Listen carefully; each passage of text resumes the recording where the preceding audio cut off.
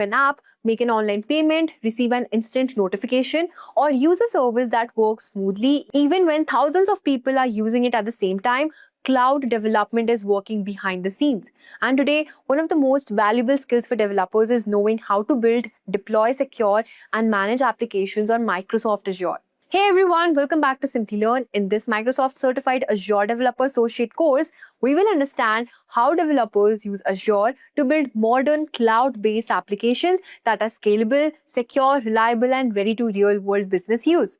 We'll start by understanding what Azure development actually means and how Azure helps developers create applications without worrying too much about managing physical servers or complex infrastructure. Then we'll move into important Azure services like Azure App Service, functions, storage, Azure Blob Storage, Azure Data Lake, Microsoft Entra ID, Azure Key Vault, Application Insights, even Grid, Hubs, Bus, and API management. You will learn how to host web applications, connect app with storage, manage authentication and authorization, secure applications using Key Vault and manage identities, monitor application performance, and understand how different applications communicate using APIs, events, queues, and messages. Along with this, we'll look at practical cloud development deployment, DevOps flow, GitHub integration, CDSX, blob code, and download operations, static website hosting, queue-based communication, and message-driven architecture.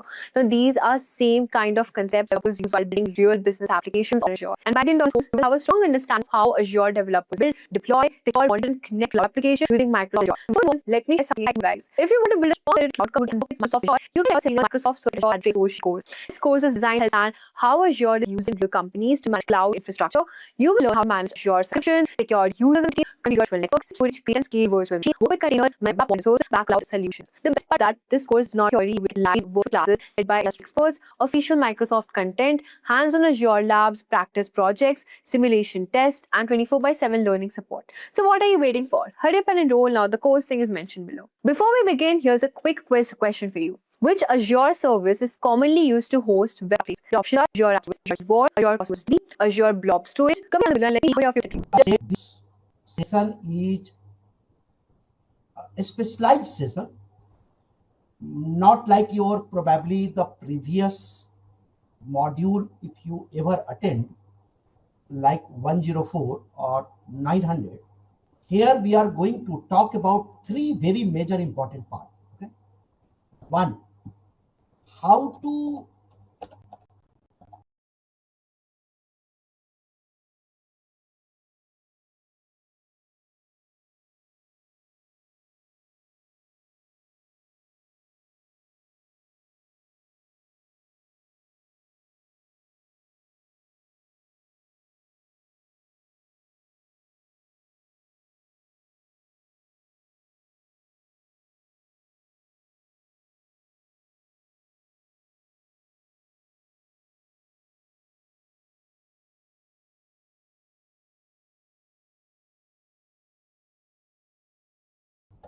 develop and deploy what is cloud native application.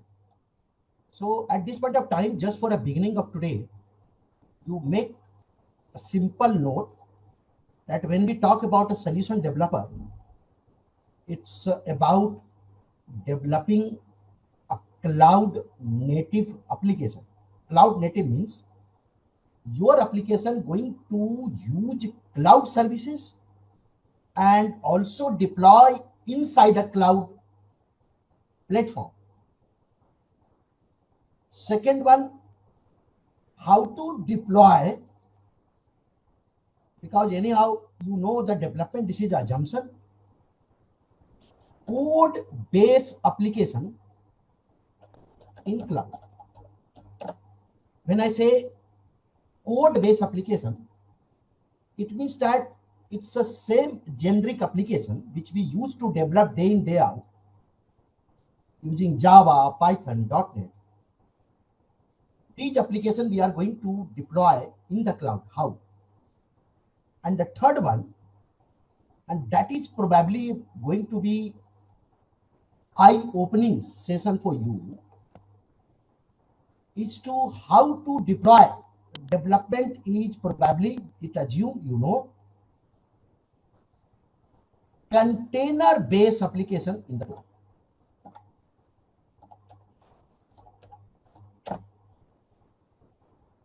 Is it clear what the three major objectives of solution development course?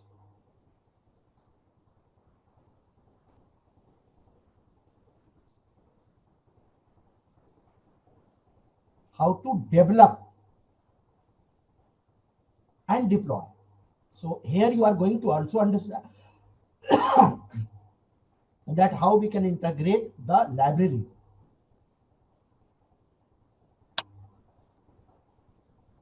Create the library of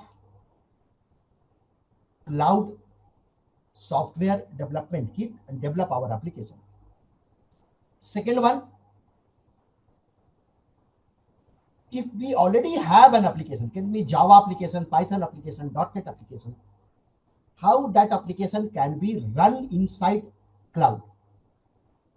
Third one, if you have any application which is already inside a container, then how we are going to deploy that container application inside Microsoft Azure platform. Is that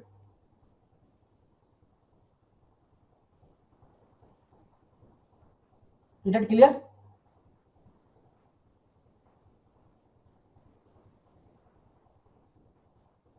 It's already Zoom, Prasad. So in your Zoom, there is an option where you can see the screen at a bigger level. Okay, just try to find out the option, Prasad. Now I am going to share. I'm going to share with you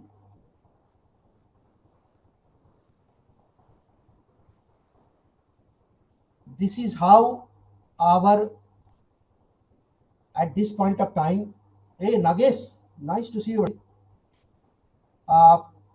At this point of time, whatever the response we get, it's very clear that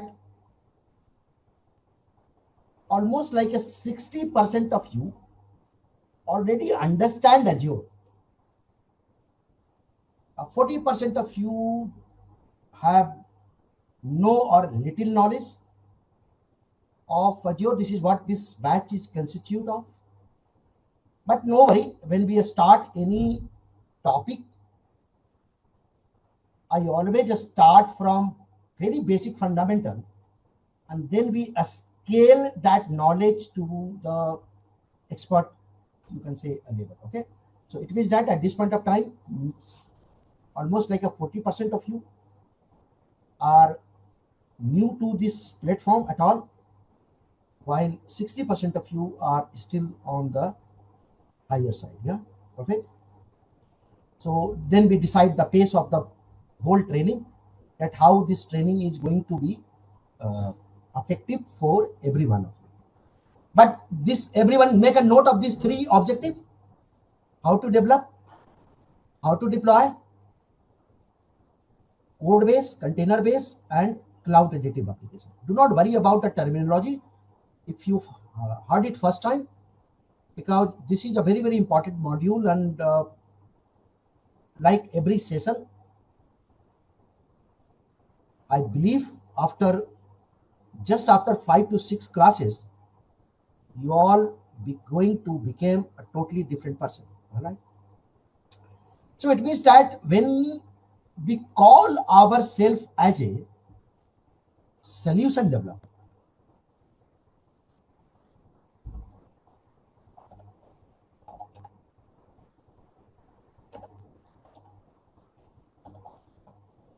usually industry sees solution developer is almost equivalent to a solution architect. So it means that when we put in our resume that we are a solution person, we are a solution consultant, we able to provide you solution of your problem, your weightage is suddenly go high. So it means that this module is going to talk about more on solution development part, and the very important is what skill you should have apart from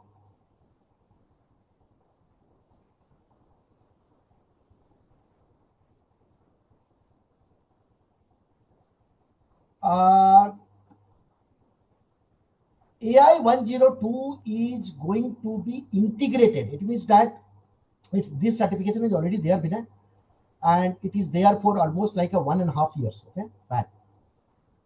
AI 102 is also talk about development of AI enabled application. It require that anyone who is taking the AI 102 course, they should have the knowledge of cloud native app. They should have a knowledge of a code-based application deployment, and then they should have a knowledge of a container-based application. And only in the AI 102, you are going to integrate your AI services, like a Gen AI services, like your vision services. Is that clear, Vinay? So it's not going to retire. It's not going to replace it. Both are two different worlds.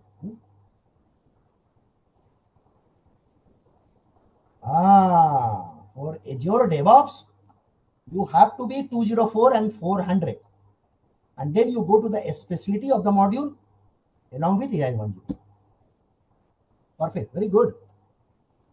All right. So when we talk about the solution developer, what all skill you should all have? Number one, you should understand the cloud platform, which is Azure platform. This is why you all are here today. So this is a very, very important part. You should know about what is Azure. But solutioning require certain other elements, certain other, you can say, experience. You should also know or aware, about a language.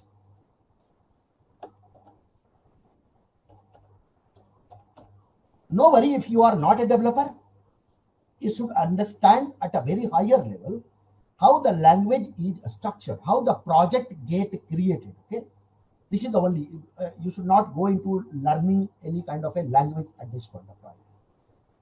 The third very, very important part, you should have your practice on any designing tool. For an example, recently for last 3.5 years, I am using this draw.io, which is an online designing platform.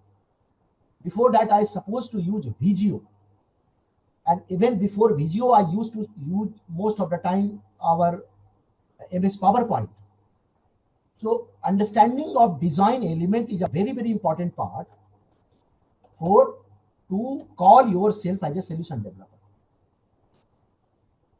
The fourth, which is again a skill, and definitely most of the employer, most of your customer going to test you on that skill that you have to develop, because there is no training as such. We call it as a different documentation which developer or solution person create. And the last but not least, you should aware about a cloud development library, which we called it as an Azure SDK. If you are on AWS, AWS SDK. If you are in a Google SDK.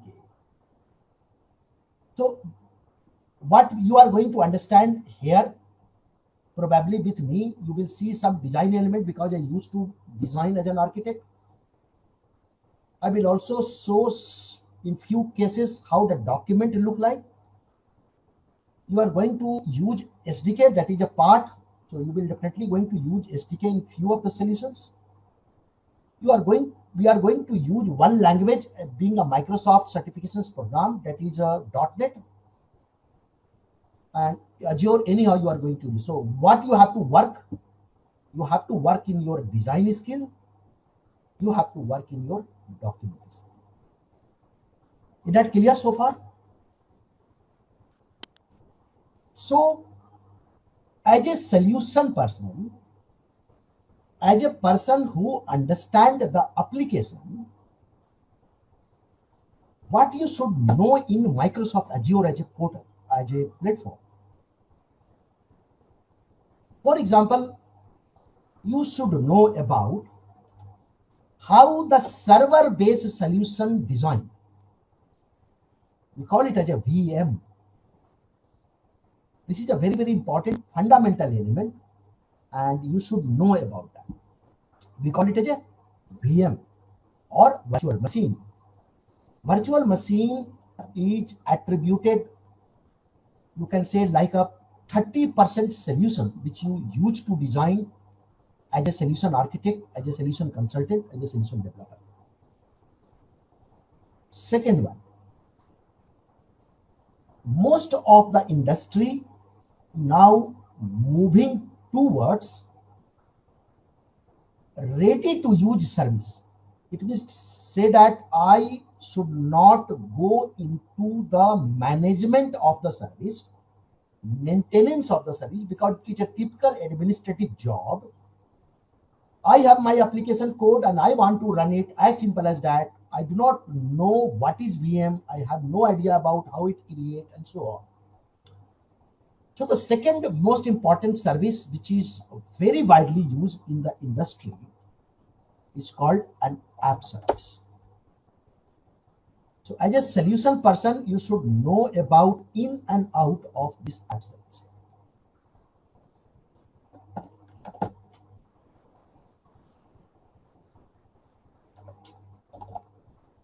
Very important. Third, no solution exists in today's modern world. None. You take Facebook, you take Instagram, you take Netflix, you take bank, you take Aadhaar app. None of the application exists if there is no data. For example, Netflix have tons of movie data. So where we are going to store the data, and how this data going to be provided to the user.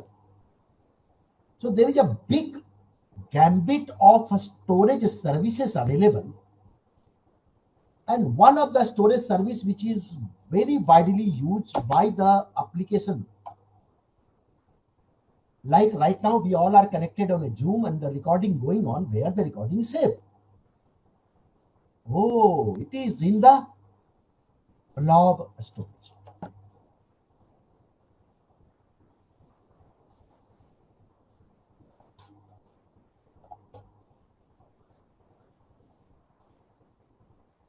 While blob is, you can say, good to just throw and store your unstructured data, like a movie, like a images, PDF, document.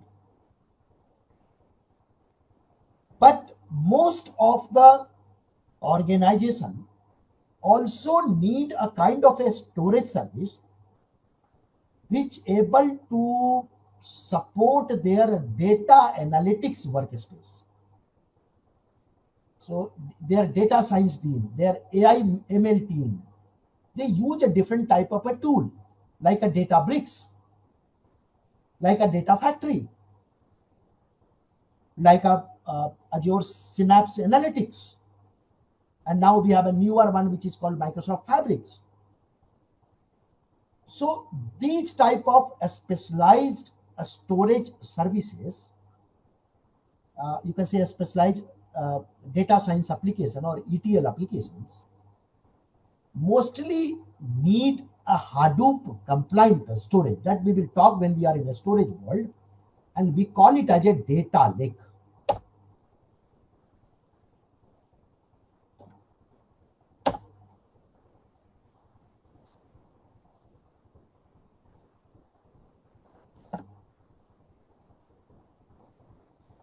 Or in a short form, we call it as an ADL, Azure Data Lake.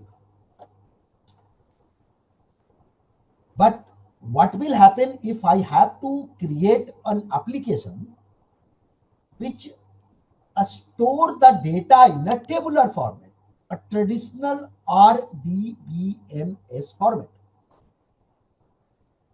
but it should be very cheaper. So in that case, there is an alternate of, you can say, RDBMS technology. We call it as a NoSQL world. It's a cheaper, it's a faster, it stores the data in a same tabular format, and we called such technology is a NoSQL technology. And in Microsoft Azure, this is called as a CosmoDB.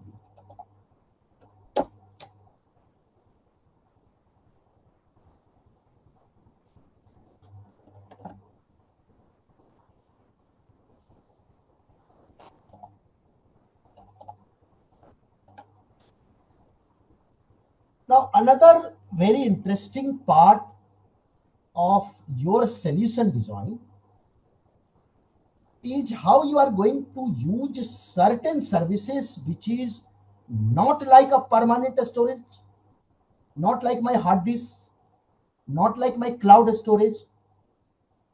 It is something which store the data temporarily, and then in my backend service can use that data. You can take any example like a WhatsApp. I send a WhatsApp to you, not necessarily that your WhatsApp is online, so where my message go and store. When in e-commerce platform I run a transaction and my backend service is fully occupied, then where the transaction is stored for a time being. This is how we call it as a messaging based service. So as a solution person, as an application solution person, you should aware about one of the service which is called as a service bus queue.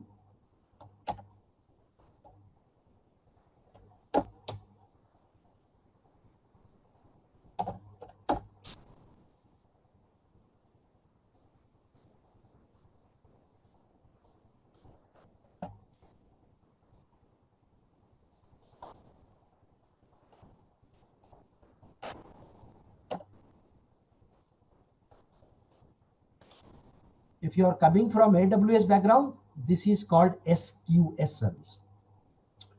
Same way, to capture the data which is coming in form of JSON, like from your IoT sensor.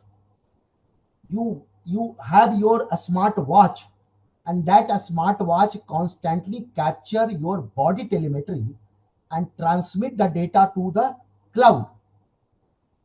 We called such type of service is a event based service. So we have a service like a event grid.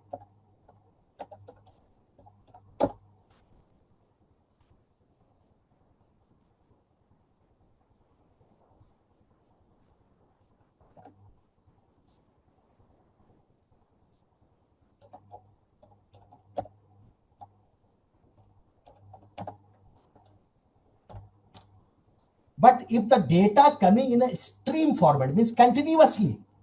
So for example, my doctor measure the data continuously without any stop. So to store and process such a stream data, now we have another service which is called as an event hub.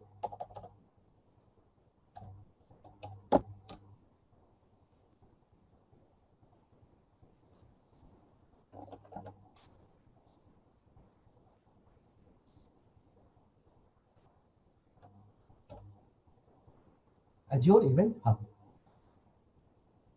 In today's world, most of the application which we develop is not developed as a single code base.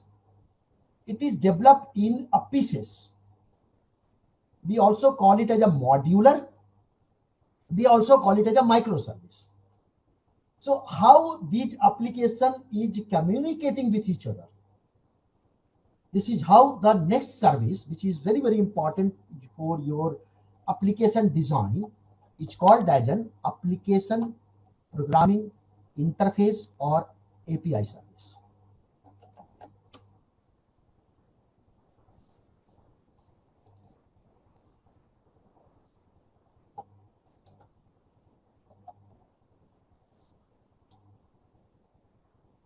but it's not less. Even if you design the solution, how this solution going to deliver to the customer or guaranteed that it always secure, we have to understand about the various security services, like where should I store my username and password, or something like a SQL connection string. So we have a service like a key vault.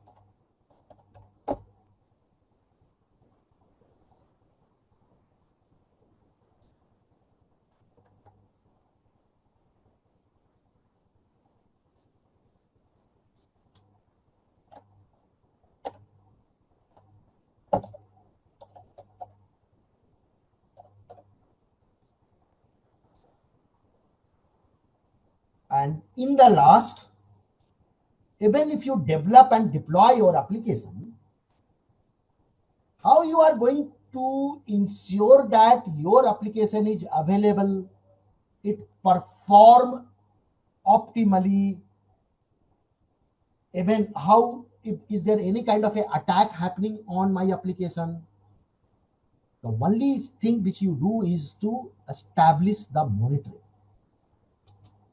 So how, as a solution person, you are going to use Azure monitoring SDK or a service to integrate inside your application, which help to monitor everything.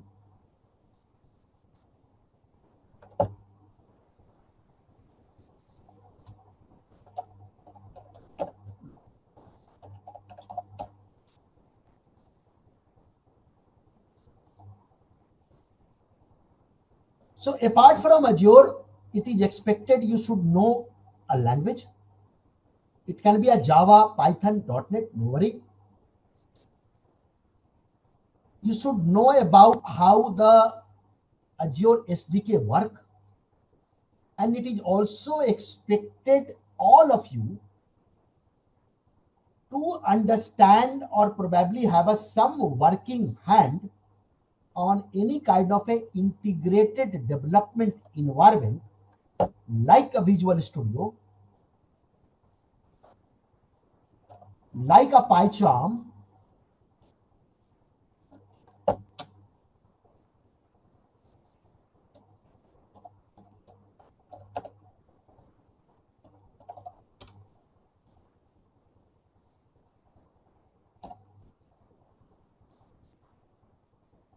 like a PyCharm, like a Eclipse. PyCharm generally we use for Python.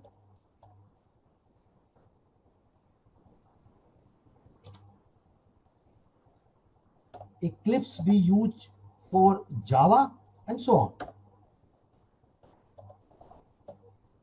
Eclipse, many people you also use something called IntelliJ. So I mean to say you should aware about this one.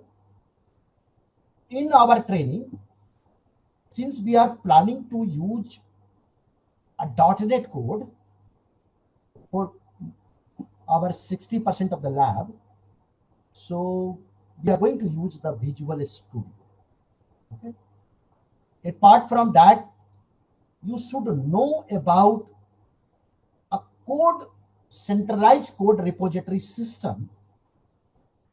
So that we are going to use most likely tomorrow is a GitHub. Every one of you should have a GitHub account in your machine local available. Is that part clear here? Vinayak, it is unstructured. Blob is unstructured, and your SQL is structured.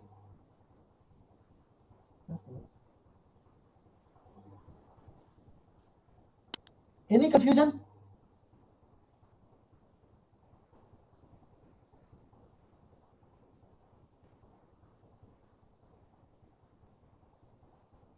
Vinayak, Prabhat, Vipul, Vinayak, Prasad, Sailesh, Mahipal, Rajesh, no? Pawan, no questions? Sailesh? Very good, nice, nice, very good. Rajesh?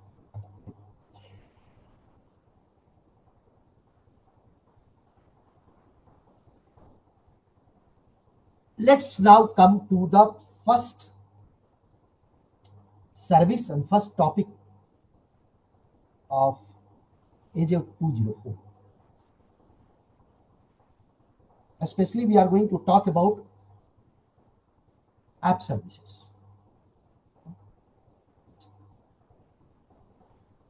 So I am going to give you a scenario, and then on the basis of the scenario, I'm going to call few of you. Sure, Vinay, I will share.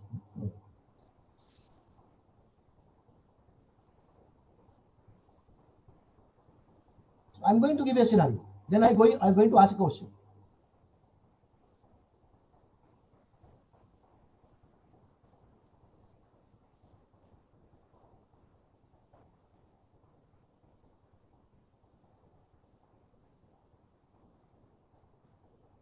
The very, very first thing.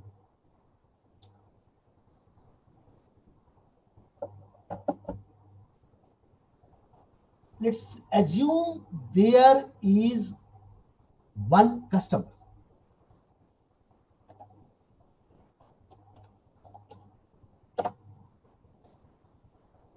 This customer, let's say they have some kind of a website, Simplilearn.com. This website, let's assume that it is developed by developer, and that developer put this service, the code ready with them, and they want to deploy it. So a customer want to deploy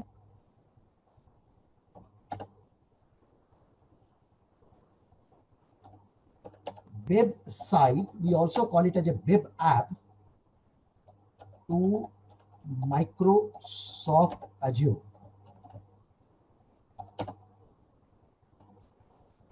You are solutions consultant.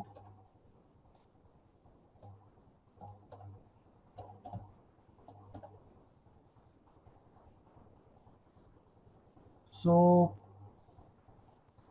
let's say this website is developed in Java, Python. Now I'm going to call one person in this group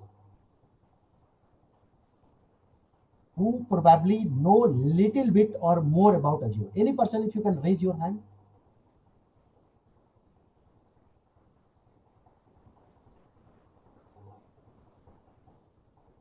Devashish, Sailesh, Pawan, Ashok,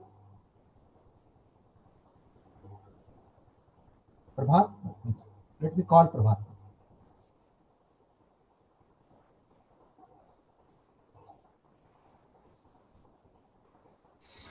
Yes, sir. Yes. Nice to see you, sir. First, welcome to again. Yeah, yeah. Second time, I think. Yes. So, how? What we should do here? What you need to know, Prabhat, if you have to design this architecture? So first of all, we need to some basic understanding. Yeah, Uh, exactly. okay, so like a resource group or something, because group is very important.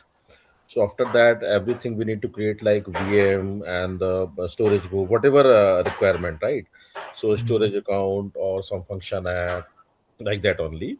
So first of all, like design also like is a manual option like selection wise, and second thing we create JSON options, right? So both of things we develop. If you creating that JSON also created, then JSON you run it and create the application accordingly.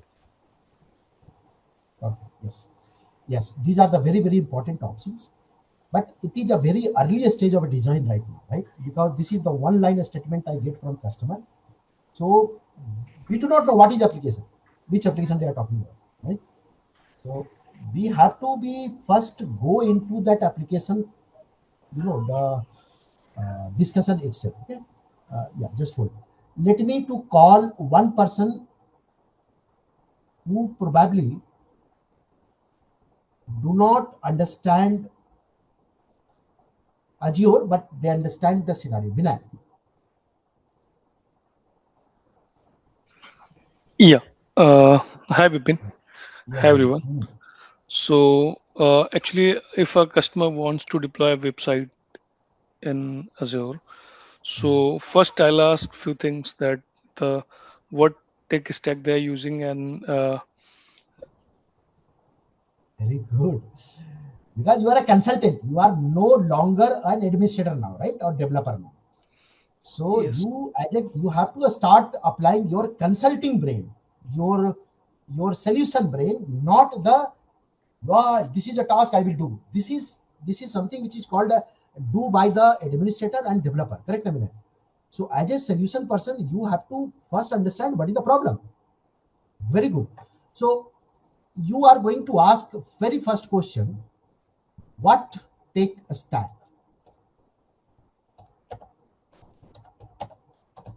Am I right, Vinay?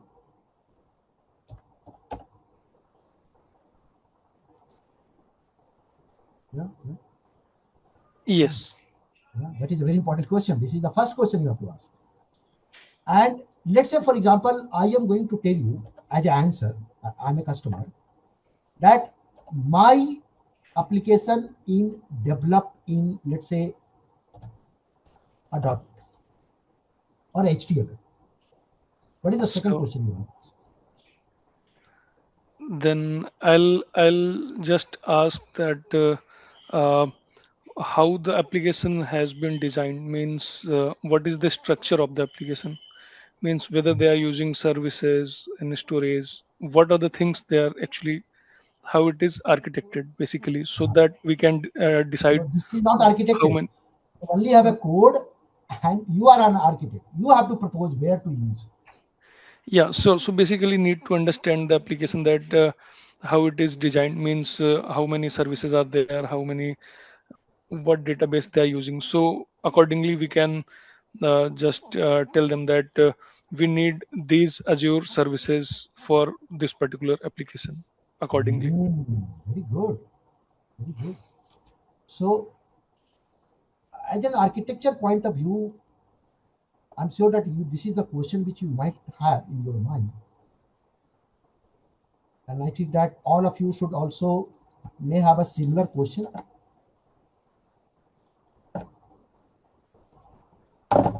That each your web application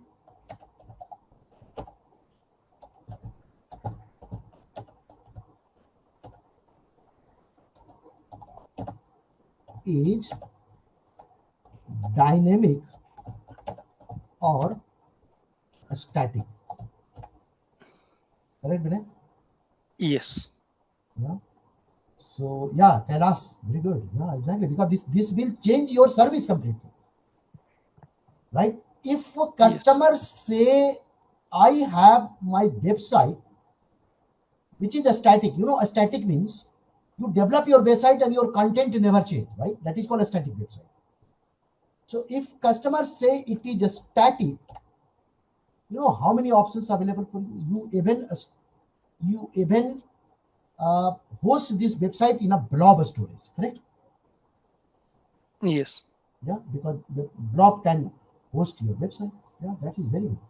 Let's say in our case, customers say that it is a dynamic, means content going to change every day.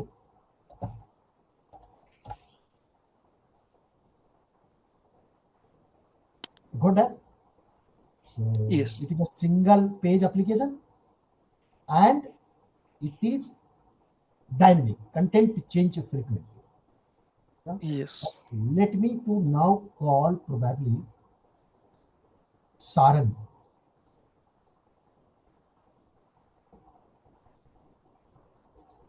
Yes, friend. Hey, Bukola.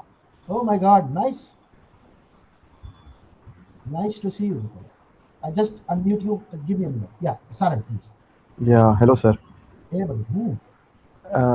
So, next, as a solution consultant, uh, we will check for what type of website they will have, uh, from where they will get the content to website.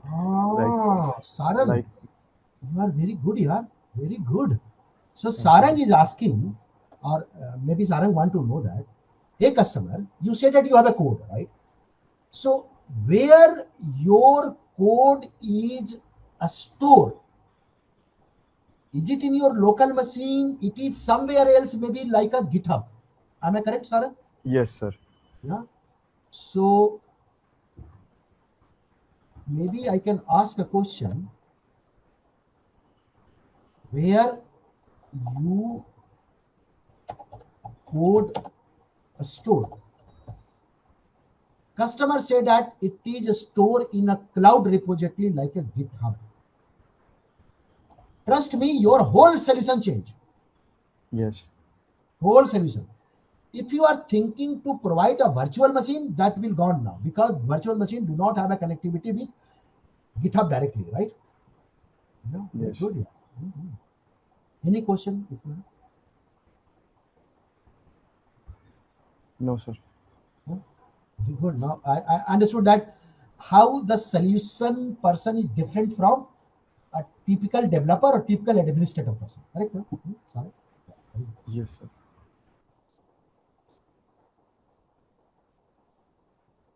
Bukola.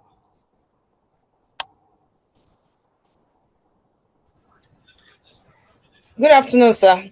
Good afternoon. Nice to How see are you you? again. And you I'm too, doing. sir. I'm finding it difficult to join the morning lecture Yeah. because it's I around. actually, when I was exiting, I see your name. Yeah. So I joined this morning, but I was so tired, so I went.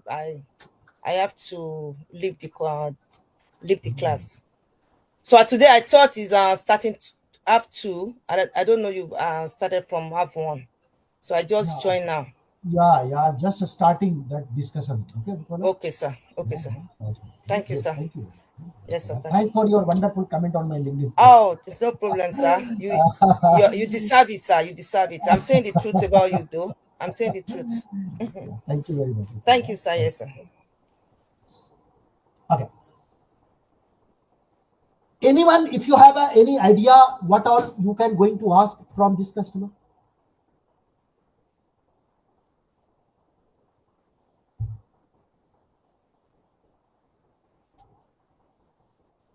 Tell us. Budget. Sarang, budget. Budget. That is very important. Yeah. Vinay, Pavan. Yeah, that is very, very important, right? Yes, exactly. So maybe the next question,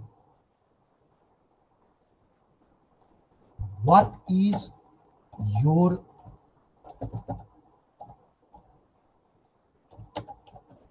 tentative budget? So maybe customer will give you their own rough figure. They might give you like, okay, I have a $10,000 per year. That is the maximum budget I have. Security, Bukola, right? That is very important. That is very important. Who can access the application?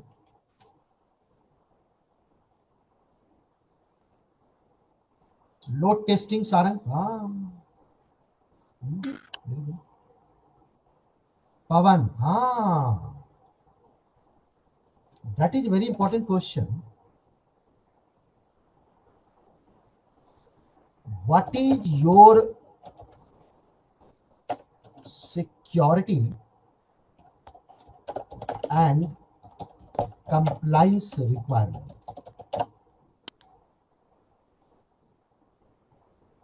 So, for example, if you are developing this one for developing this one for your European customer or Indian security customer, like a banking, finance, this is a bigger questions. Sarang, governance come later on, right? Now, first we are in a basic. And just to you, this is so important. Last week I was involved in one of the AI project, and my whole week go into the only this security part. Whole week means discussion with the customer, making that plan, and everything which I used to supposed to do. I just give you one context here to understand that how the proposal is look like for that customer. They are not interested about in this, other solution. How you develop, that is how you ensure the compliance. In India, they want that RBI guideline. There are some customer from Europe, so they want that guideline. They want to integrate the AI. They want a responsible AI guideline. And then they ask the question, how you are going to ensure that those are going to follow the GDPR guidelines? Give me elaboration.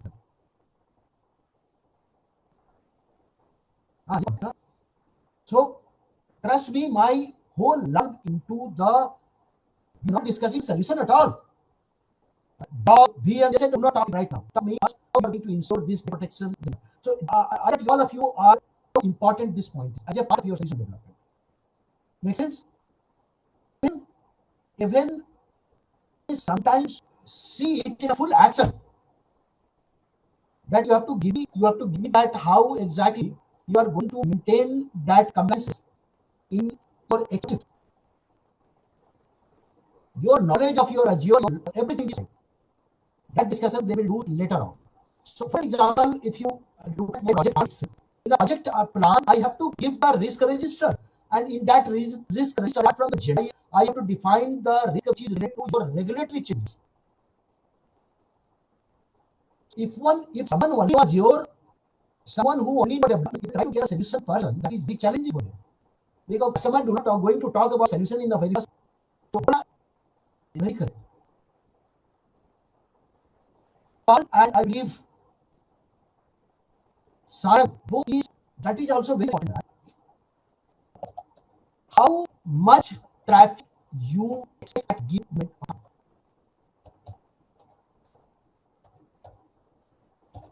So now the question world, how many concurrent session you can also in language you can call it as active logged in user at any given point of time. That going to complete. If I say that I say compliance, I have to follow compliance because and then you probably going about concurrent user. I am going to say that at any moment you see the number of users using my service, it start from 1K and scale up to K. Any question? Exactly. Anyone?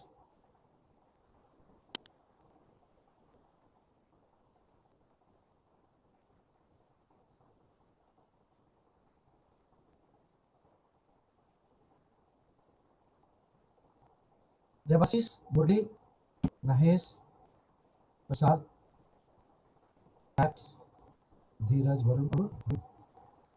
Now the next question which also going to define you are going to provide your which service going to be fit here, that how you plan to test and deploy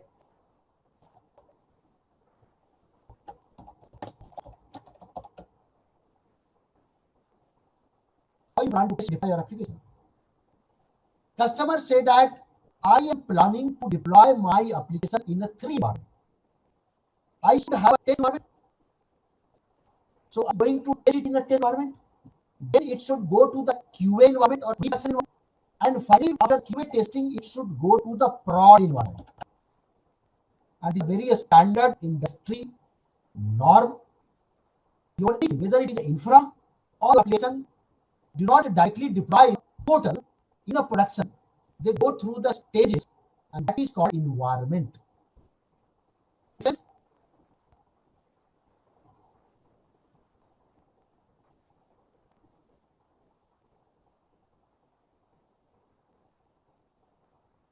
Make sense? So, because your website is dynamic, you ask, do you also want to use CI/CD functionality, which is also called it as an DevOps, to keep your code update and deploy? Customer may say 100%. Yes, this is what I'm looking for. And then probably you can ask a question, or customer, I understood your context here.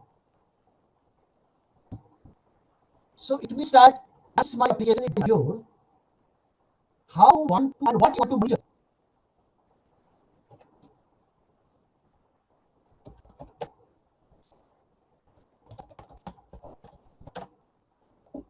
If customer say I want to monitor something called performance, availability, when the user access my application, how fast that application page load in devices, together we call it telemetry of the data,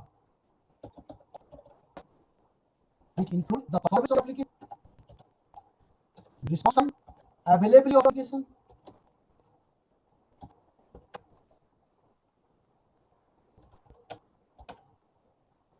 Your if you have that page will load in the browser, client browser.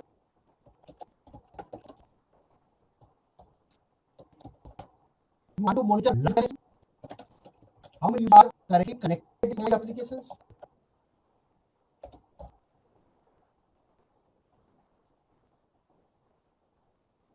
The last question, which you have 100 questions, I am giving as a part. Last question, which you must have. Hey customer, if there is any problem which you probably have your application deployed, how you want to troubleshoot or debug? Do you want to debug at your development machine where you are looking at, or you want to troubleshoot the problem probably inside my Azure? So the last question asked,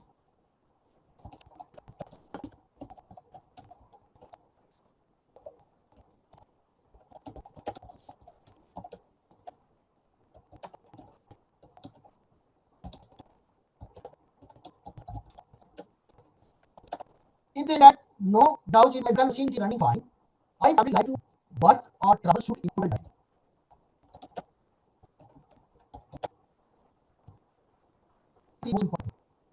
Hey, yes. Okay, maybe get your code base. Okay, Sanjay. Is there any internal application or for outside customer? Very good question. You know, is it public?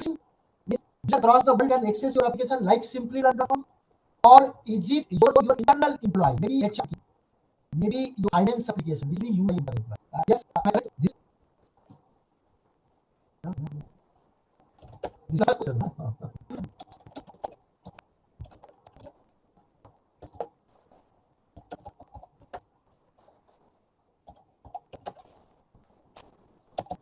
Let us say that it is public. One thing now you all understand. In this whole picture, is there any experience, knowledge of your Azure coming to the play? Till now, say I do not know Azure. No, you have nothing to do with your technical knowledge at all. All basic questions.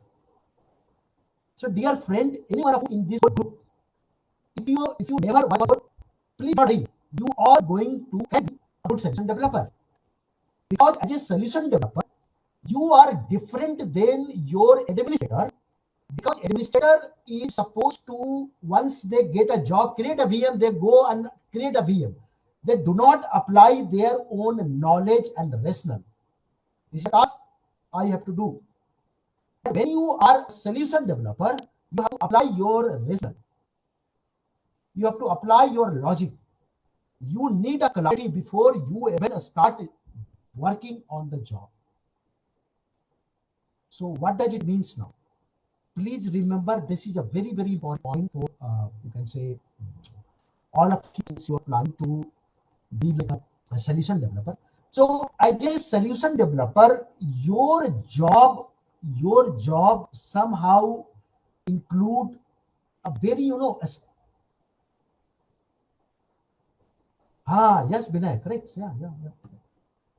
No, that is that second one, Vinay, because first have to base, it can be AWS also, right? It can be Google also. So you can't decide at this point of time. So you need to be first ask a basic question.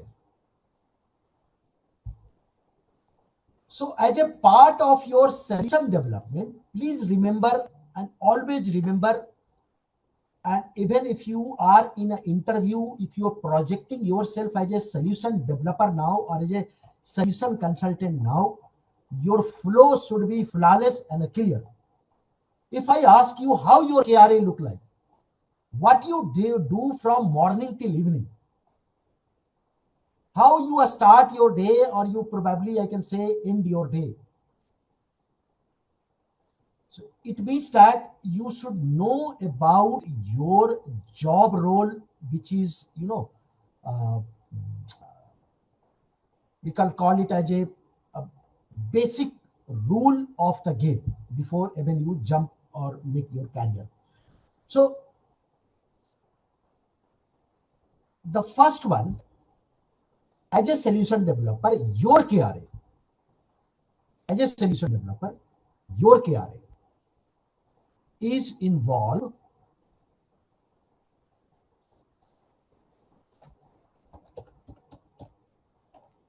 understanding of problem, ask, pain area.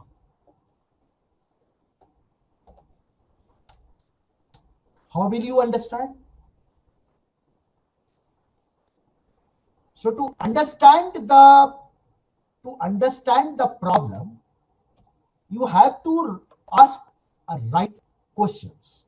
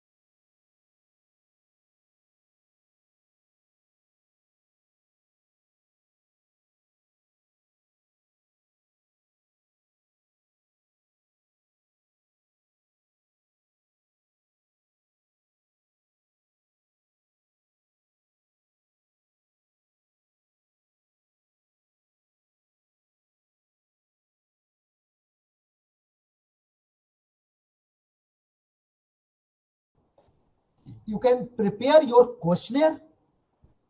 You can even ask face to face if it is possible to travel to the customer, or through the Zoom. You can also ask a certain question through the email.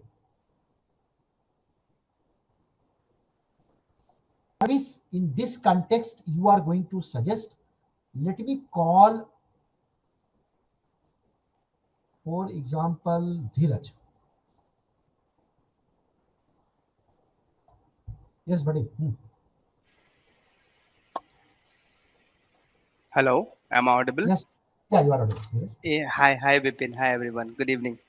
Good evening. So the Vipin, the first question we should ask that what are the applications, security, or other things that customer is going to manage? Very good. Accordingly, we should go to pick up the option. Means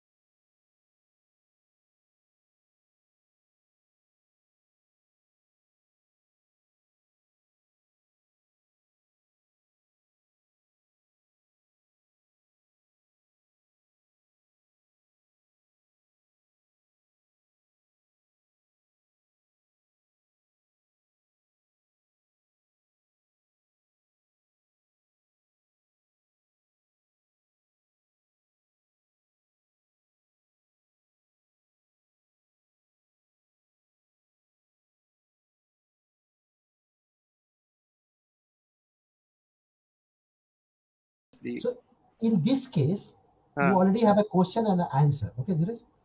Look yeah. at that. You have a question and the answer. So which service now you are going to propose and why? Okay. you know, you got the So scenario, right? Yeah, if you can even take a chat GPT help, I'm very happy, no problem. Okay, because we are a solution person. Yeah? So, absolutely, but yeah. yeah. So So which one do you do? Yeah. So I think we should go with VM because we are going to manage the customer,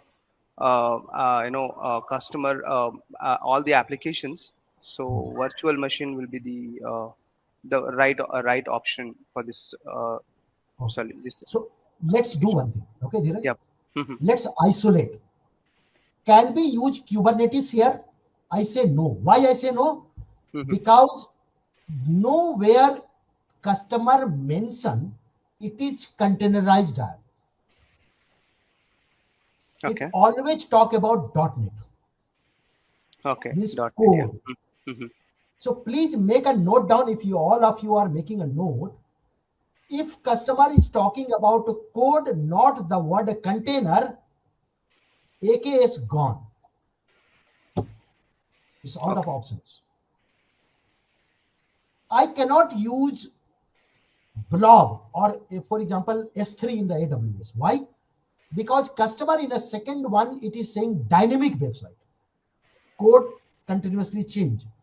So your blob doesn't support or S3 doesn't support, that dynamic. So second option gone. You know that how we have to filter now? Yes? Yes, sir. Yeah.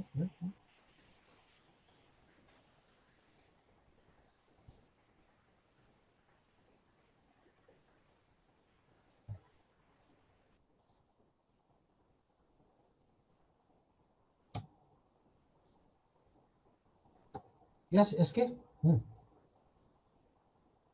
Come on, Mike. Yes, sir. Yes, buddy. So what the news, terrible news you are getting then? So just give me a minute, sir. I'm just connecting my headset. Just So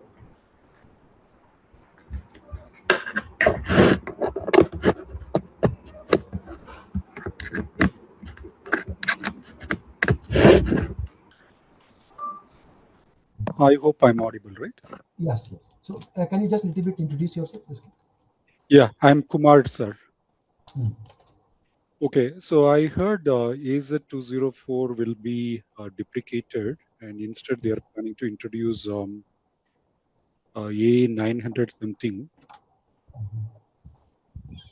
So, are you going to cover that as well, sir? So AI is a different course. Okay. And Okay. second, I'm not sure what the source. I think that Vinayak also asked the same questions. Yeah, Please in the remember. portal, if I go to the syllabus, right, I should be able to see it. It's clearly mentioned. So what is the industry focus area now, SK? Mhm. It's a more about making and cloud native applications. Same one, Yeah, using the library of the cloud. It is still continue to develop a local application, means do not using the cloud, and we still continue to using the container based application. But now the problem is the demand of the today's world is your application must be AI enabled. correct. Correct, no? Yeah. So like that, when you log in on a Simplilearn, you suddenly see that your chatbot pop up. Hmm. Correct. Yeah. Now this chatbot is using Azure AI service. Yeah. So it means that it is a normal application, but Hmm. now I also integrate it with AI. Hmm. Perfect. No? Yeah. So, but the problem here is, SK, you can only integrate AI when you know the coding, cloud native application, how it developed, because you have to run again on probably in app service or maybe in a Azure virtual machine or maybe in a Kubernetes service. So service remains same. It is not going to change. Correct? No? Yeah. True. Yeah. So AI 102 is talking about use the AI library. And what it assume now? It assume that you already know how to use Azure SDK to create your cloud native application. Correct. Correct now? So it is not for you and me and for everyone. Hmm. You have to now upgrade yourself to the AI stack. No shortcut. Yeah. Correct. Huh? So Yeah. for example, it is very interesting one. Let me to take you to my uh, learn profile.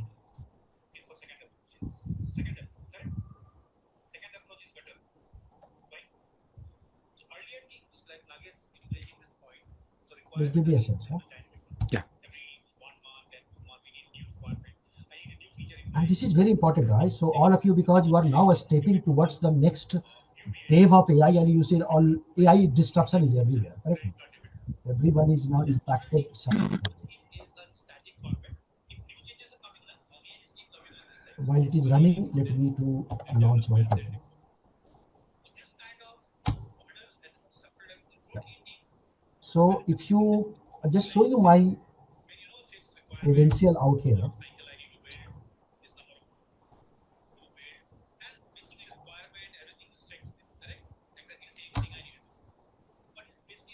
Okay. So if you look at my Credly at this point of time, while the learn profile is getting option, I assume I understand in the last 2 years, this is what my experience is, that if I have to sustain in this current or upcoming, you can say wave, I need to be an AI certified, correct? Yeah. So the moment first it was released by Microsoft, then the AWS, correct? So when AWS come up with their own AI associate certificate, I am the third person in India who crack that certificate. So I get a two batches. One, the normal batch which say that you should be you are an AI certified, and the third batch which is say that you are also an early adopter. Means nobody Oh. talking about, and you are the first person who is an early adopter. Okay. Oh. Second, same with the Microsoft AI 102. So if I click you to this one, and this is very important for you to understand that even if I am working as a consultant for many customer, I understand that this is, you see that this is the AI engineer certificate, and I earn it is in a 2024. Get my point, na? Yeah, got it, sir. When 2 years back, when people are still gearing up, I already certified. Because I assume, right? Even the Gartner prediction is very clear that in the next 5 years, you have to be ruled by AI. But apart from that, my developer certificate, which I earned in 2021, is still there. Yeah, got it. It's not a replacement, it is a complement. Okay. Makes sense? Okay. Yeah, thank you, sir. So, I think that Pavan or someone has a question. Binayak. Okay, Binayak. Yes, Binayak. Unmute. Oh, your voice is not coming.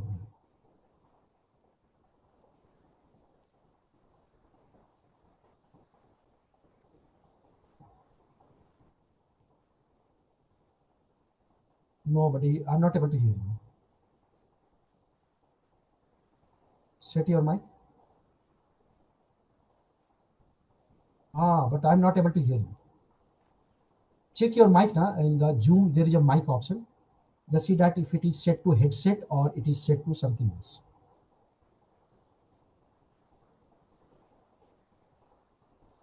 Vinayak, keep trying. In the meantime, let me answer you.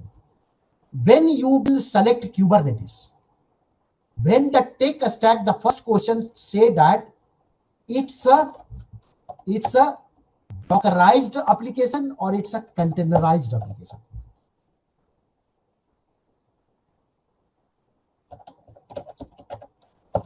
If tech stack is containerized, you should only select the Kubernetes. If it is a code base cannot be deployed in a Kubernetes. Is that clear? Yeah. So this is how we have to filter it out, right? Second, why we should not use blob? Because the second question is said dynamic. Dynamic website cannot be updated in a blob or S3 storage. Two service gone? Two service gone, correct?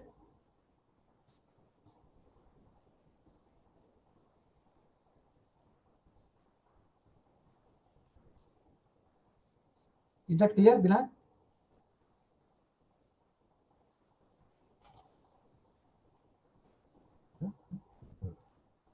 My part? Very good, fantastic. Now we have a two service to left. Should we use VM? Should we use app service? What is the deciding factor? If you see customer is talking about this scenario, we say that I should deploy into a multiple environment, manage multiple environment. Unfortunately, VM just give you one environment. You can call it production, you can call it test, it doesn't care. Same OS, same configuration, everything is same. Right? So only the app service have a feature where in the same app service you can create multiple environment, like a test environment, UAT environment. You push your code to test, you push your code to app. So because of the question which is environment related, VM is on. So let me make it a small justification. Because it is a code base, not container base.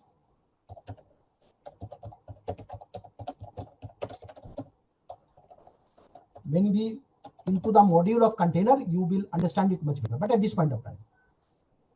So we cannot use Kubernetes.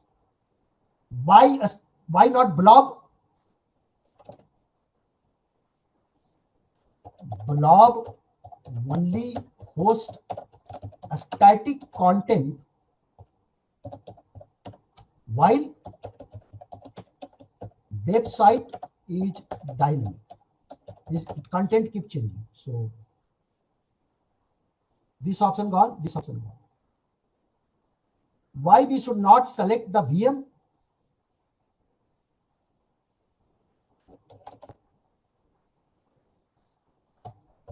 Customer want to deploy code in different environment,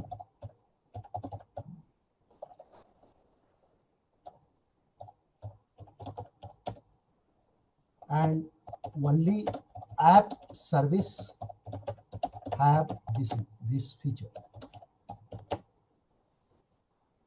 So I hope that now you should be very clear that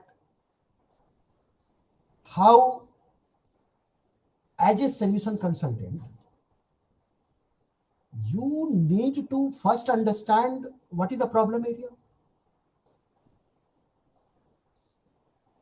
To get clarity before suggesting service, ask right questions. Decide the right service. In our case, it's the app service. Your job is still not done.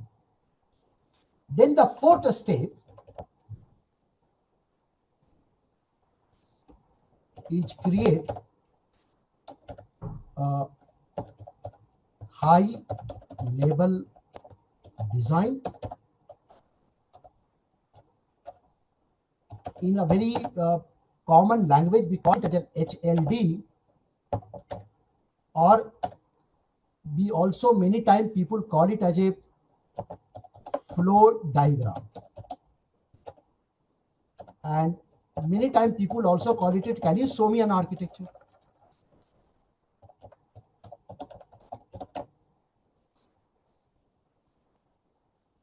Because your job role require design. Is that clear so far? Yeah.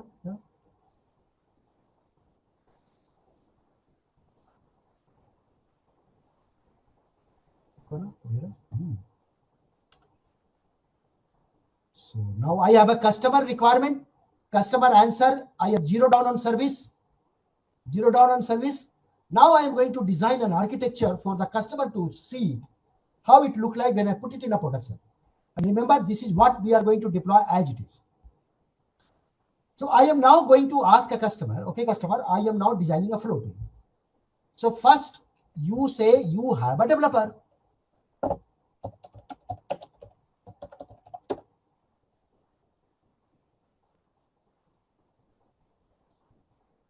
It is sitting in your company.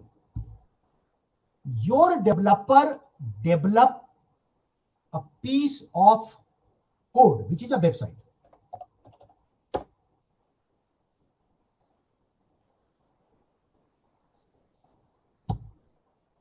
And then the development team or developer is push this code, commit this code, checking their codes, all three are the same meaning, or store the code, that is a very raw language, to a repository in GitHub.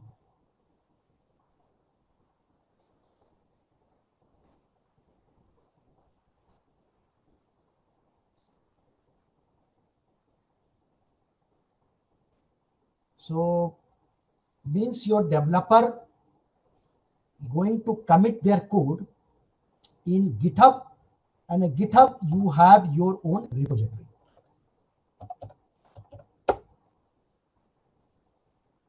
Which can be your main repository, production repository, master repository.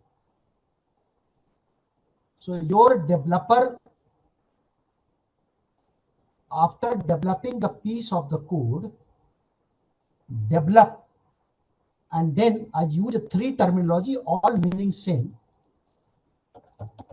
checking,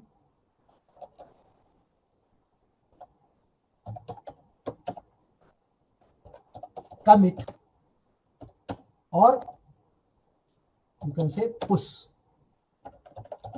code in GitHub repo.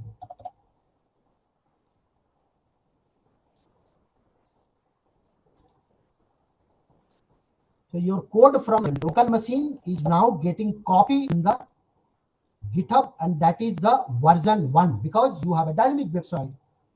So let's make it like a V1, version 1. After that, your code will go inside an app service. Please do not worry, even if you are not coming from any Azure background or any Azure formal training. Today, it will be very, very clear to all. App service is a service in Microsoft Azure, which is like a give you a platform like a Gmail. You just go and use their interface and create your Gmail. Why you worry about that? It is running in a Linux server, it is running in a Windows server, it is running Microsoft Exchange, it is running Office 365. I don't care. This is what the app service is. You say that I have give you all things, just push your code. No? But customers say that my code is should be in the dev environment or test environment.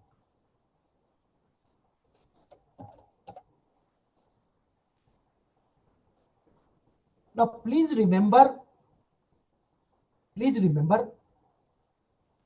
when you create an app service, you also get an URL.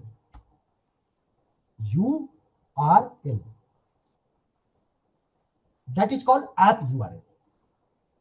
So for an example, if my domain name is Simplilearn, then how the URL look like? It look like Simplilearn dash dev dot probably com.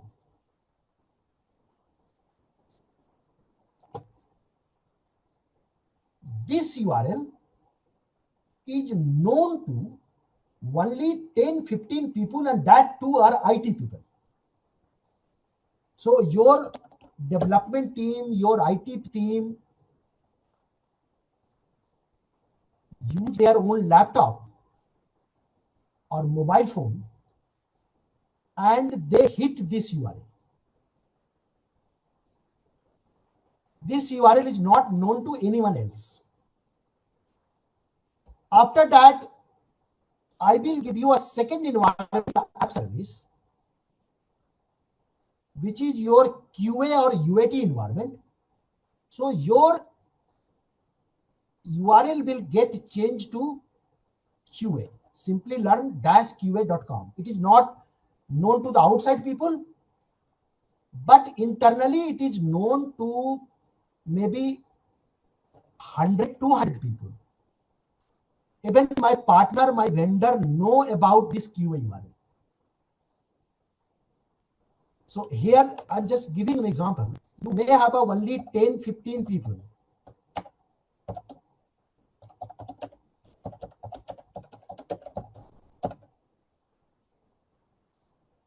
Here you have a very large number of people, which can be 100 to probably 500 even. It includes your vendor, your partner, your selected customer. Okay. And then finally, I will give you an environment, which is a production environment. Okay.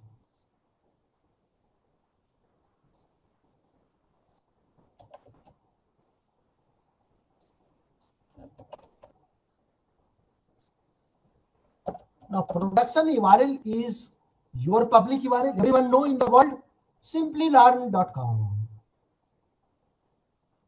So this is used by all public. Everyone know about this URL.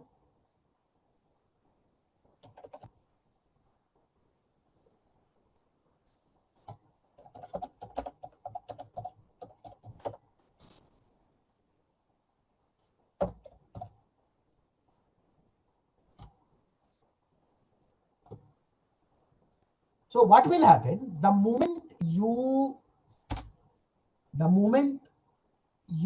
integrate your app service with GitHub, it create an connection out here.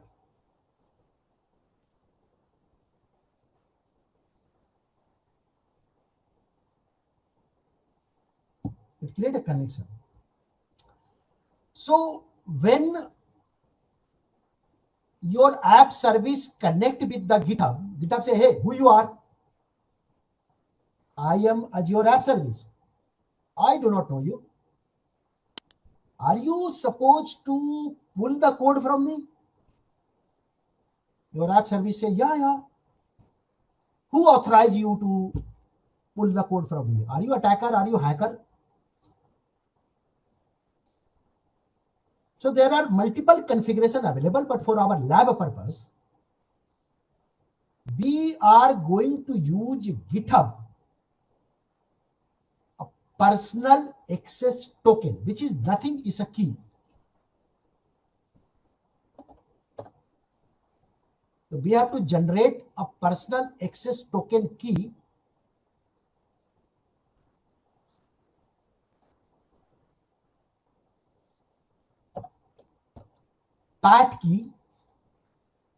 that key is configured inside my app service panel.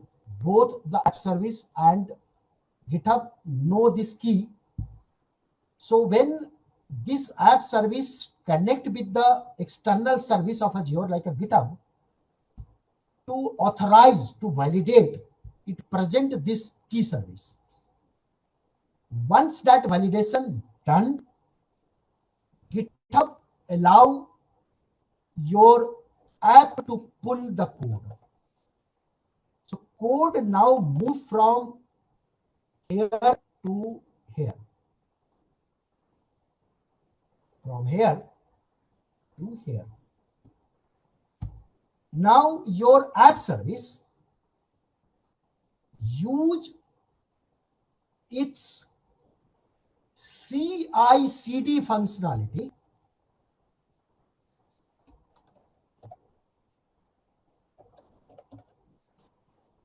which called continuous integration, continuous deployment, and then it create 3 steps. CI means continuous integration. So it pull the code from here, which is called pull code.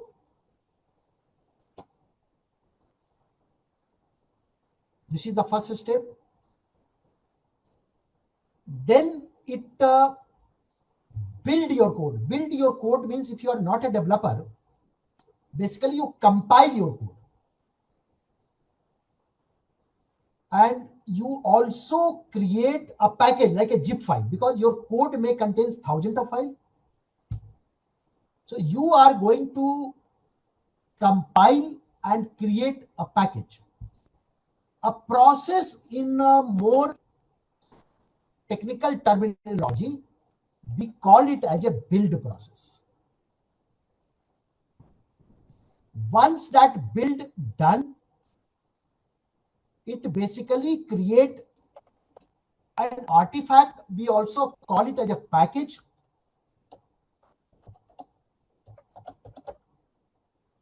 And that package finally need to deploy. That is a CD part, continuous delivery part. So it pulled the code, it build code, it package the code, and then it deploy the code inside app service here.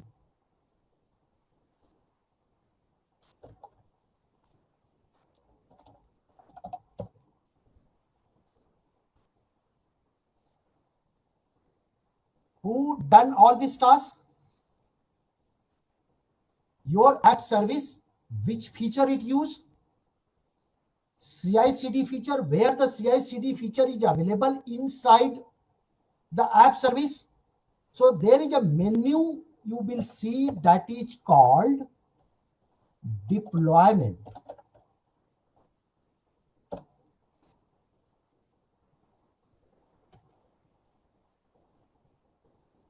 Wow.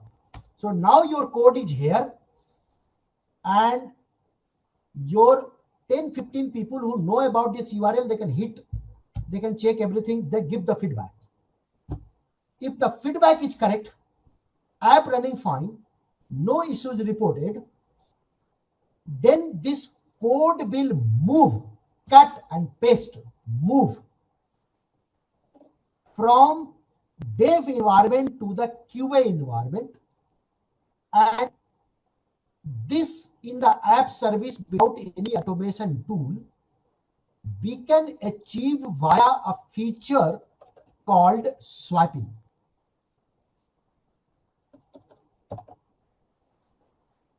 Hit swap and say that now move the code from dev to QA, the code will move. Dev become blank to receive new code. And then the rest of the people will do the job. And finally, once that is tested,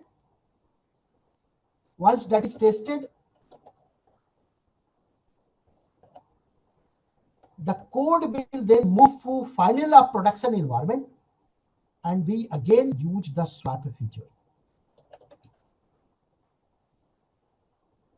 And all the people will use. Wow. And customer, you are talking about a monitoring.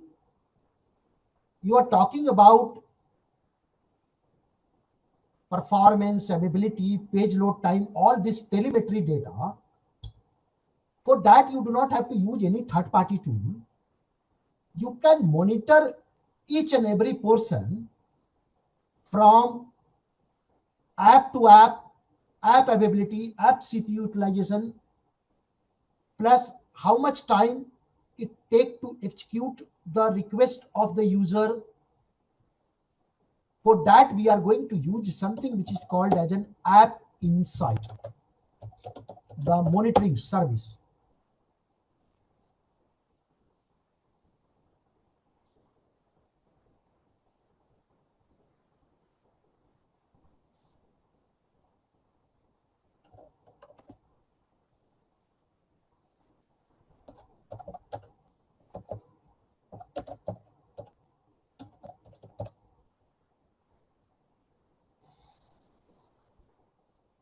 Customer, you are also looking to troubleshoot if there is any problem in your code. You want to change the code, you want to just do some testing of the code. You do not have to ask your developer to work here. In the app service, you will get an environment, you get an option, and that option is called as an Kudo console. That option is called as an Kudo console.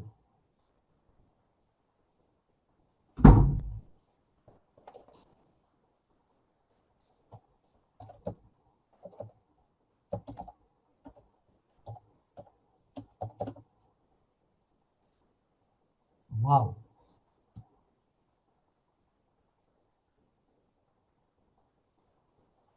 In that case, it is not required, Rajesh.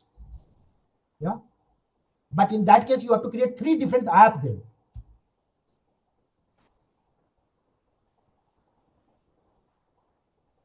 Correct? If that whole flow is clear to all of you?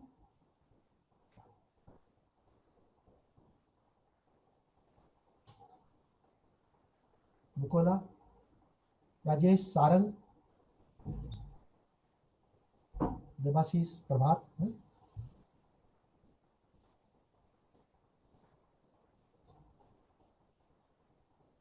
Kudo console. Kudo console is a tool in which you can do a troubleshooting. Okay, your code will open there.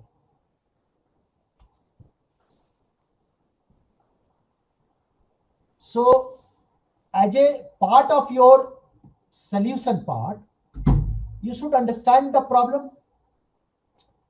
You should get clarity through questionnaire, decide right service, create a high level diagram, and then what?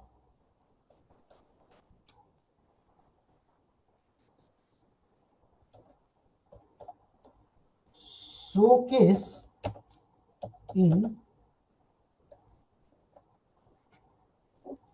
POC, which is also called as a proof of concept environment, not production, proof of concept.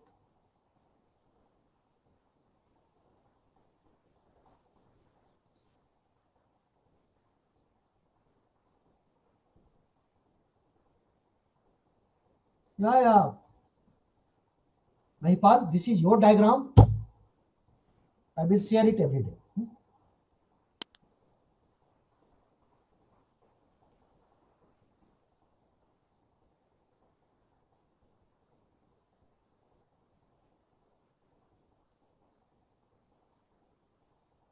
In that case, there is a two option, Bipul. One, if you want a security, then you should store your configuration information either in app config service or keyword service.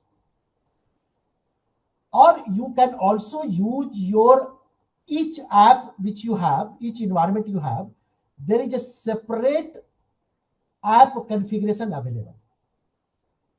Your compute remains same, but your configuration will keep changing. Yeah, so here probably you connect with the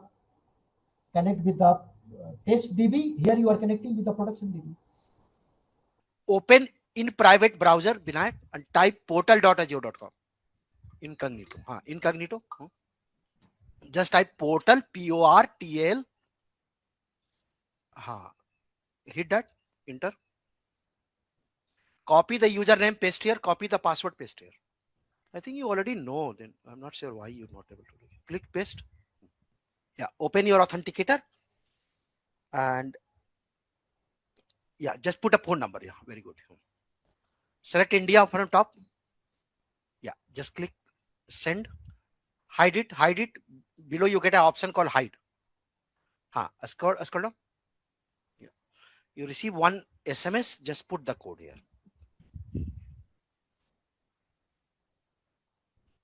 Yeah, click done. Very good.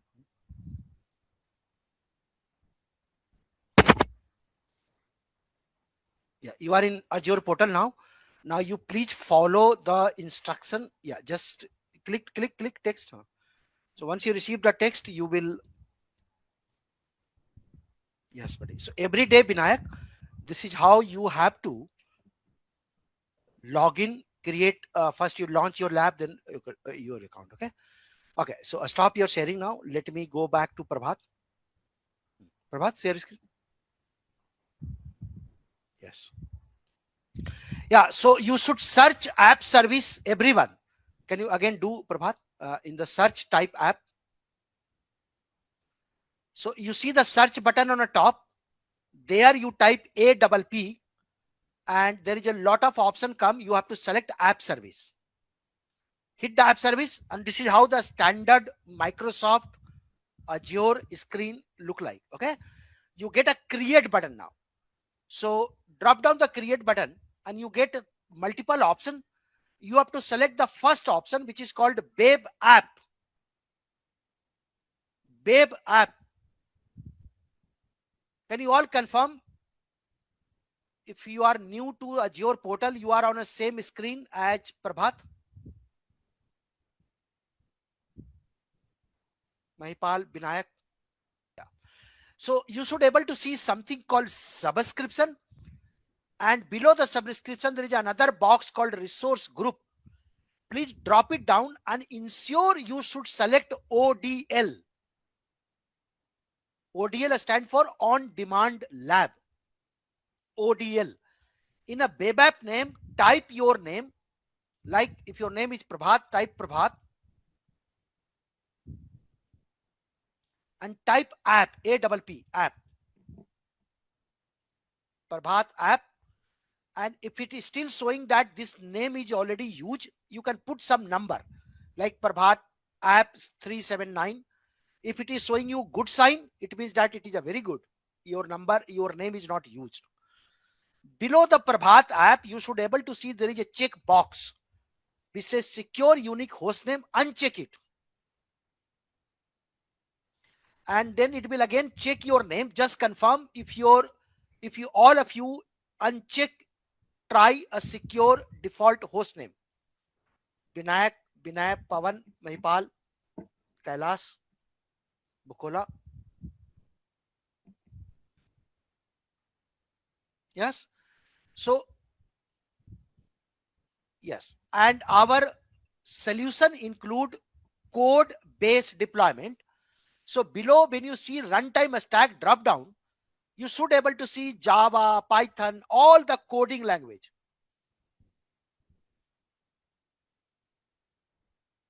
It will try to add some unique name, Binay, to make this name always unique global. Okay. So please drop down runtime stack and select ASP.NET version 4.8. Everyone, please ensure you select ASP.NET version 4.8. Reason, it depends on which region is allowed to you. Ideally, West US2 work most of the time. Please select West US2.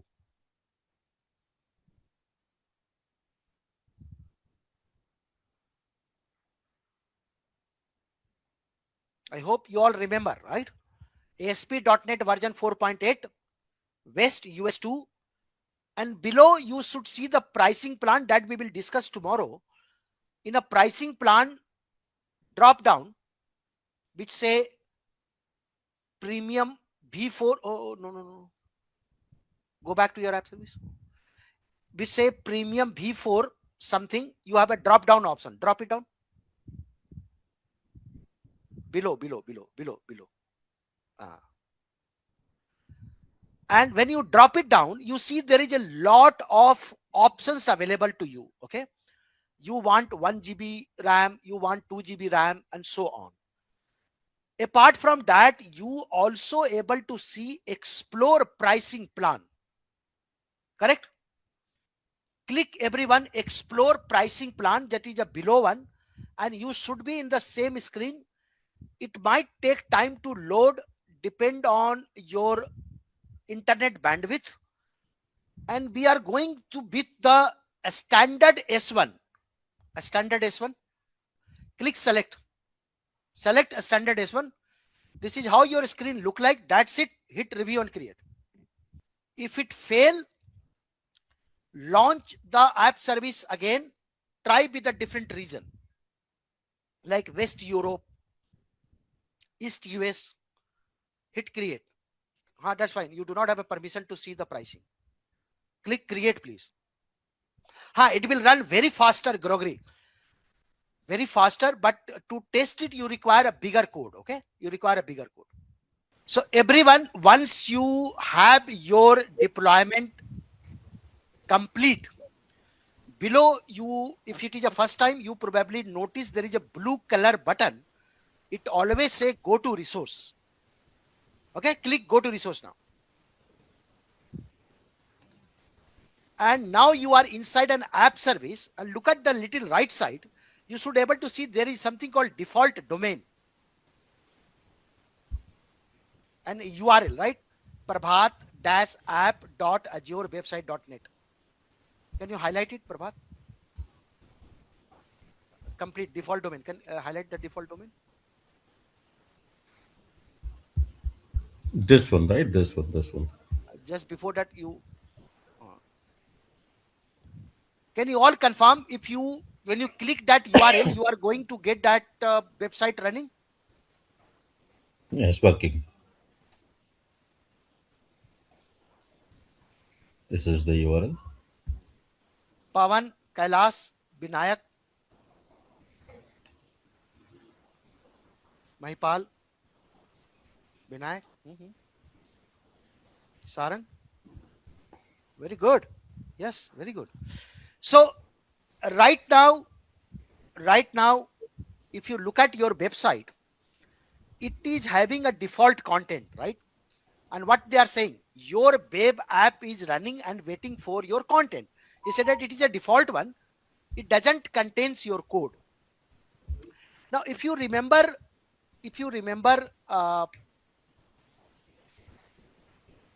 what one of the customer requirement is, we can also change the code, debug the code directly when app is running in the Azure portal. So how we can do that, and which console we talk about? Kudo console, correct? Please go back to your app service, Azure app service, and look at the left hand side. There is a lot many options. One of the option is called development tool. Can you everyone able to see development tool option?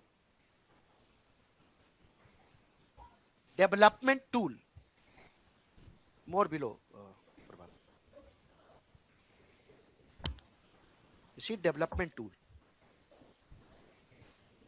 In the development tool, you should able to see app service editor. Can you all confirm?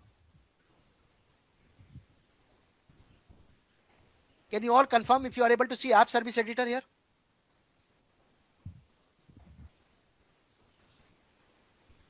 Vinayak, Dheeraj, Meghana, very good. And when you click app service editor, it will also give you an option to open editor. Hit the word open editor. So it launch a new URL. Probably you have to again provide your authentication. Can you all confirm if you are able to see the same site and look at on the little left hand side? You able to see there is a two folder, working file and www root. Under www root, there is a file called hostingstart.html. Click that. And there is some HTML code is written. Probably on a line number 10 or 11, you will see a word, your web app is running and waiting for content. Line number 10 or 11, you may see your web app is running and waiting for your content.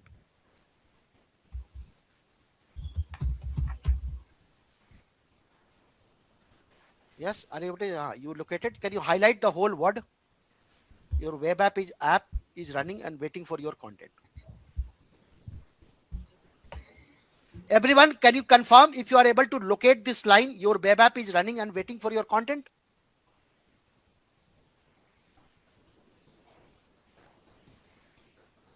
This is one of the customer requirements. So let's say customer want to debug something. Okay. Customer want to debug something. So how the customer will debug? You can just type Prabhat, delete this word and say, this website is developed by Prabhat. Please ensure you should not delete any bracket on anything, only the text. This website is developed by Prabhat.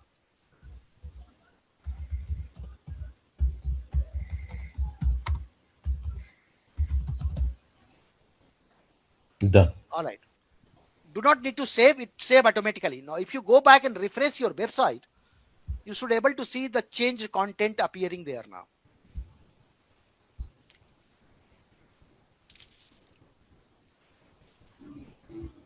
Yes, everyone, can you confirm? This is one of the customer main demand, that I can also debug rightly in the portal.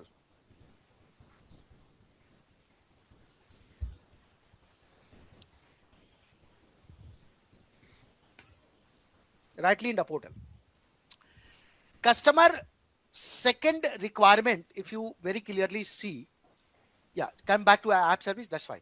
Come back to your app service. This is called Kudo console, okay? Yeah, go back to the app service. Now, your customer say that if there is a lot of, the performance glitches happen, how I can check that everything is running fine? So I say that there is something which is called as an insight. So if you go to the left hand side, there is a monitoring option. Click monitoring, please. In the monitoring, you should be able to see application insight. Can you all confirm if you see the application insight?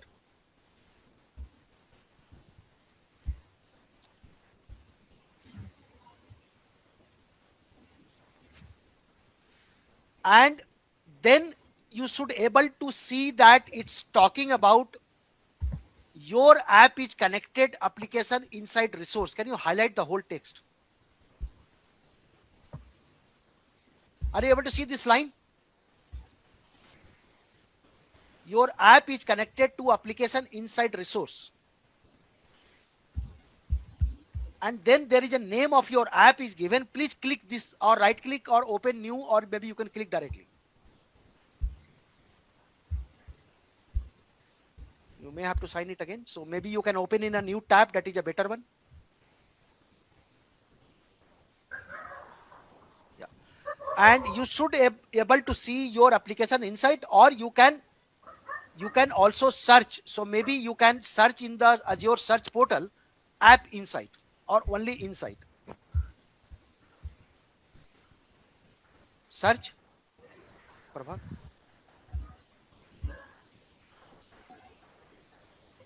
Inside.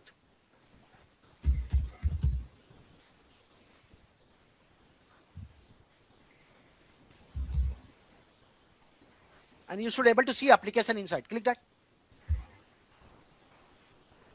And you should able to see your Prabhat app inside is running, right? Click that. And can you all confirm if you are in an application inside portal? If yes, you should see the overview, the failed request, server response time. Can you scroll down? Your availability, right? All this matrix is coming by default. Everything is available. Yeah, correct. Huh? And yeah. And if you go to the left hand side, you get an option called investigate. In the investigate, you should able to see live matrix. Can you all confirm if you are able to see live matrix?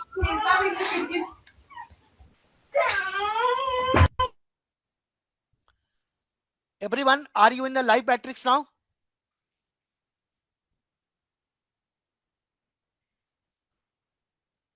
Sarang, Mahipal, Kailas, Vinayak, Pavan. Very good. Now, right now the graph is nothing. It's just blank. Please go back to your app service, which you the website, and hit 3 times. Reload 3 times. 3 times, 4 times. 1, 2, 3. And go back to your live now. Are you able to see 3 graphs is moving now? Yes.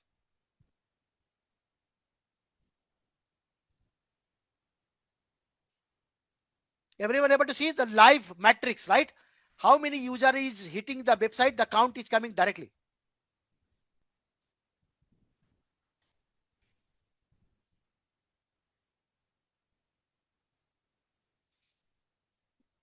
Ha, Binayak. You have anything to ask? Yeah.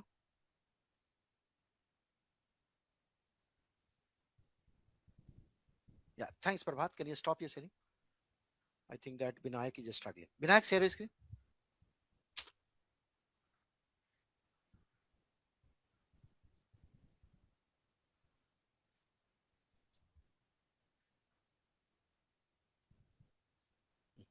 Where you struggle?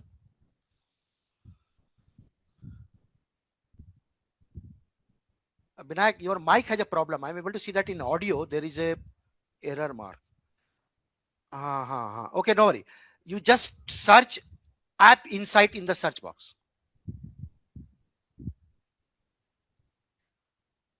I look at it. It's coming below. I'm able to see Binayak app. Look at it. Just type only app. Just type only app. Binayak. Only app. Okay. Wait. Are you able to see Binayak app? It is showing here below. More below. Oh, below. Below. That is application inside. Okay. Click that. Yeah. Yes. And now you should be able to see overview, Binayak. And look at that. You have a graph. How many response time? What is the server request? Correct. If you scroll down, you can see more matrix, availability. Correct. Huh? And if you go to the left hand side, you should be able to see investigate option. Under investigate, you have a live matrix.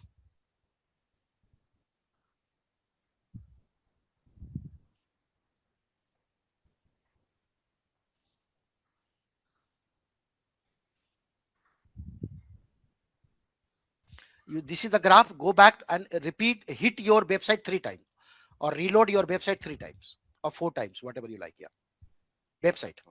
This one.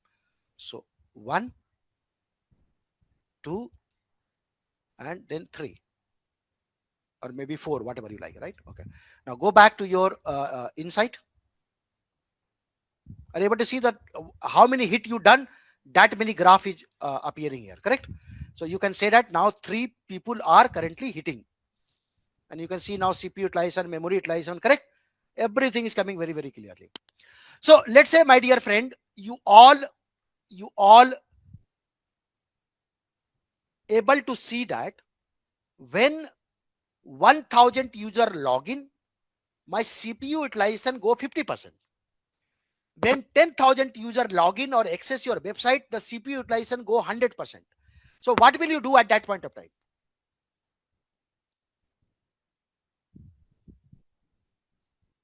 Or memory utilization go 100%. Anyone, any idea?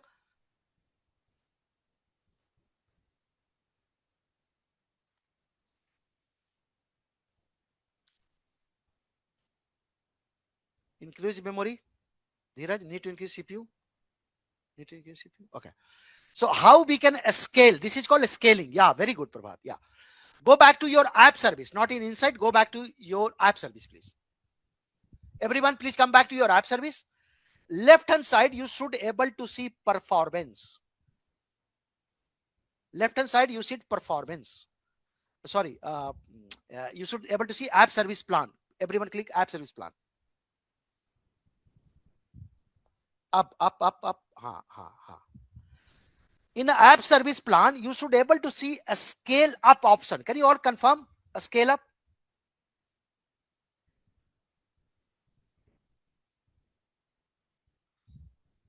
Sarang, Vinay, Prabhat. Everyone able to see a scale up option? So right now you are running with the S1 or B1. If you are running on a B1, please select B2. If you are running S1, please select S2. Which one you are running, Binayak? I think B1, right?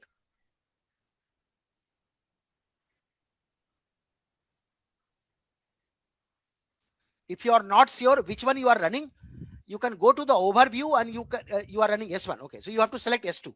Now, if you select S2, you see that number of CPU became 2 and memory became 3.5. B1 to B2. Yes, exactly. Very good. Yeah, and click select. So you get now more CPU, more memory. And it is now updating. Can you all confirm if your app is updated from S1 to S2 or B1 to B2?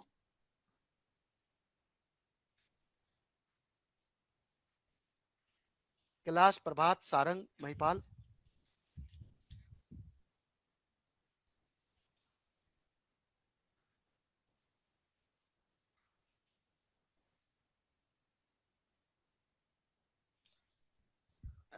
Binay, app service plan will be located when you are in app service, not in Insight.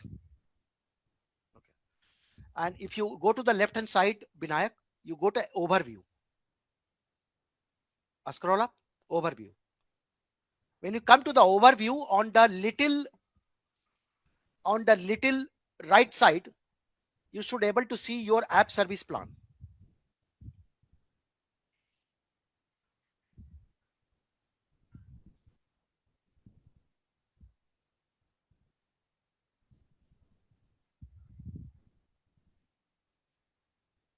Prabhat, yes.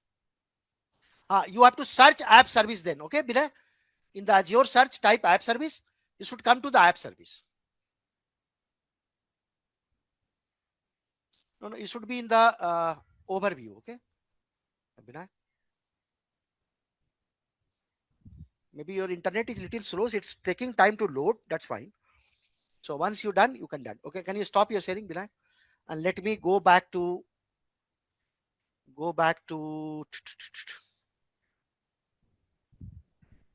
second. It doesn't mean that you can upgrade only one time. Okay. Yeah. So maybe Sarang, can you share the screen?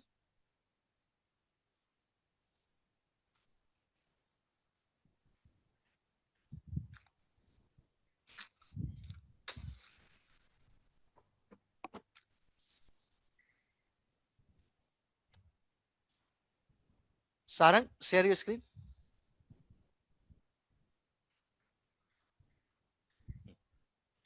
Go back to your Azure.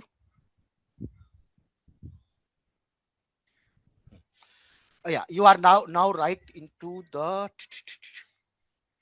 Okay, can you click overview? You are in S1, okay, and you get a scale up option just below that. Click that. Yes, yeah. You are in S1, okay, Sarang. So if you have to scroll down and you have to select the S2, scroll down, more scroll down. Very good. So in a S2, look at that, Sarang. You will get 2 CPU and 3.5 GB memory. Correct, huh? So your memory also upgrade, your CPU also upgrade. Click select.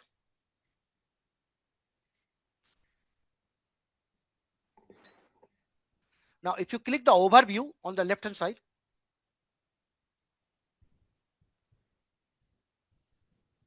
look at that. In a little right side, you get an app service plan. Below the default domain, your URL, where you see the URL, you will see the app service plan, and just confirm it is showing S2, right? Everyone, can you confirm that you have moved from S1 to S2? Yeah. Yes. Thanks, Sarang. Stop your sharing. Let me go back to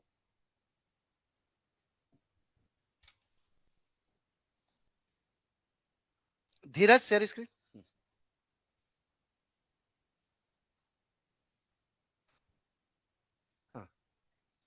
Go back to your app service.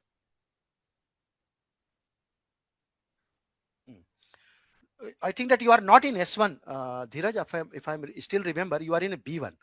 So you have to upgrade to B2 only. Yeah. Hit select. Oh, you are also not allowed to B1. Oh my God. Okay. Can you go to left hand side and just show me which app service plan you have? Just above the scale up, you have an app service plan.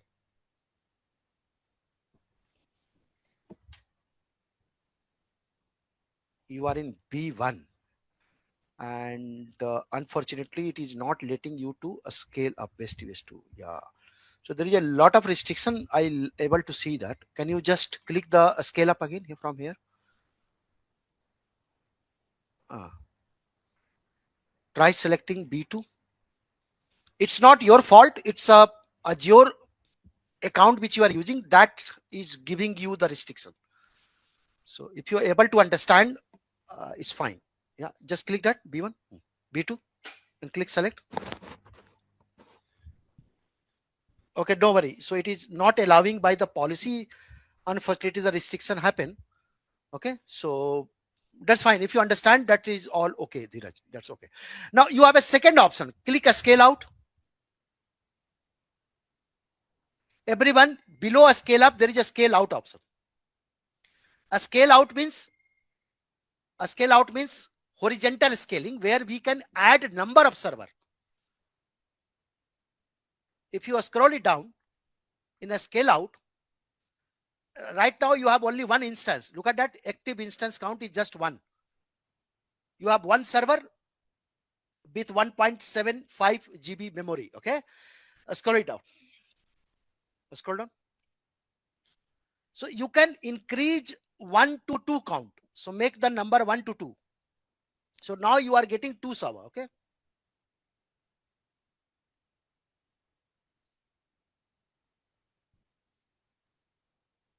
But that's it.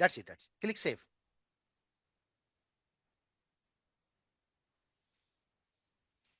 Is done. At least you are able to see 2 server now. So if you go back to overview, Dheeraj, you look at that, it's showing you active instance count is 2. How many of you are able to now add one more server in your app service if the performance is a challenge? Pawan, correct? Prabhat?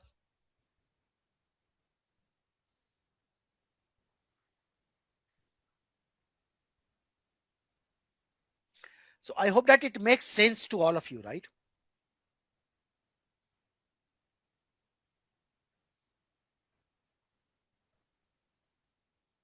Yeah. Yes, Power.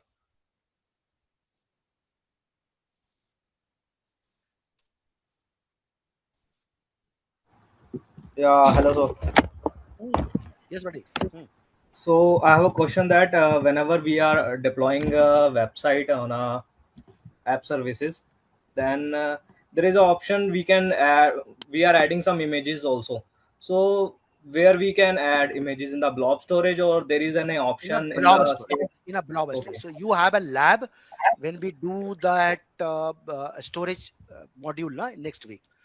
So Mhm. there we have a lab where we are writing a code to add an images in my app service. Okay, but actual image is stored in a blob, which is backend. Okay, so we can add, upload the images in the blob storage and add This is how the this is how the URL in Netflix work, the right? code. Your Facebook Correct. work, correct? Now Correct. Facebook is a front end, and you have a back end, which is your storage. Yeah, Okay. Okay. Yeah. yeah, Thank you, sir. yeah. Welcome. So if you look at that, while as a consultant, as a solution person, you are now move from solution phase to a pilot phase. It is called pilot phase. It is also called some of the companies POC phase, proof of concept phase, where you will deploy that service and you will, showcase some of the feature and say that once you approve my project, I am going to give you the final, you can say that proposal. Okay. So the last, once customer like your solution at a higher level, the most critical part is to create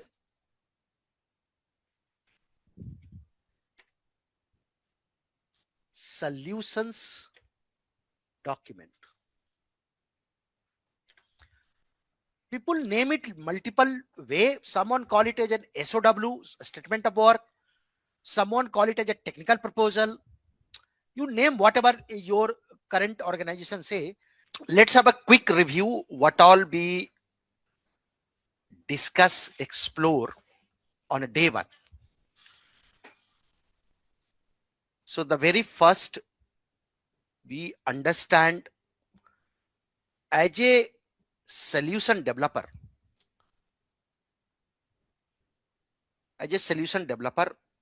what exactly our role is. So three important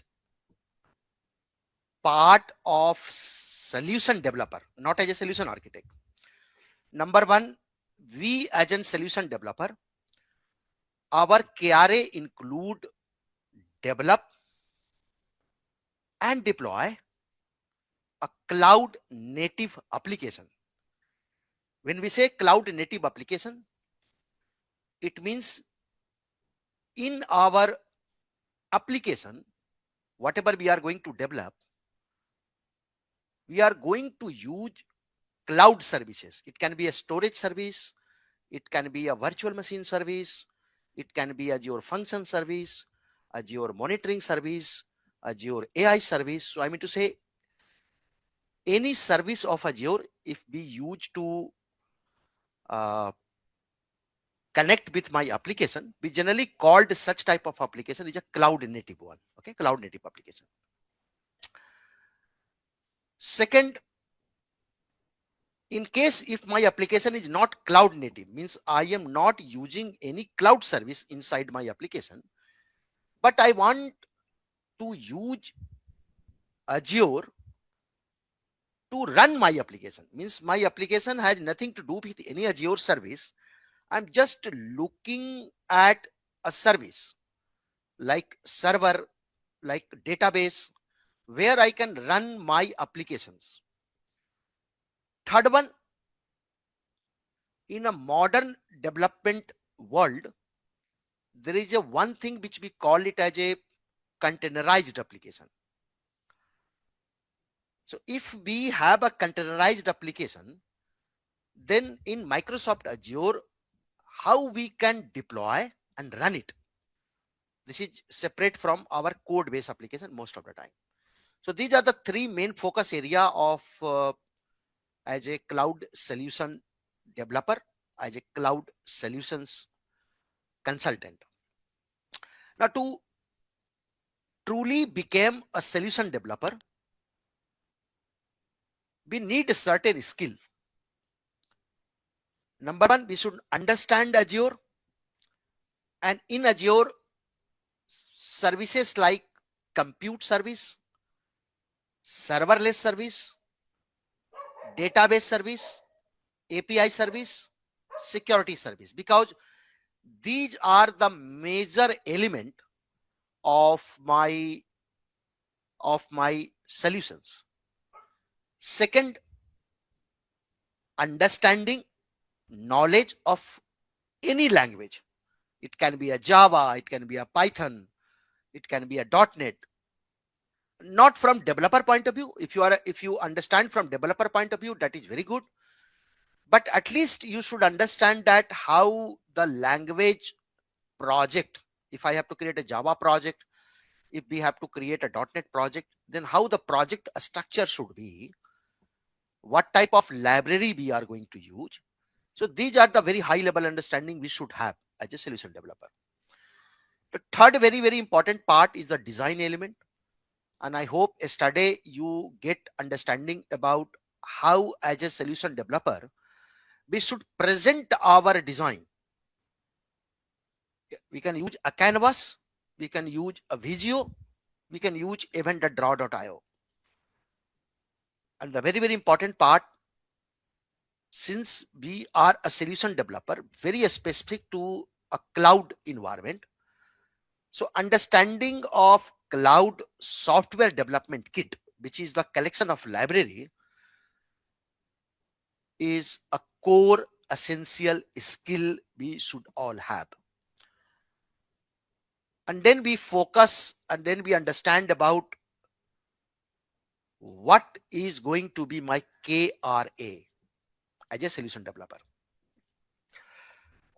So there are a few bullet points. Hey Sandy, hi Binay. Three core area: understanding Azure, understanding of language, and then you should understand about how to create a design, how to create a document. Got that, Binay? So if we again revisit a study exercise, as a solution developer, we supposed to provide solutions. For example, if you look at this picture, the requirement is a customer want to deploy a web app or website to Microsoft Azure. But where in Microsoft Azure? Now, you are being a consultant, you know Azure various different services which can run the application. But which service you are going to suggest to the customer? You should ask a question. So there are few questions, if you all remember, we practice like what's our tech stack,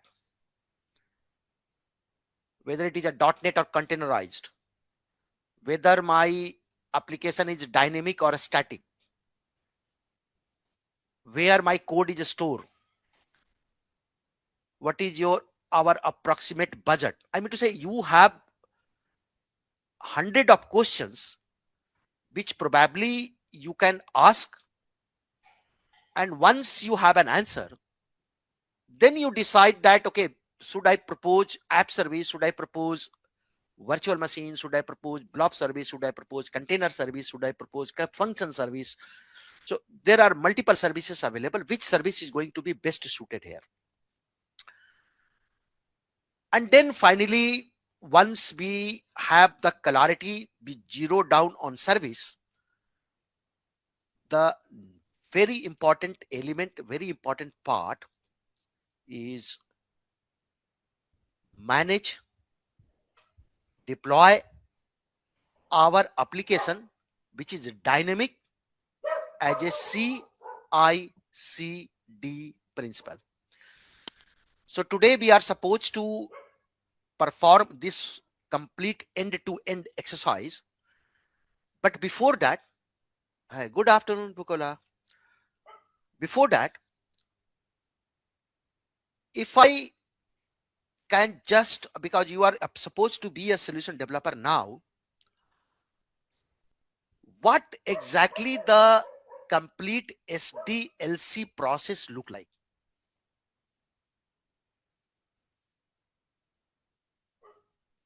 You can say it like a DevOps process. You can call it as a SDLC process.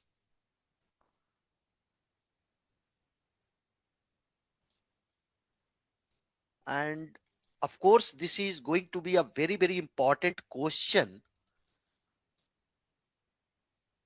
during your interview as well. Okay.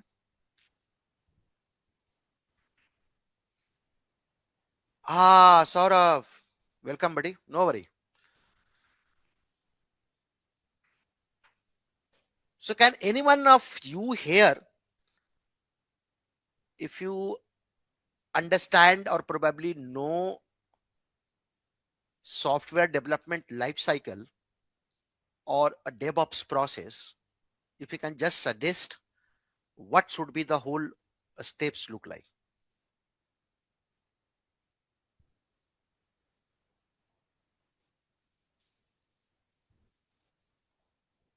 Saurav? Let me call Saurav. Hey, Saurav. Hey, hi, sir. Good evening. Good evening, buddy. Welcome back first of all. Thank you, sir. Thank you. So, how are you? I'm doing perfect, buddy. Yes, Saurav. So what's the DevOps So, yeah, sir. process? DevOps is the like a combination word between the development and the operation, where the development is also happening with the help of means GitHub pipelines, means that means Jenkins and Kubernetes, and process operation is like the management of the that pipeline, like the Sonar Cube, then Grafana, so monitoring that pipelines about the error, means any error is showing or not. So till now, what I know about it. Yeah. Perfect. And Bukola said that understanding the requirement, that's fun. That's very good.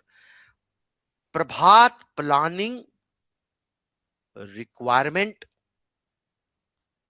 design. Correct, Prabhat? Planning, requirement, design. Bukola, understanding the requirement. Everything is very correct. Anyone, if you have any other suggestions? And this is very critical, implementation. Yeah, this is very critical to, because now you are a part of a solution development. You should understand the process at all. Testing, deployment. Yeah. These all are the different stages. Very good. Design. Plan, build, test, deploy, operate. Mega. All are the part of SDLC. Okay, very good. Yes. Planning, people, code, build, test, and deploy. Exactly correct. Very good. So understanding is perfect now. Let me give you a very simple way to make anyone understand this DevOps process, or you being a consultant. If you remember these steps, probably in a first step itself, you are going to impress everyone. Okay. So apart from gathering the requirement, then come to the planning, and then come to the, you can say, execution steps. Once we are into the DevOps process, means technical process, where actually you are starting your execution, we usually start with something which is called as a developing a source code.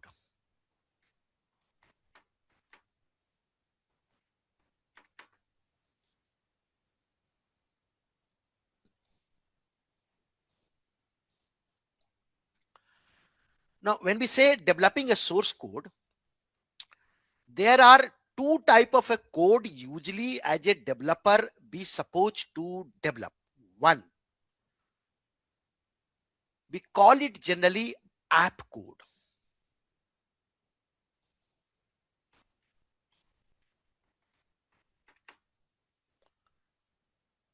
App code means a code through which we create our application.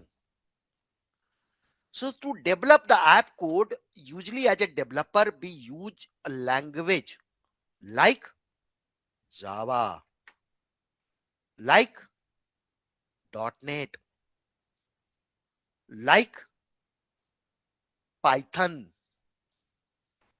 So I mean to say these are the, the common language we use to develop our application. But in a modern time,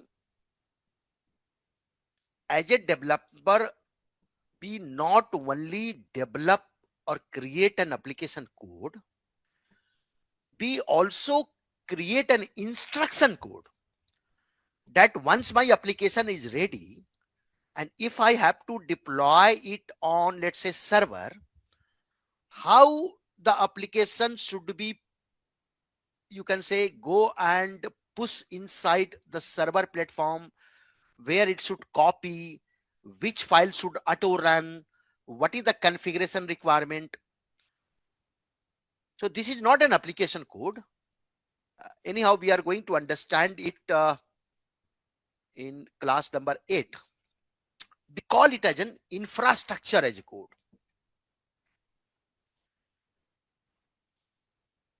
So when we say about infrastructure as a code, it can be a JSON, it can be an YAML.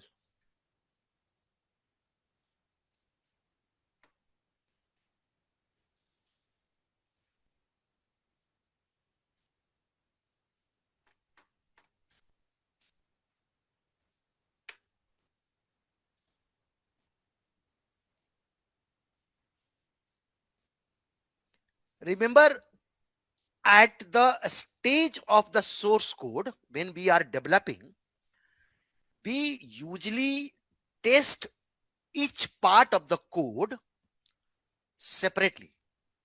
So if it is a login function, we probably just create a test case and we just test that whether login work or not. Okay. So at the source code level, we also do something which is called as an unit test.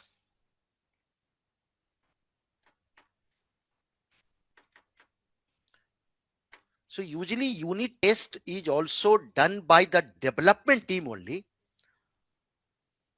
until unless we are work in a very large organization where for each thing we have a different team.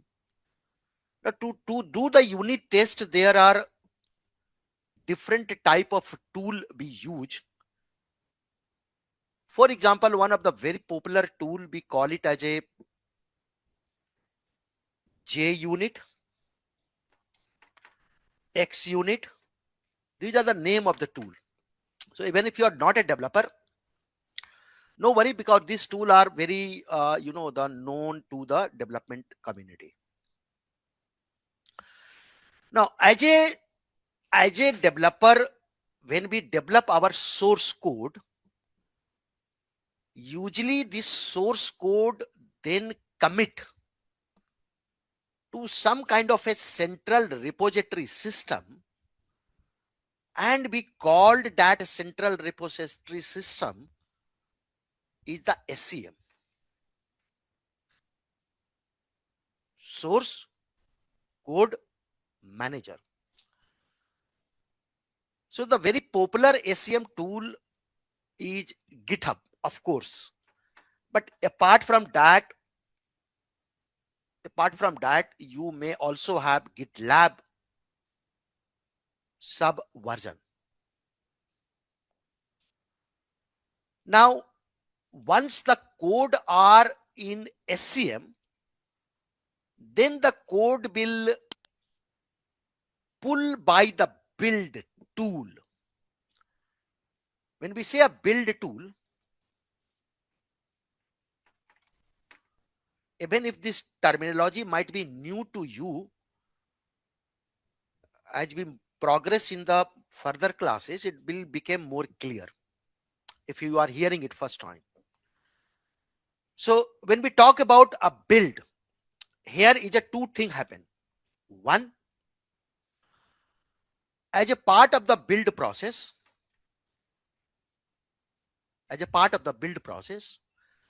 first is called compile. Compile basically means error checking, and then your code which you generally write in English language get converted something which is understand by your machine, hardware or a CPU. And the second is, so when we say a compile, in just to in a very, you can say, generic language, we call it as a error check and plus convert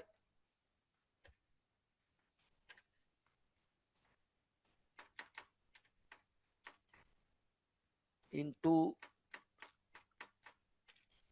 you can say, target language,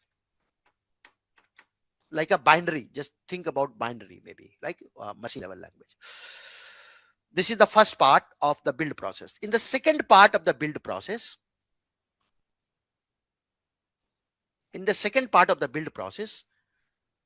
we also create something called package.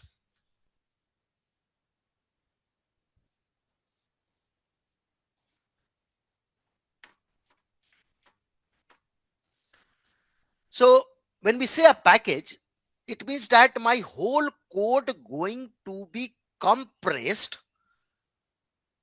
inside one single, you can say, folder, like zip.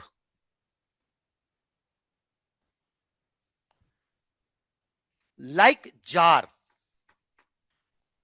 like var, like NuGet.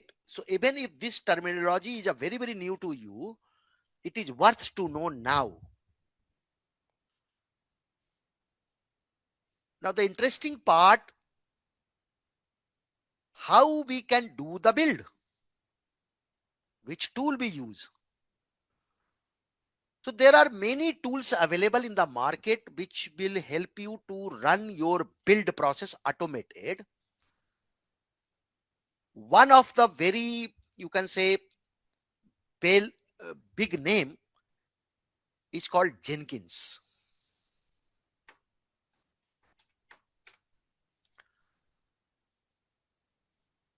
So people use generally tool like Jenkins.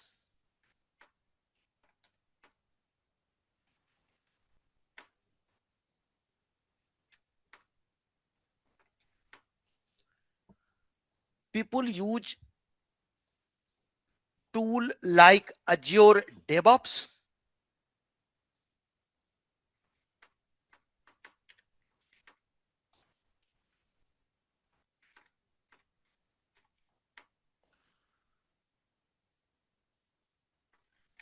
Tool or service like GitHub Action.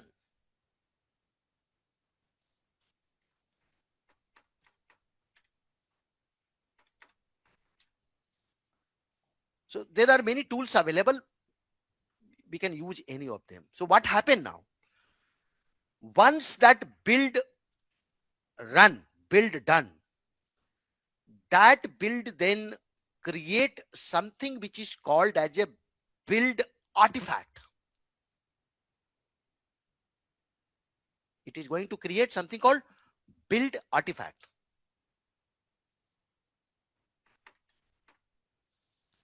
You can see that how artifact look like.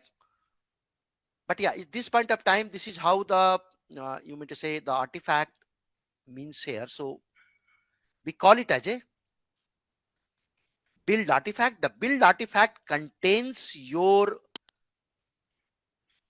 package, your converted code, everything inside that build artifact.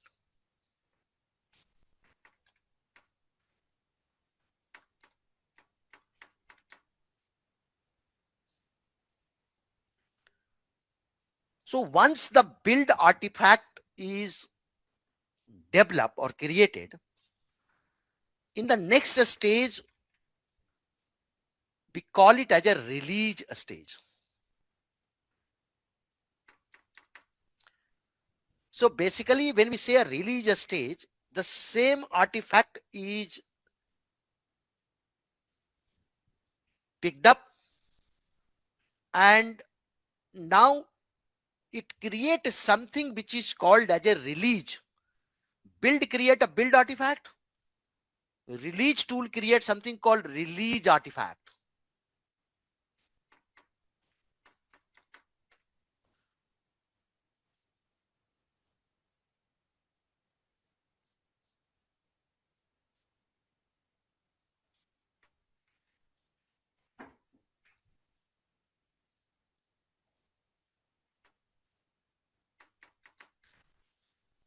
Build artifact, then release artifact. Now,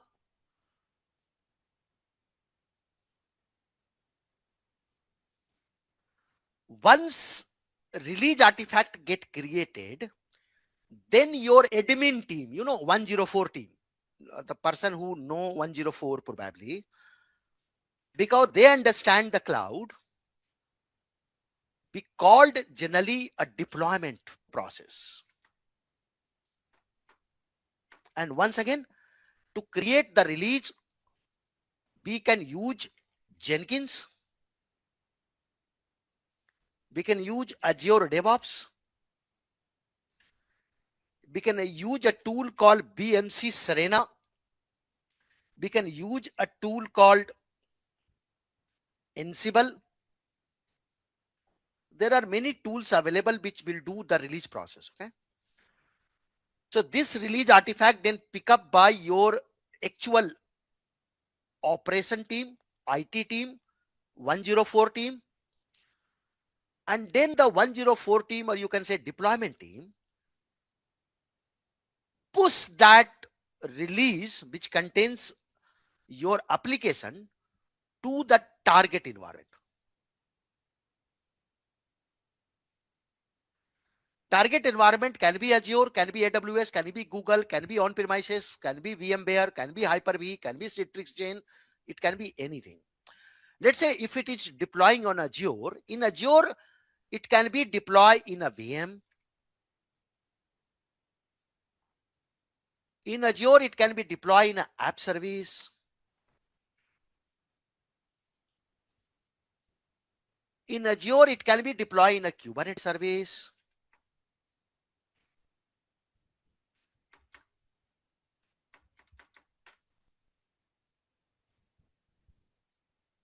In a SQL service, I mean to say you can have a n number of service.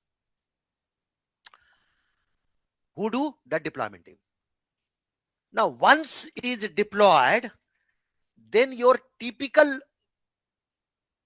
everyone who done their administration experience or a training like a 104 for an example,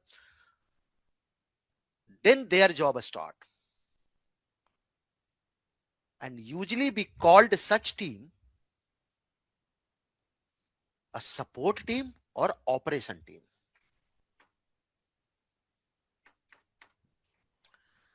Operation team then use different type of a tool to monitor, manage and all. So if you see the designation wise, source code, anyone who develop the source code, we call it as a developer.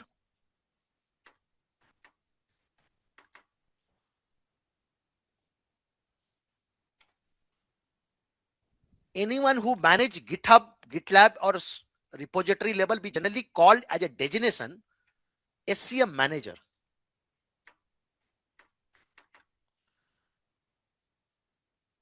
Anyone who handle the build tool, we call the, if you look at the your job portal anywhere, we call it as a build engineer.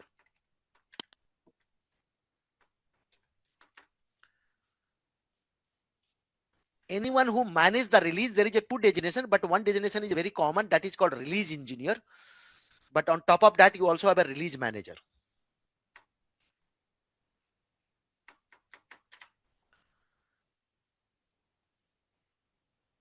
Deployment team, you know, you generally call it as an admin team.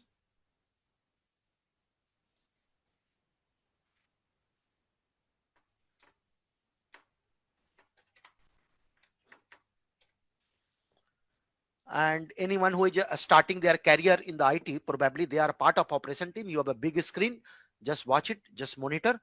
And their only responsibility that if you notice anything, you just send the feedback back to your development team. Is that process clear now?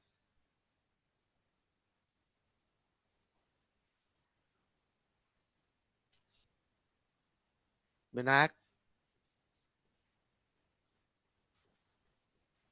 Prabhat, Bipul.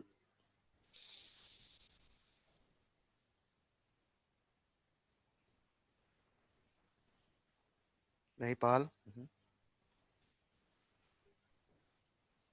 Yeah, very good. Bukola, Devasis. This is perfect. Pavan, Saran, yes. Now the question comes, I am a solution person. I am a solution person. I know Azure. I know development. Then what the hell this process is? Yes or no?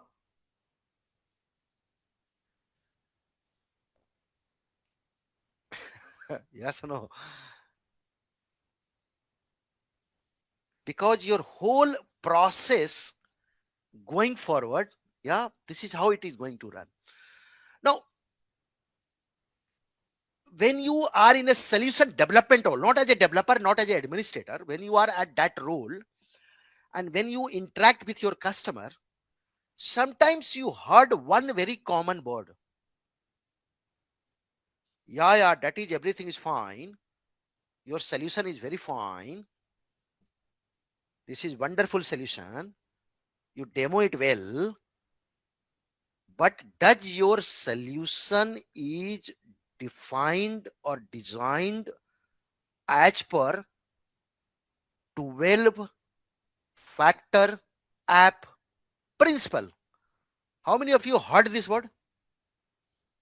12 factor principle.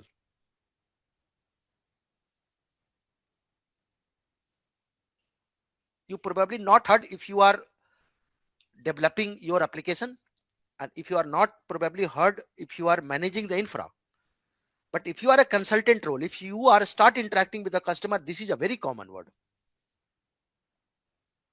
Not me, Saurav, Pavan, Megha, Sarang.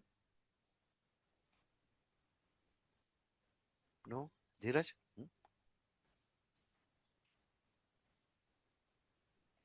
Yeah, Bukola, you are. Yes, exactly. Nobody. Please go to Google, all of you, and type here 12 factor app. And you get a website called 1212factor.net. Click that.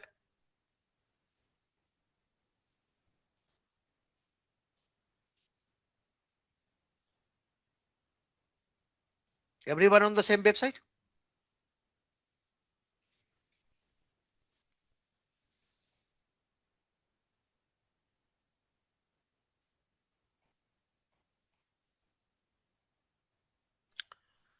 Are you able to see the 12 factor here now?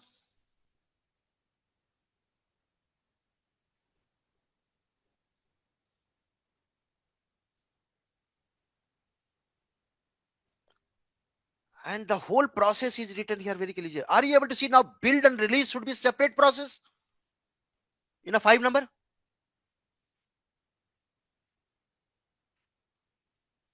Right? So please remember, if you are going for an interview and you are aiming for a senior role, 99.999% chances you are going to face 2 questions. How you are going to ensure that whatever you are developing and deploying on Microsoft Azure is following the 12-factor principle. Can you explain it?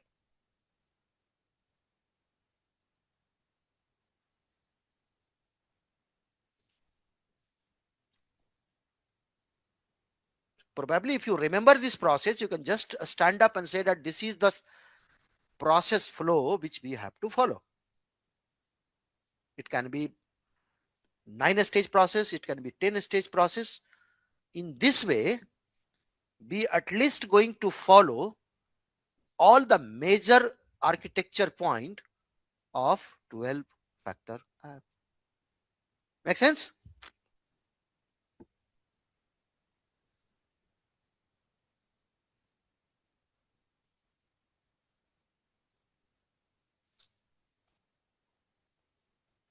Yeah. So yesterday, if you remember, these 3 wonderful part,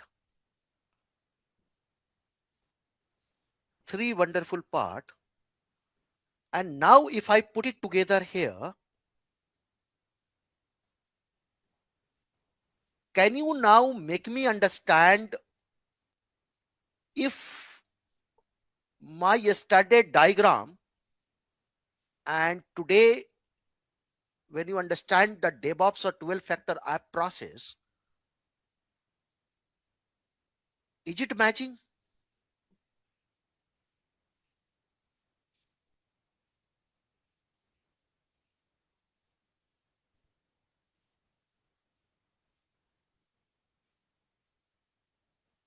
This is your process. This is your implementation. As simple as that. This you are drawing a diagram on a board. This is actually how you are doing that, right? Perfect. So now you can make your own story. You can make your own story. Yeah. Last project which I did, there I use app service, and there I push an, the Paytm type of application, whatever you. Just maybe you can just put the same diagram, and there is no reason that people will not believe.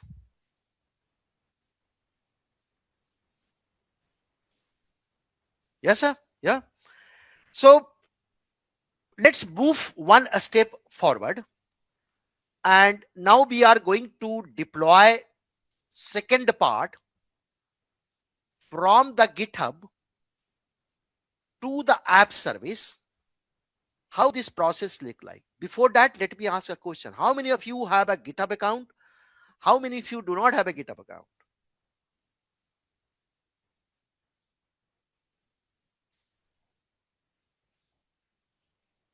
Saurabh, you don't have. I think Bipul, you don't have. Okay. Oh, Gobari, you also don't have. Dibashi. Okay, no problem. So any one of you, if you don't have, can you quickly go to Google or in browser, just type here github.com. Everyone just type what they call github.com. Free. Please create a free account. Yeah. If you have an account, please hold on. If you do not have an account, please create. So once you are in the github.com, it will ask you to enter your email. Okay. So just type your email, abc@xyz.com, actual your Gmail or whatever, and hit the sign up button. Yeah, Pawan. Okay, very good. Hit the sign up button, all of you. if you do not have an account. And now you please do not use Google because you need a username and password for few times. So put your Gmail, Hotmail, whatever you have, your password, try your username, because if you are late, your username might already taken away. So you can use some number like a Bipin 7897, something like that. Put your country, click create account. Okay. If it asks a puzzle, please do that. I just give you another 2-3 minutes. Once you create an account, please let me know. And in the meantime, all of you, please launch your lab in Simplilearn. Launch your lab, ready with your lab. All others, create an account and the side by side also launch your lab, please. So Saurabh, please proceed and create your, launch your LMS lab, okay, Azure lab. Vinayak, you also done? Very good. Vinayak, at the same time, please also, go ahead and launch your lab. So you will get one repository, which is github.com. You see my name and then yakshit.app. There is a URL, right? I think that it is in a page number 4. You get a URL. Can you copy the URL? Every one of you. Copy the URL. Devasis, Binay, Prabhat, Saurav. Copy the URL. Go back to your browser where you already have a GitHub account.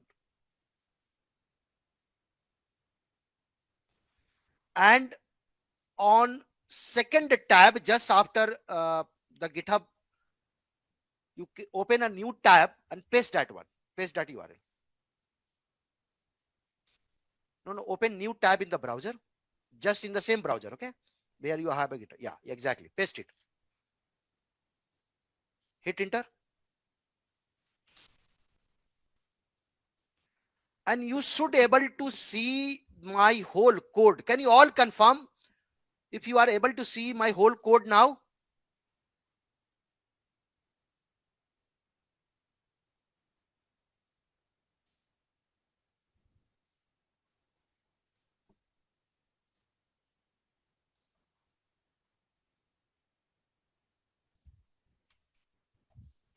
Okay, so these are the code which we are going to deploy to our app service. Yeah, Saurabh, I shared once the document.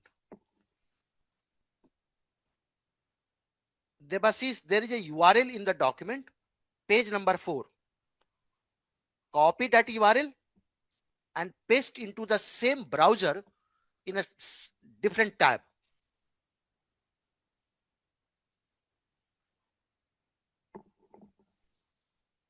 I think Rajesh has pasted. Mahipal, can you just confirm, all of you, if you are able to do that? I just shared, Goberi. If you little bit scroll up, you can see the document. Goberi, just scroll up your chat and you can see the document. I just shared now. Please confirm quickly before I move further.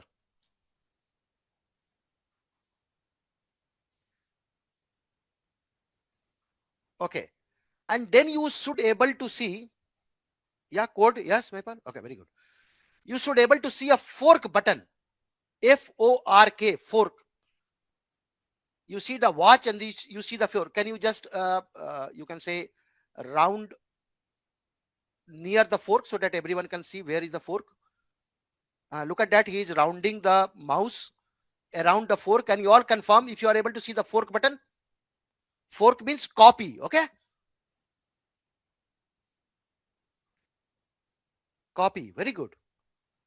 Click the fork, please.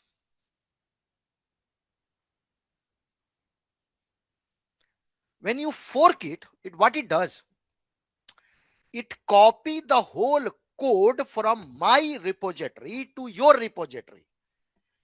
And then you can make any changes, that is fine. Okay. So you should able to see Yakshit app is available as a green mark, right? Yes. and then you get a button below in a green color called create the fork. Yeah, hit that button called create fork.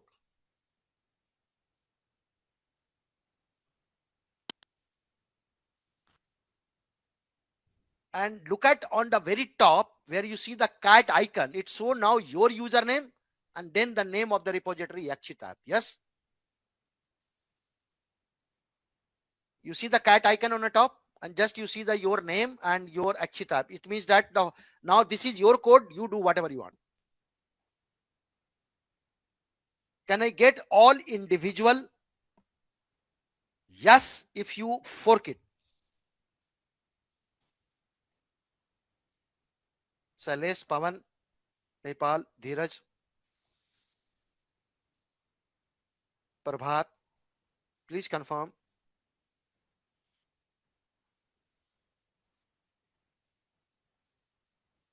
All done, Prabhat? Done? Okay, very good. Now, on extreme right hand side, you see there is a login icon. Just below. Click that. And it should show your login name. Everyone on the same page, you should see your login name when you click the right hand side icon.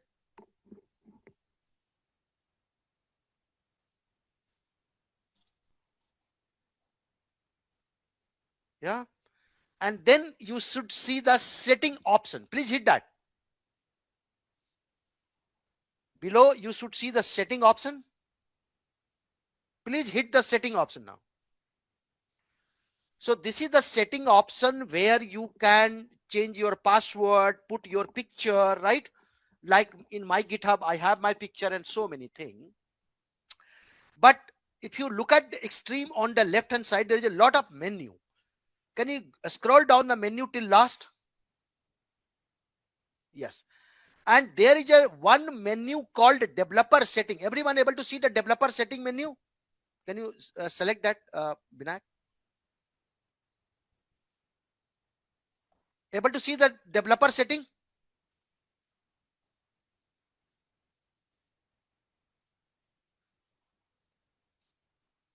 Very good. Hit the developer setting, please.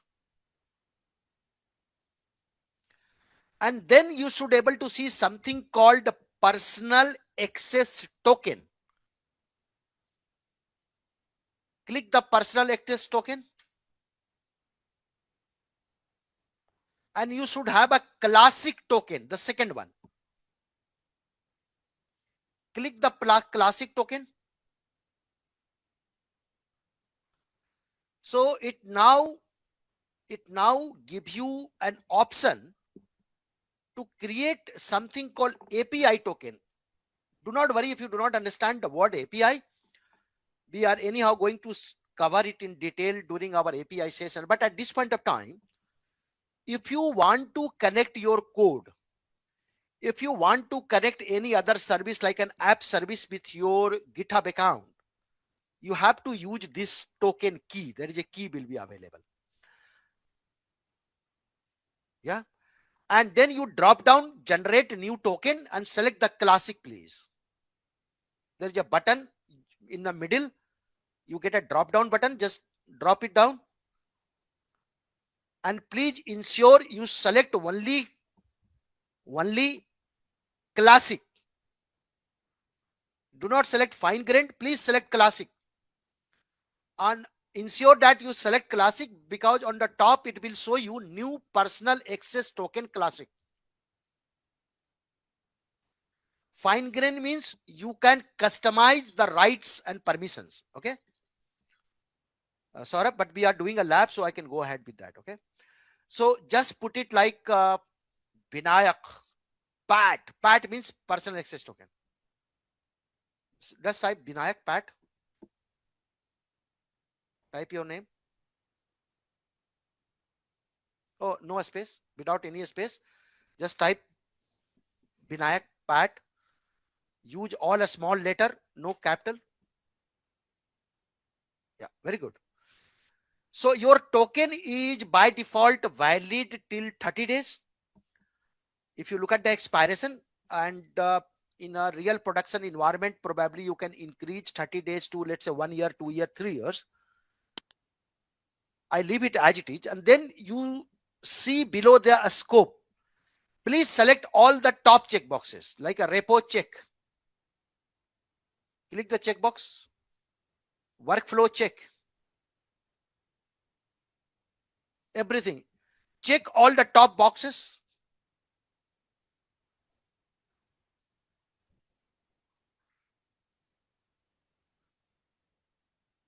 It means that once you generate your token, that token have all the rights and permission, right?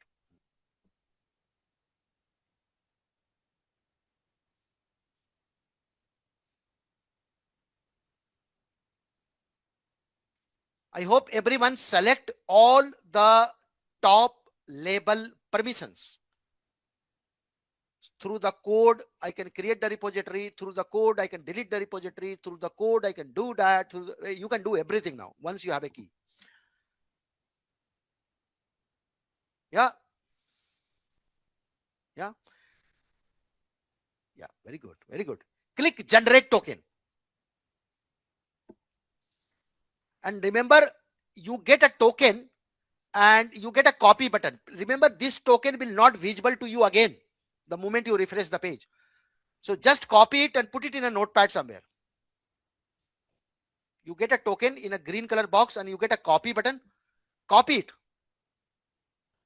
Open a notepad, and even for your personal usage purpose, you can also attach with the email or WhatsApp, whatever you need, because you need a token every time now if you want to connect your GitHub either via command line or via Azure, via .NET Code or anywhere else.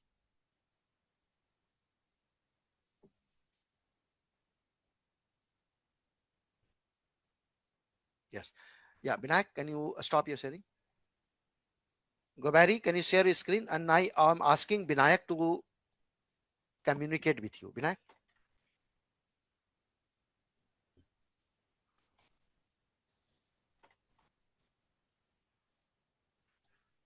Gobari, share your screen and let Binayak to address you.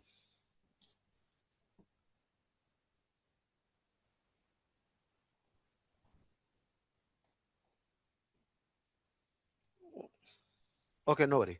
Gobari, can you share your screen?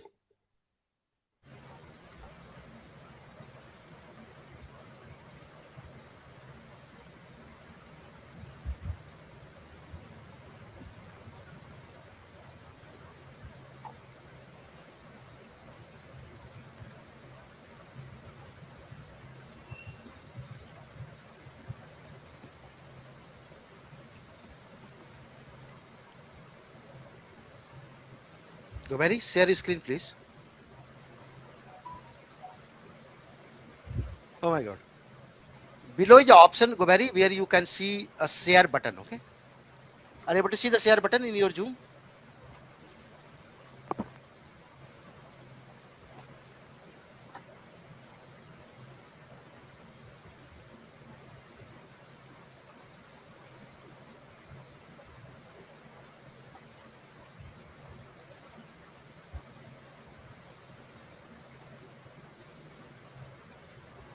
I think Gobari is struggling to. Okay, Gobari, please find, and once you find the share button, please hit that, and maybe you can ping in the chat. Okay. In the meantime, let me go back to Debasis. Debasis, share screen. And now I'm going to call Prabhat. Prabhat, can you guide Debasis to if he has a problem? Yes, yes, sure. Debasis, share screen. No?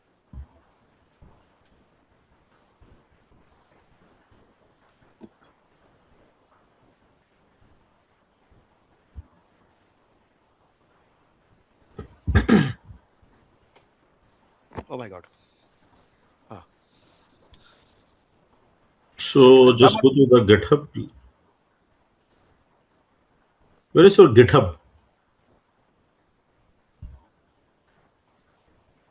Debasis, come on mic. Unmute yourself.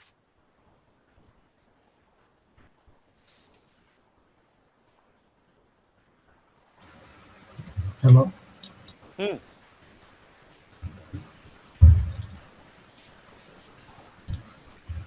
So Yes, show GitHub is, your GitHub account. yes, it is there. No? No, it's not a GitHub. It's a Azure. Okay. So just go through the GitHub site. You have account or not? Yes, just now I created. No? Okay, so open the GitHub account. Yes, it is already opened. Oh, but you share Devasis, only in Azure share, site. Right? share your full screen. Full screen. I think that you are sharing only Azure portal. Mm-hmm. Okay, just Share full screen. First of all, unshare that. full screen. Huh?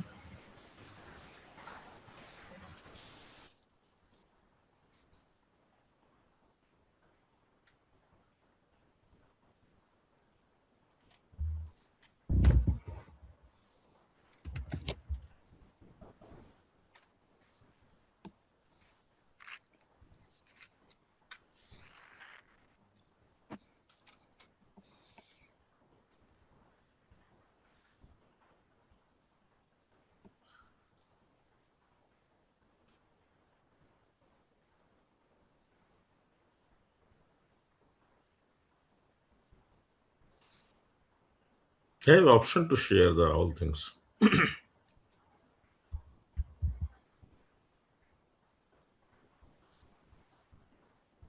There is I option think no. I Chrome think tab, Windows entire screen. So just select the entire screen. I'm able to see Devasis is disconnected. Oh,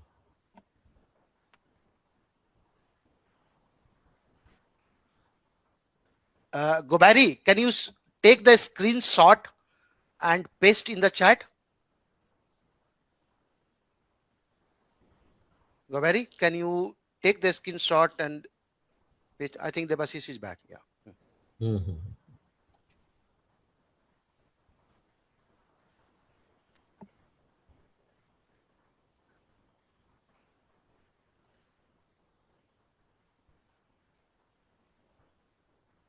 No, you cannot paste. You save your screenshot and then you get a attach button, right? A file attach button. Gobari.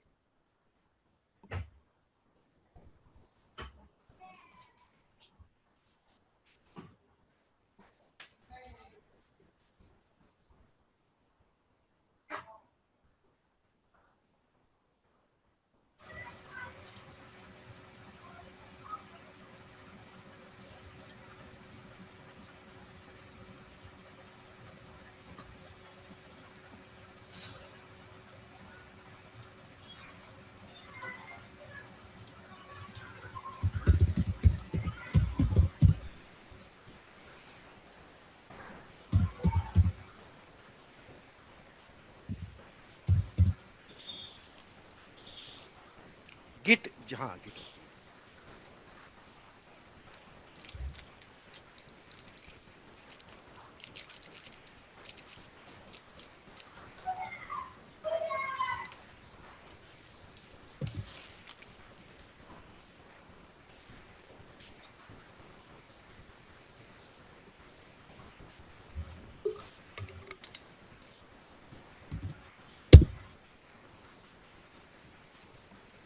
You already fork, right?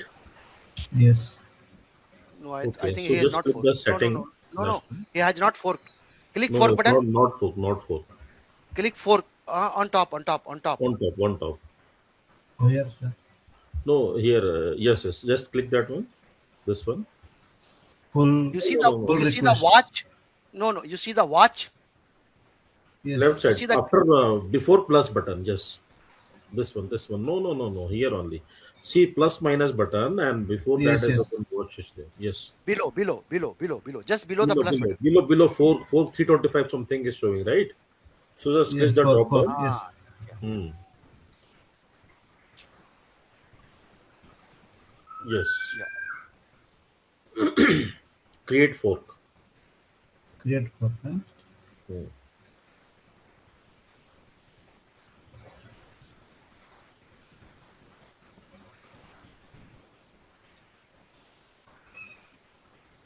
Okay. Wait, Gobari, I will come back to you. Hold on. Now you go to the last one, account section. Last one is a see top of the right side. No, right side, right side, right side. Yes. Account section. See is a violet color. Just Here, click no? that. And setting. Last one. Setting downside. Yes, click the setting. Settings. Downside, man. This one. Just click. Yeah. Yes. Okay. And pull drop down the last side. Last. There is a yes. Developer setting. Developer setting. Okay. Then next you click the tokens classic. Token classic. Last one. Generate new token. Generate new token. No. Generate classic new token. Last second one. Generate new token classic. Classic. Yes. Click. Okay. Next one, whatever your name, just add it. In their note. Devashish. Small. All are small. Devashish and PAC underscore PAC something. PAT. PAT means personal access token, right? And click that some options and downside. Click all our top check boxes. Okay. Repo, workflow, all are. Delete packages. No, all you check. All, huh?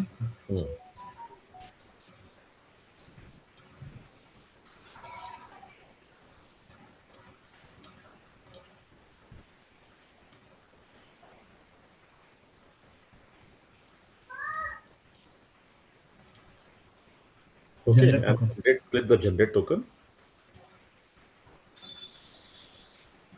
The generate token is already available, so just copy it. There is a copy. You just copy it and paste it your anywhere like notepad or something. Paste it in a notepad because you Notepad. need it. Open the notepad and copy it. Just.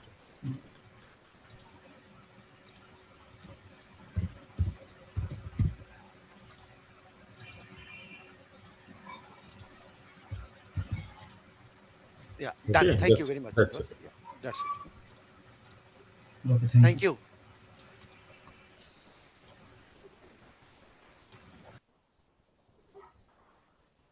Okay, so Gobari, I hope you are able to see my screen. Devashish, stop your sharing now.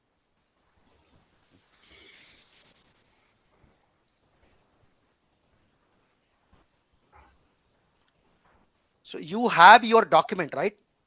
You see this icon in the middle? This icon, which say entire screen, and just click it and you get a share button highlighted.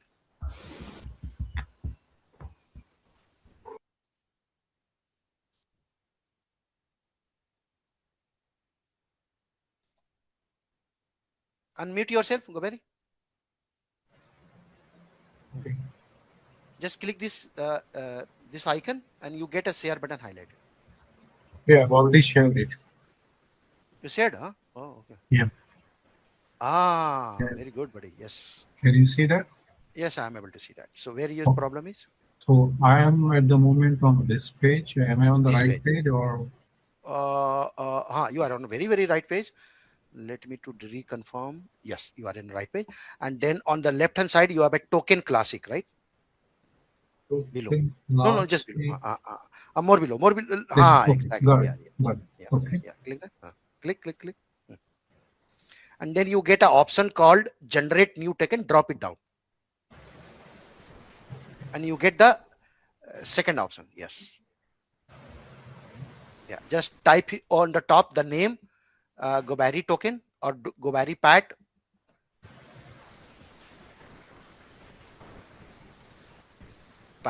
And just check all the top boxes. Okay, Gobari.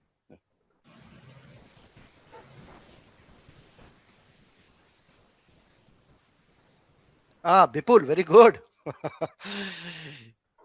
Yes, thank you very much. Good one. But it's a new learning for all of you, right? It's a new thing, huh? Yeah, I'm totally new to this area.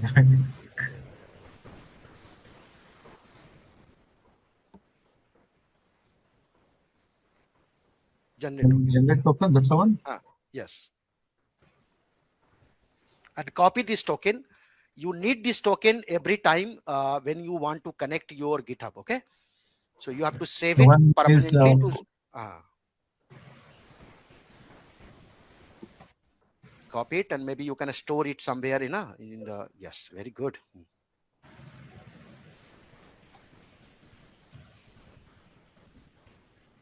Yeah. Thank you very much, Goveri. You can stop your sharing. thanks. Thank you so much. Yeah. Vinayak, are you able to fix your problem?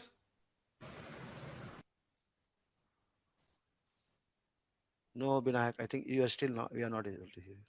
Yes. Yeah, exactly. Yes, Sales.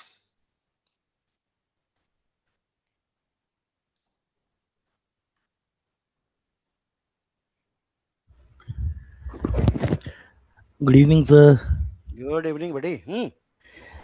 Sir, I just want to know that as we have done the forking for the specific Yakshit app which you have showed, in the same way, suppose I found some good tutorials from any of the person, and I make it fork, and from that, if suppose in a particular way, I didn't found any of the part suitable for me to proceed. I want to make it unfork. So Can it there be is nothing possible? called unfork. There is only way that you should delete the repository. Okay, we can delete the repository. Okay. Yes, yeah. But there is Okay. nothing Okay. called unfork. Okay, perfect. Okay. So we all have done this part. Now I want. So maybe Prabhat, if you can share back your screen one more time.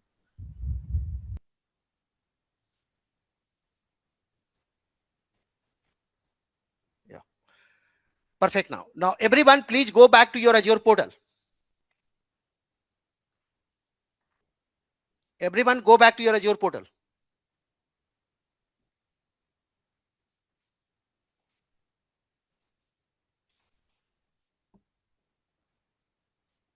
Yeah, Prabhat, go back to Azure portal now. Everyone is Azure portal. Please create an app the way we create yesterday. So just search app APP in the Azure portal.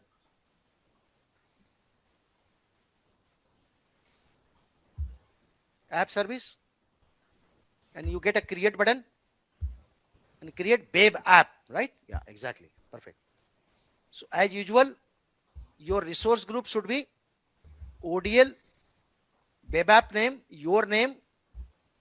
Let's say Prabhat app.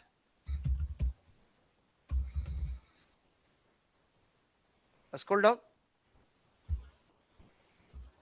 And you must uncheck the box which say unique default host name. Uncheck the box secure unique default host name and confirm that your name is already not used. If yes, then you can use some number. Yeah. Runtime stack just like yesterday, ASP.NET version 4.8 because my code is written in ASP.NET version 4.8. Region should be West US2 or any region which you used yesterday. Okay. And once you select West US2, the pricing plan, if you drop it down, you get a B1, which is the basic. Yeah.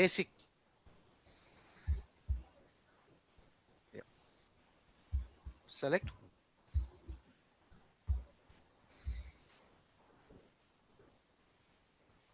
No worries. So you can again log in now. The basis. Launch the lab again and you can get the new login. How many of you are on the same page now? You select ASP.NET, you select West US2, you select basic B1.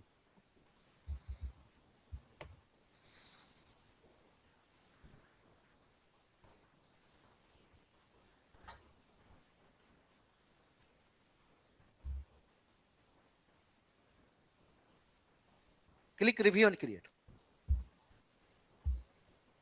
Everyone hit review and create and just confirm. I think Sarang is behind. Just confirm if it is okay for you. Create. Fail to load. You can't see the price, no? Mm-hmm. You do not have a permission.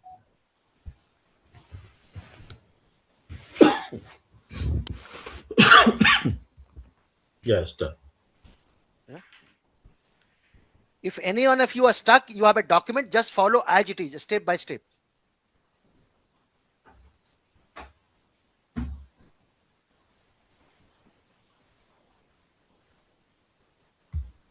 Still is progress. And that's fine. You can't see pricing plan. You do not have a permission, Binay. You are not working on personal account. You are working on Simplilearn tenant, right? So no pricing plan. Done. I think Pawan confirmed done. And Rajesh said done. Ashok is getting error.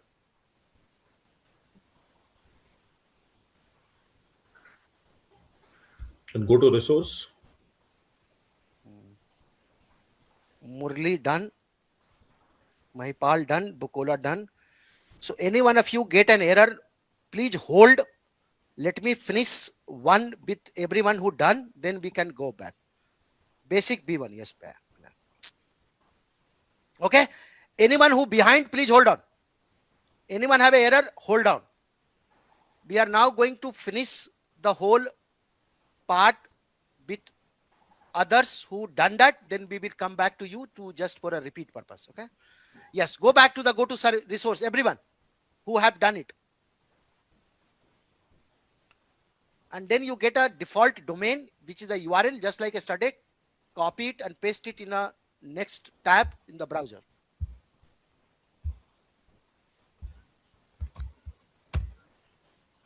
So as of now,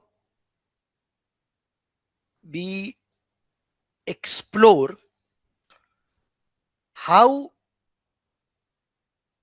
we can push our code to Azure service like an app service.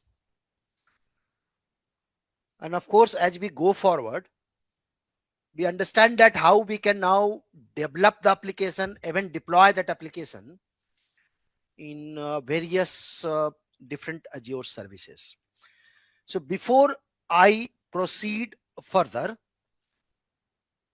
if you have any question. All right. So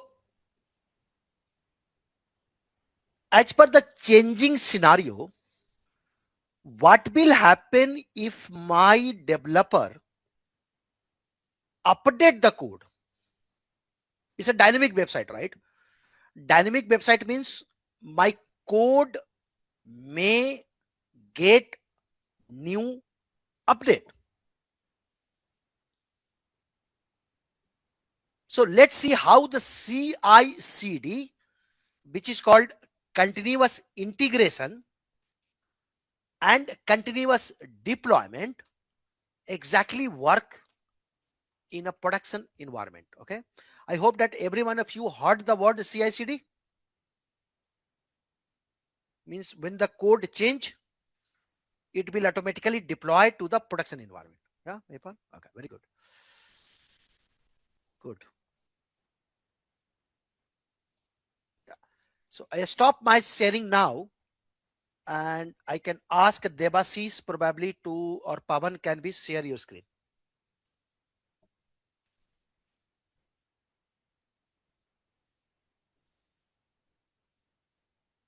Yeah, I'm able to see Pavan's screen. Yeah. So Pavan, please go back to GitHub.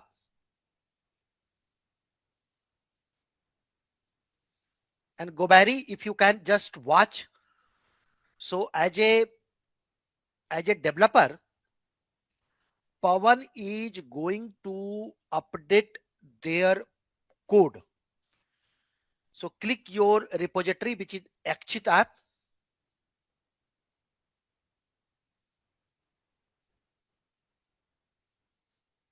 And in the Akshit app, you should be in the code menu. There is a multiple menu in the GitHub. And then you should get ASP.NET Get Started folder. Are you able, everyone able to see the folder called, there is only one folder called ASP.NET Get Started. The first folder, right? Please hit the first folder. And then, yeah, then you should able to see views folder, right? Click views folder. Under the views folder, you should able to see home folder. And under the home folder, there are 3 files: index, contact, and about. Please click index.chtml file.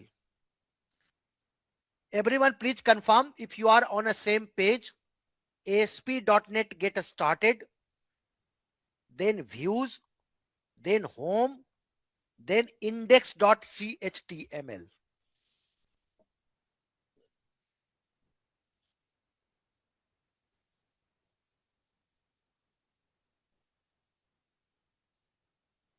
Prasad, Bukola, Dheeraj, Vipul, Prabhat,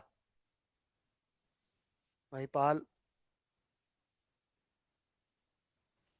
Rajesh, Megha. Yeah, everyone? Okay, very good. And then you should able to see on the little right hand side, there is a pencil button, pencil icon. This is a edit icon. Okay, click that one. Now your file is editable.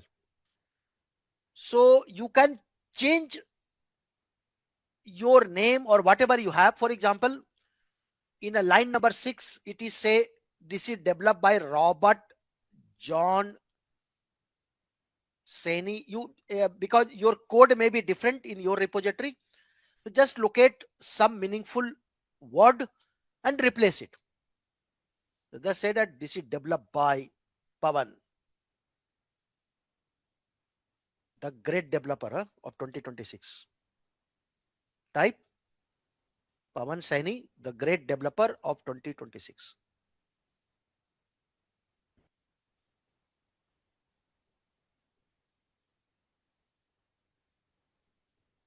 Wow, that's a one. Once you make the changes, be careful, right? Next step.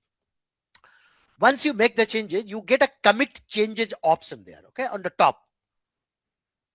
Click commit changes. And then where it is written on the first box, update index.chtml, the first box, delete that, and probably you can type update by developer Pavan.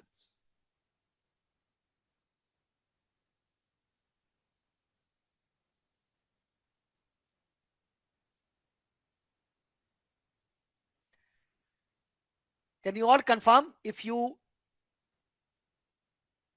able to make changes and in a commit you put your message, yeah, and hit commit the changes.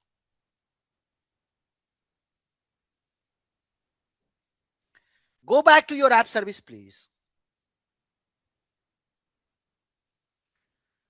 and come back to setting of the app service deployment center. You are in a log. Please click setting on the top in the same screen. On the top you are in log, just above. No.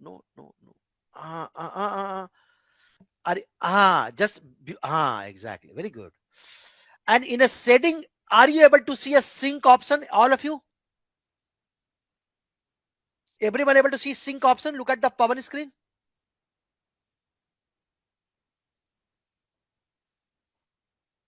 Yes, that's it. Hit the sync.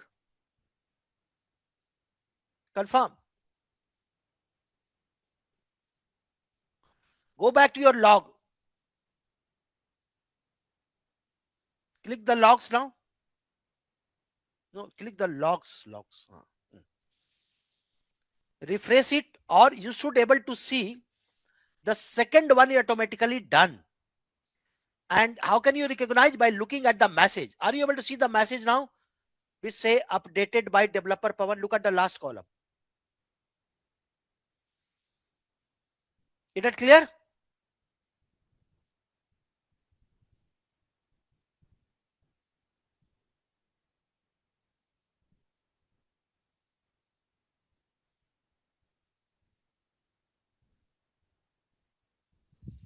So once your deployment finish, you should able to see your updated content, right?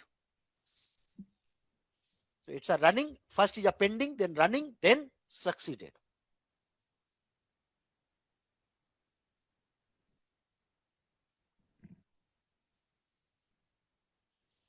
Yeah, it done. Can you go and refresh your website?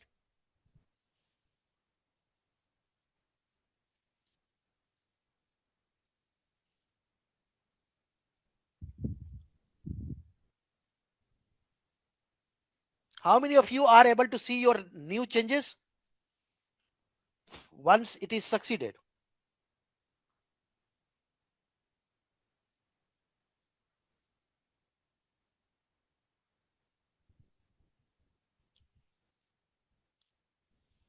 Yo, this is CI/CD, my dear friend. Okay. Yeah. Thank you very much, Pawan. Let me go back to Gobari. Gobari, where you lost, buddy?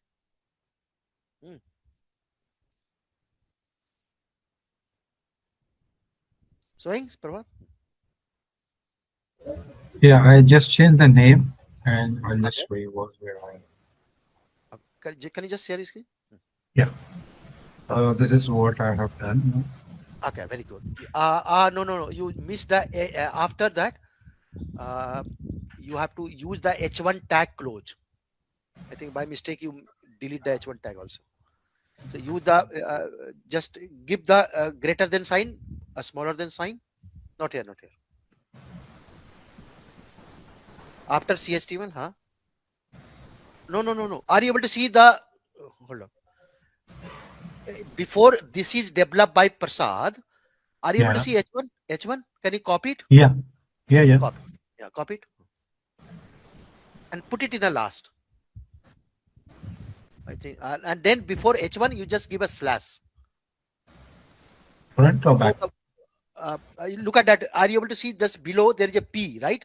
And before P there is a slash. I got it. Yeah. This is called close. So within the bracket. Should be here. Yeah, exactly. Now click commit the changes. And you can type some remark, right, in a commit message on the top. On the top box. Yeah. You have na? Delete that, yes. Delete all and just maybe type some message.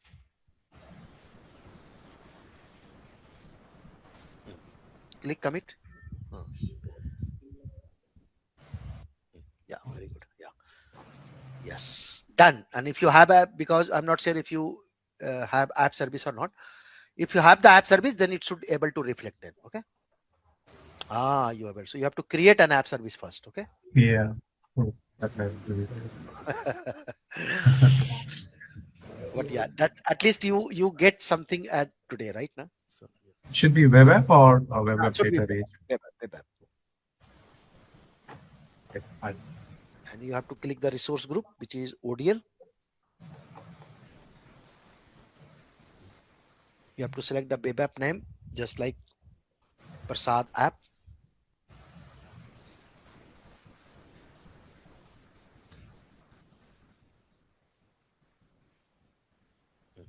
Uncheck the box which is below, which says secure unique hostname.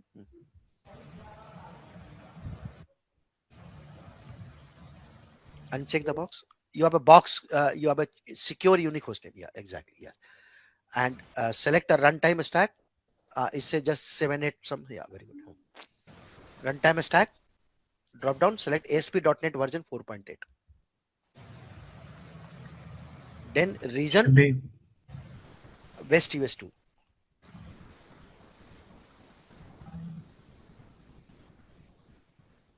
West US 2. Yeah. And then in the pricing plan, drop down and select B1. Okay, basic B1. Yeah, click review and create. So next time, if you get an error by any chance, try to changing the region. Okay, now Gobari. Okay. It can Sure, be East sure. US, it can be West US 2, right? So sometimes it works, sometimes some region work. Okay, yeah. Just Basic click create now. I have that now. If you see the video now, then you will get understanding. Correct? Yeah. Okay, thanks. Yeah, welcome, buddy.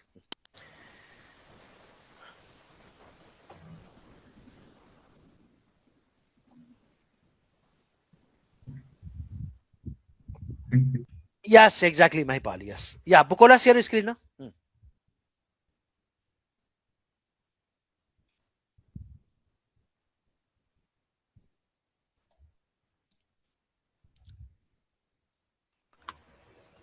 Hello. Yeah, good afternoon, sir. Good afternoon. Yes, sir. Yeah, Yes. I think let me okay, this one. So Edit. And yeah, instead of welcome you to said Ming dinner. okay, is it this one? Welcome to all. Okay, let me Okay. just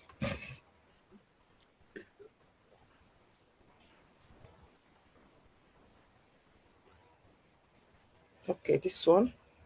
Instead of Ming, you use your name, Bukola. You know, any restaurant. Oh, Oh, wonderful restaurant, right? yeah, yeah, that one. Bukola dinner. That's fine. Just click commit changes Okay. and just give some name. Uh,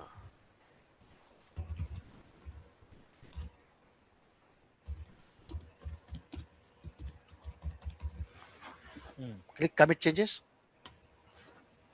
Yeah. Go back to your app service. Okay.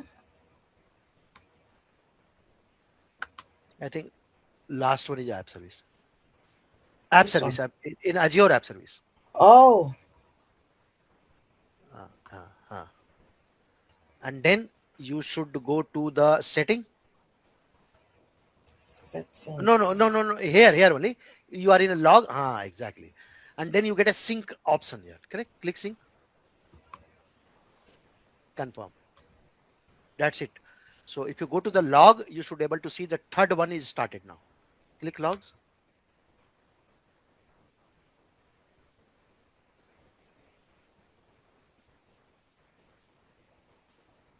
Yeah, third one. And what is that? Developed by Bukola. Look at the first one. Yeah, Huh? yeah.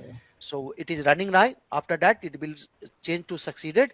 And when it is succeeded, if you refresh, you should be able to see welcome to Bukola. Okay. Bukola. Yes, sir. Yeah. Thank Okay. you, sir. Welcome. Perfect now. So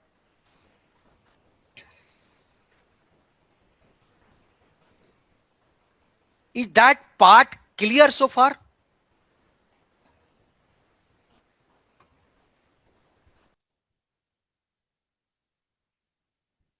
Prabhat.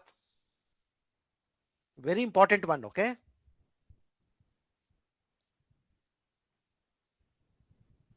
Dheeraj, Mahipal.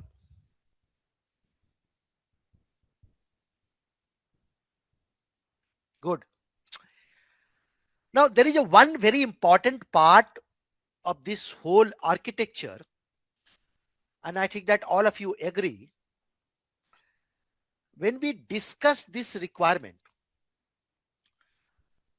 one thing is quite an important word, which is security. Every one of you agree that every solution must have a security element?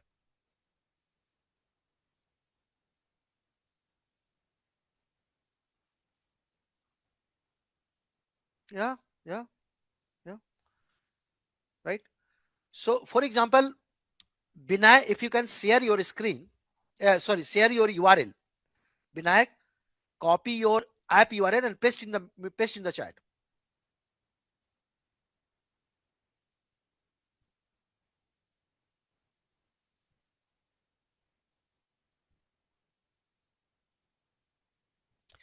Can everyone click the Binayak URL and just confirm? Are you able to see the application of Binayak? Yes or no?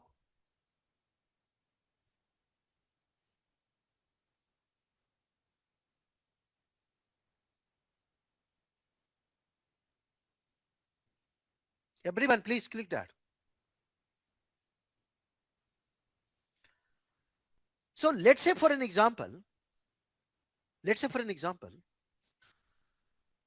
this is company internal application. used by its employee to check their pay slip. By any chance, if this application is accessed by me, I am not a company employee. So I can get certain information which should not go out of the company itself. But right now, if I have a URL, nothing is stopping me.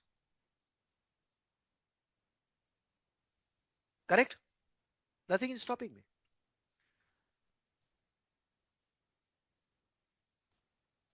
So very important element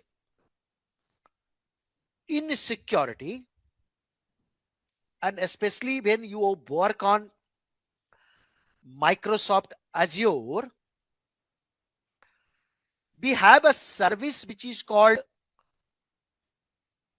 Azure Active Directory, or now it is renamed and rebranded as an intra ID. How many of you heard this word before?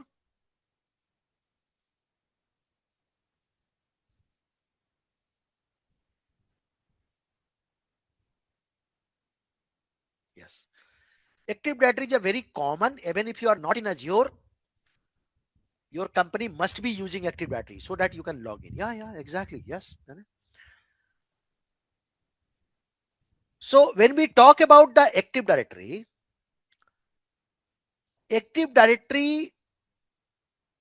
store information about user. So when you log in on your laptop, in your company laptop, it asks you the username and a password, and that username and a password is stored in this Active Directory.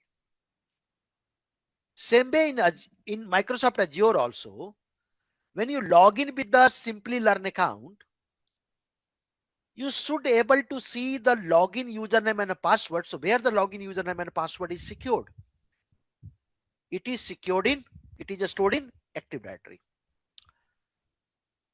In Azure world, now we are knowing with the new name, we call it as an intra ID.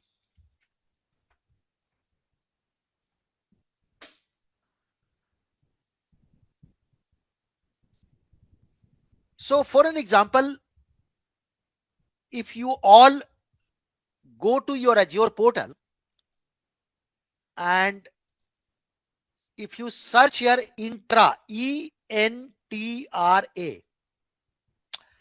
you should get here Microsoft Intra ID. Can you all click that?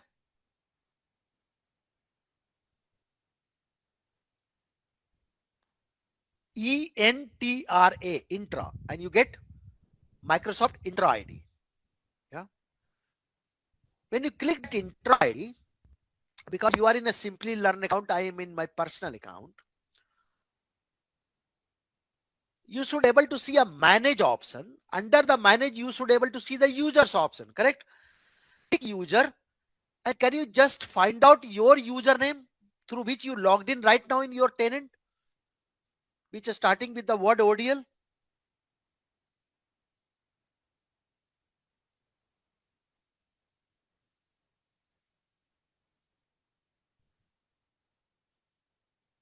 Yes.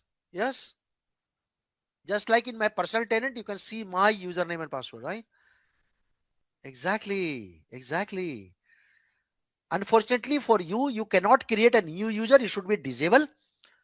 But for me, if I have to create a user, I can create because it's my personal account by any chance. So number one, your Azure Active Directory store information about every user in your organization who want to log in on Azure portal. Number two, you should also surprised to see something called enterprise application. Can you click the enterprise application?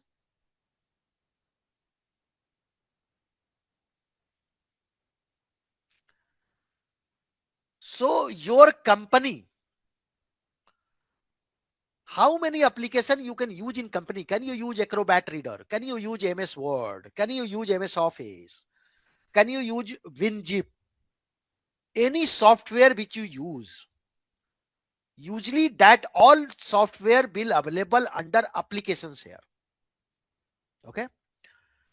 Those application is available with something which is called as an app registration feature. It's called app registration feature. So the moment you register any app, it can be your office app, it can be a cloud app. Inside the app registration, it will be available for only authenticated user. You see enterprise here under manage.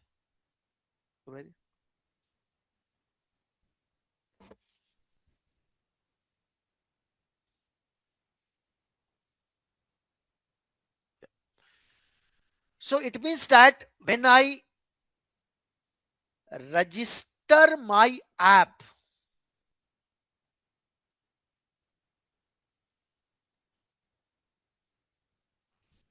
when I register my app using app registration feature,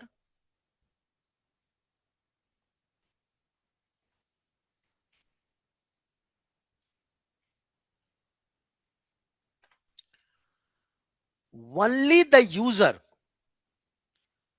who is part of my Active Directory can access it. If it is not a part of my Active Directory, it is from some other Azure account, they cannot access it. So my company, my Active Directory, my Azure account, and only my user can access it. So one way to secure your app service is to register your app with Active Directory. Perfect. So let me ask, Gobari, are you able to create your app service by any chance?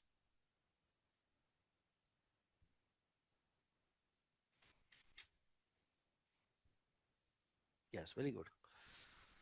So the next demo we are going to see from Gobari screen. Gobari, share screen.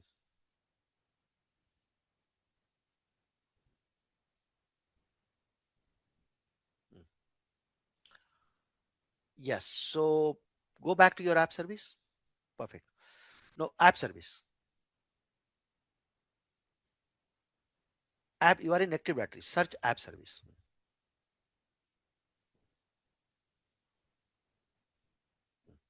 Click app. Everyone click that. Good. Copy the URL. Gobari. You have a URL. Look at that. No, not here, not here. On the little right hand side, you have a default domain. Little right side.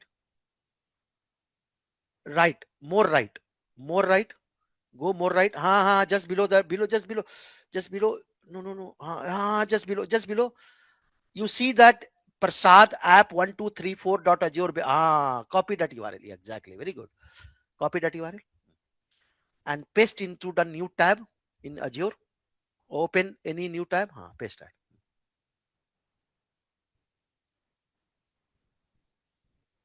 Okay. So this website will get open without any username and password. Okay. Because right now it is not. So look at that. It's open. It doesn't ask username and a password. So go back to your app service now. And on the left hand side, you should able to see settings. There is a lot of option. There is an option called setting. Under the setting, there is an option called authentication. Can you all confirm if you are able to see the authentication now in your app? Pavan, Prabhat, Mahipal, Vinayak, Vinay, Dheeraj. Okay, good. And then you get a button called Add Identity Provider. When you drop it down, look at that. Your Microsoft allow you to connect your app with the various identity provider like an Apple ID, Google ID, GitHub ID, Twitter ID. You see many websites which let you log into their website by just supplying Facebook ID, by supplying the Twitter ID, by supplying the Gmail ID. Yes, this is how they do that. But in our case, we are going to use Microsoft Intra to select the first one. And when you select the Microsoft, there is a lot of new options available. If you scroll down, you get an app registration option. Can you highlight the word, Goberi? Look at the app registration option, and it is going to create a new app registration. Can you highlight that? Create new, there's a checkbox already there. It's a create new app registration, right? Exactly. And your app is secure with a secret key which is exchanged between Active Directory and your app, and you can define the duration. So if you drop down, select the minimum duration of a 90 days. So within 90 days, your app must need to re-authenticate with the Active Directory. You do not have to do anything. It is automated process. Can you all confirm if your screen and the Prasad screen is same?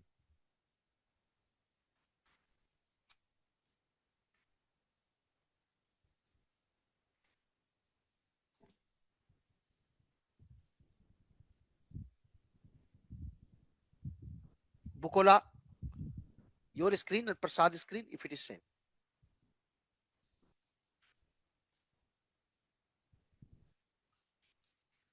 Yeah, click add now.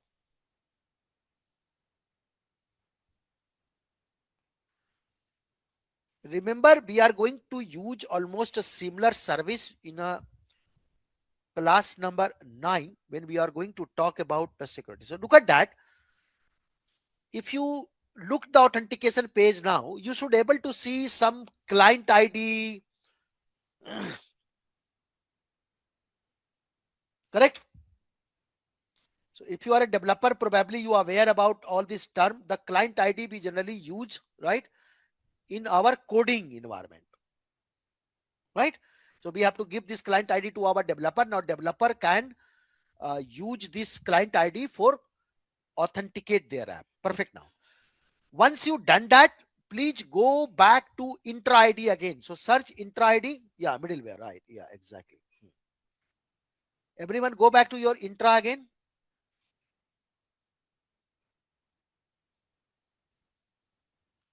And if you click the app registration now, under the manage app registration, can you all confirm if you are able to see your application name now? It's available here. Prasad 1 2 3 4. Right? So it means that now your app is registered inside an Active Directory. So Active Directory know about your app now. Click that your app now inside the app registration.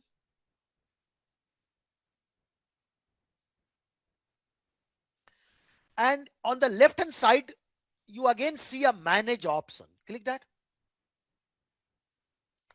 Under the manage option, you should again see the authentication option.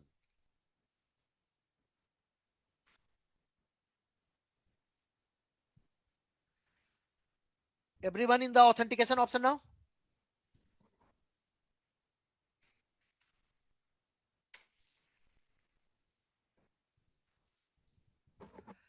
And now look at that. It automatically add some URL inside that. So can you now go and refresh your app, or if any one of you are still accessing Binayak app. Can you refresh the Binayak app now?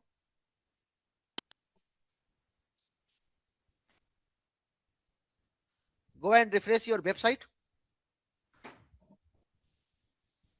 Or any one of you are accessing your Binayak app, please go and refresh Binayak app.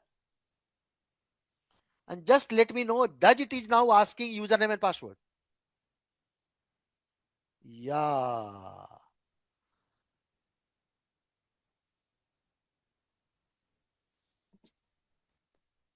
Refresh your, copy your URL, Goberi. Your app URL, not here, not here, not here. In browser, you already have app URL. Copy it. Yeah. And maybe you can open new browser if you have a Chrome or maybe another browser or maybe private window, private browser. Exactly. Paste it. So it will now not open automatically. It will ask for a username and password. Yeah, hit enter. Exactly, my pal, right? So now it is asking that authentication. Until and unless you do not provide the authentication, means the username and password of your same account, your app is not going to be open, right? Look at that. It is now asking Gobari, correct? Now, before that, it opened directly.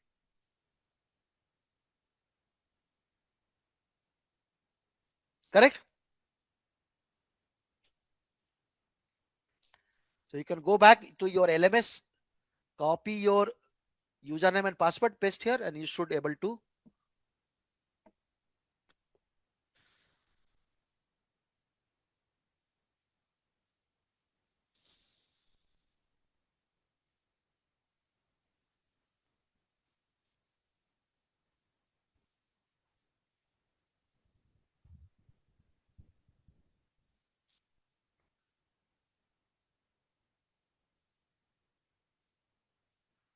Yeah, exactly. You need to be.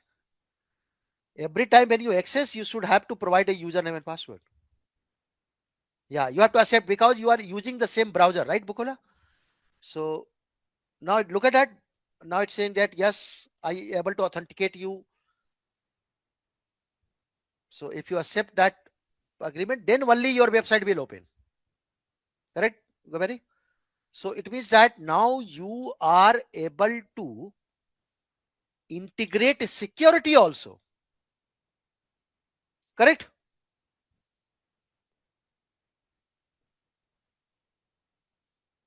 Hold on, Gobari. Yeah, unmute yourself.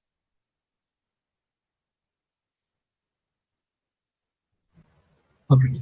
Yeah. You understood, huh? So this is Yeah. how your most of the web application nowadays you are able to see, right? It will ask you the username and even Azure portal, right? You can't log into Azure portal until unless you do not supply the username and password.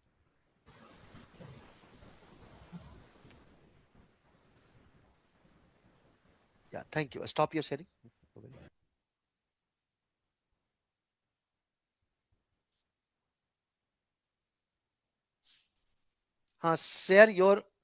Share Binayak.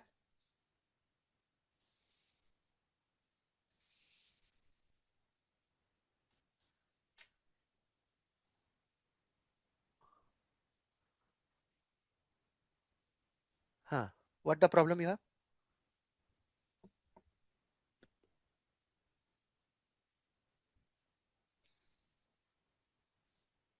1 minute, 1 minute. Let me unmute you. Hold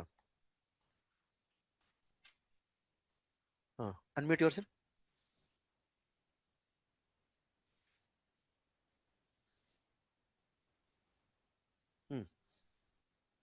Oh my God.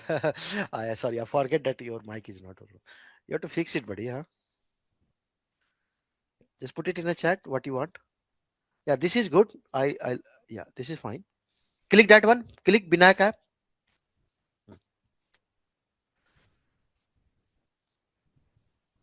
And click the manage left side. Click the authentication.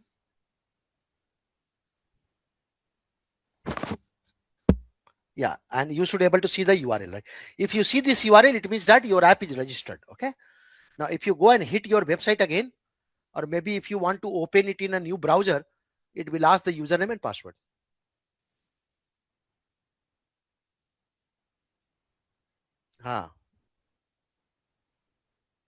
Copy it, and maybe you can open in a new browser.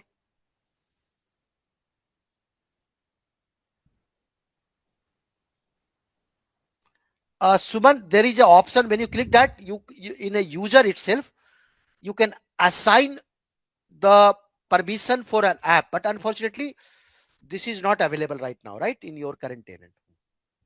Not here in the same website, it will not open. It is already taking cookies, no?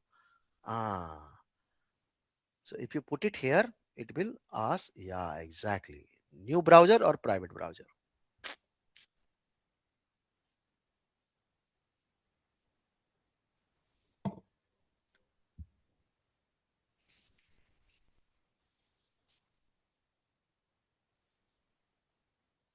No. You have to click the username. Now it is asking, right, Binayak? It is not opening. So until you do not supply the username and password, correct username and password, you will not open that website at all. Yeah. Yeah. Stop your sharing now.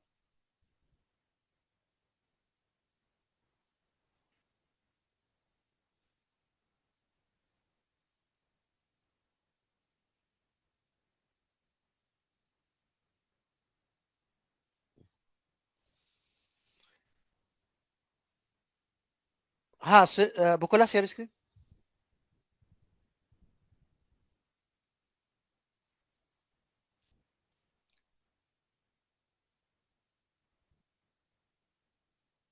Yes. 1 second, Bukola. Let me unmute you. Exactly. Yes. Yeah. Firstly, sir, I just want to ask. This security, we can't use it in what's it called, like in public? Is it within the organization? Within the organization, exactly. Okay, that's fine. Then can I just say something, sir? You know, when I make a commit on that I put my name in this place, in the it's not let me then when I refresh it, it's not bringing my name. I don't know why. I don't know what happened there. It the only because you have cloned my repository multiple times. Okay, Bukola. Okay, that's why. So maybe you are using different repository and you are connecting different. Maybe I'm connecting with different one. No, yes, a different one. Yeah, because I remember that you know yeah, exactly. Okay, that's so fine, this, sir. That's fine. yeah. Okay. Thank you, sir. Thanks. Yeah, welcome. Yes, sir.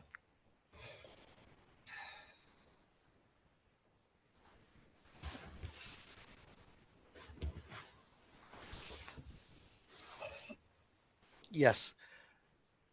Good. I think that one have a questions.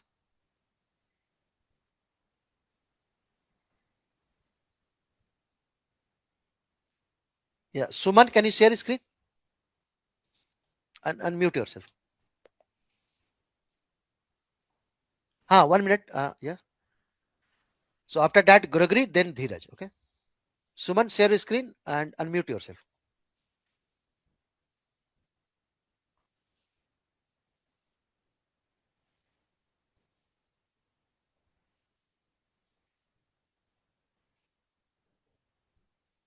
Okay. No worry. Then let me go to Gregory. Hey, Gregory. Yes, sir. Good morning, good afternoon. Good afternoon. It's a really quick question. So when you register the app, and I know Bukula just asked this kind of similar to what I'm asking. So that the Active Directory is referring to the actual company, the corporation side. But what about the customer side Okay, of? no worry. I will show you. Can you just share your screen? So I think your question and Suman question, I will Yeah, admit. I'm not doing that. I didn't do the application. Okay. You guys. So I'm then, just been okay. watching. Yeah, Yeah. just hold on. So let me to go to maybe Prabhat. Can you share your screen?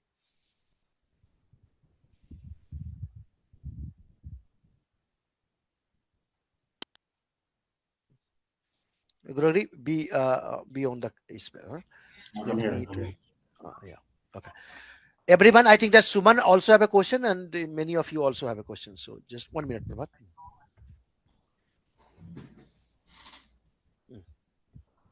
Yeah. Go back to app service.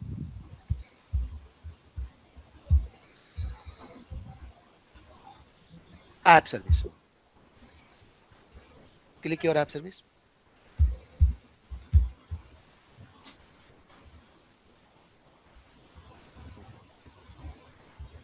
Go to authentication.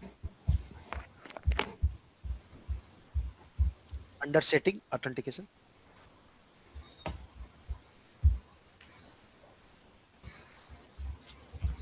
And yeah, good. And you just have an edit option. Can you click that?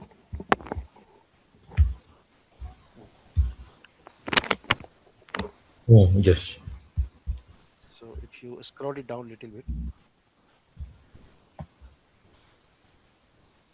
Okay. So just hold on for a minute.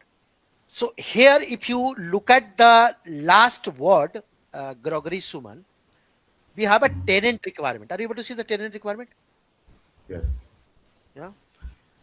So it means that can you just delete maybe when you're creating a phrase, I will show you that how it will work. Just go back a little bit. Go back to your app service again, authentication setting. Again, back.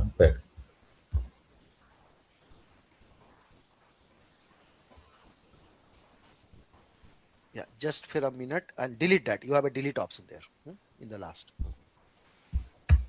Delete. Remove authentication.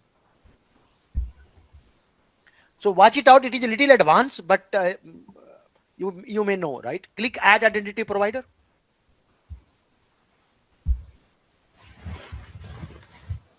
Yes. Select Microsoft.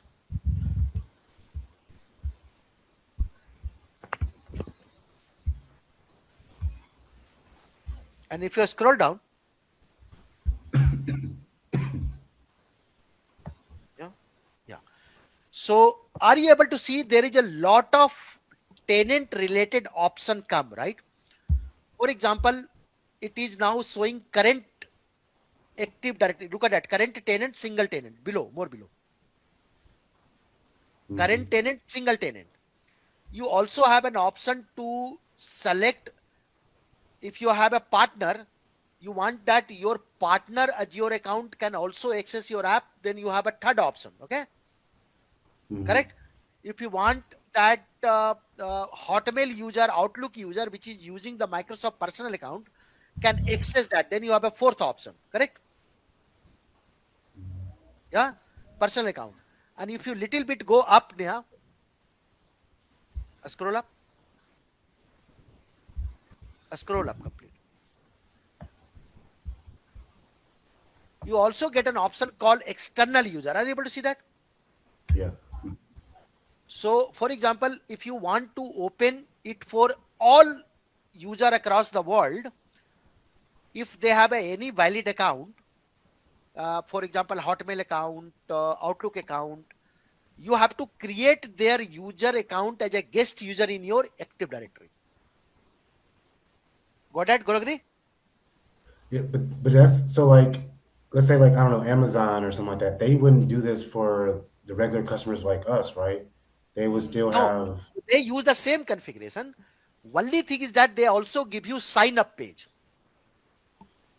Correct, huh?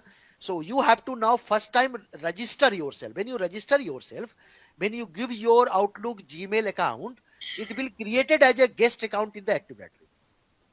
Is that similar to the external configuration? Yes, exactly. Okay. Now, if you go back to the intra ID again, Prabhat.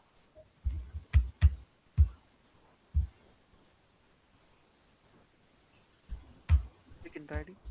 Okay. Now, if you go back to your app registration,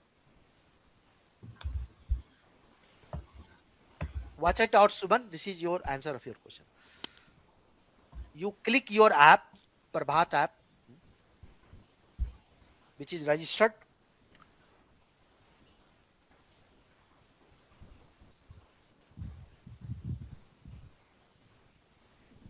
Just fine.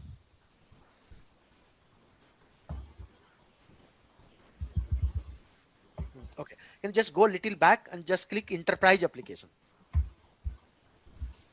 Go back, go back. No, I mean to say you have to go back to just cross this one. Okay, okay, okay. Click enterprise application. You already have a left side. Okay, no. Click Prabhat app now.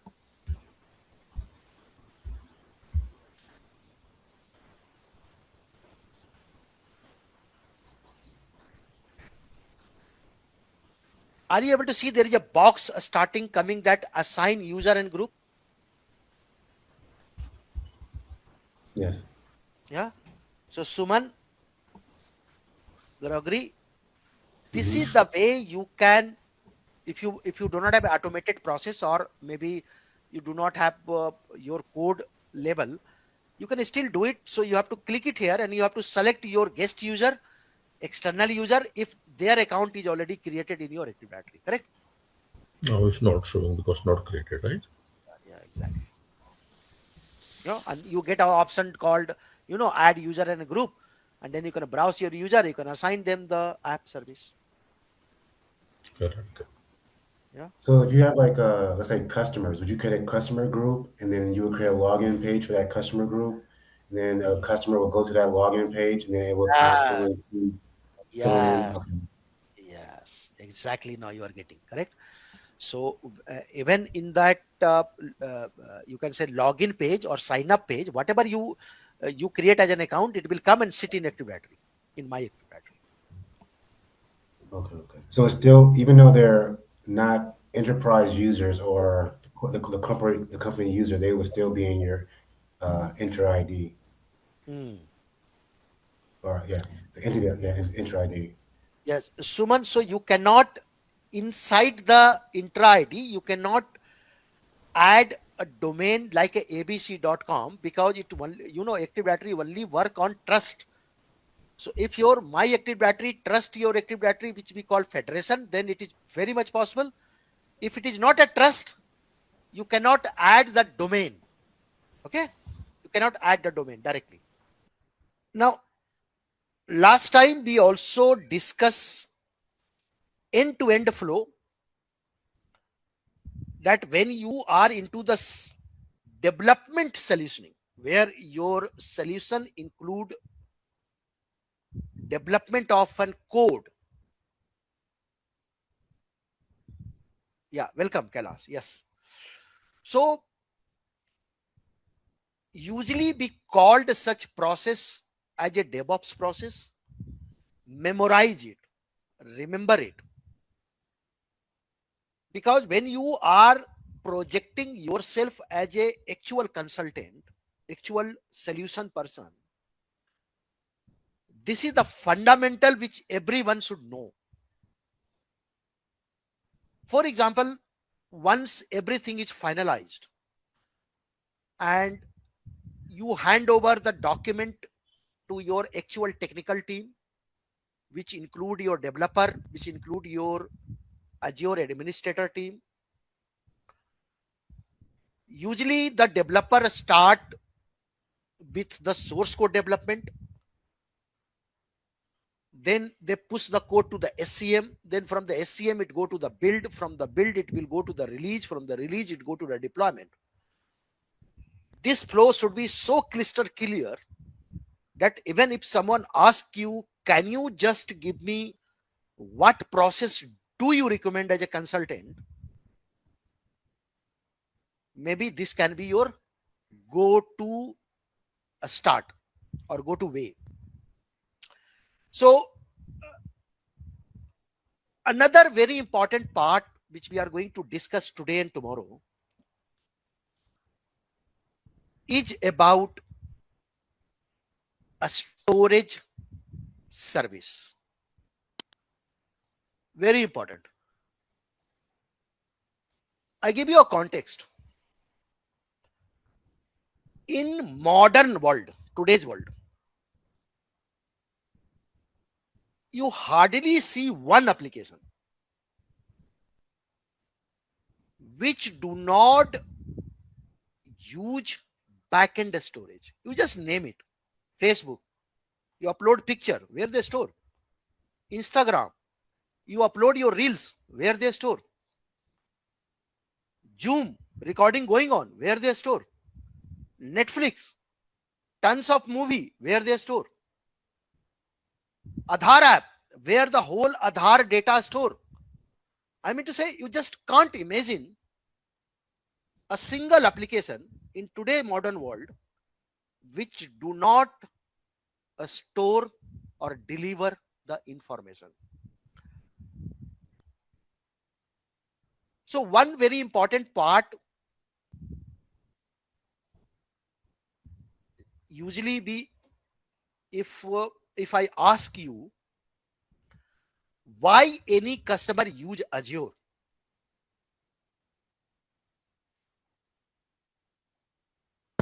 easier scaling, cost effective, less maintenance, because Microsoft service there.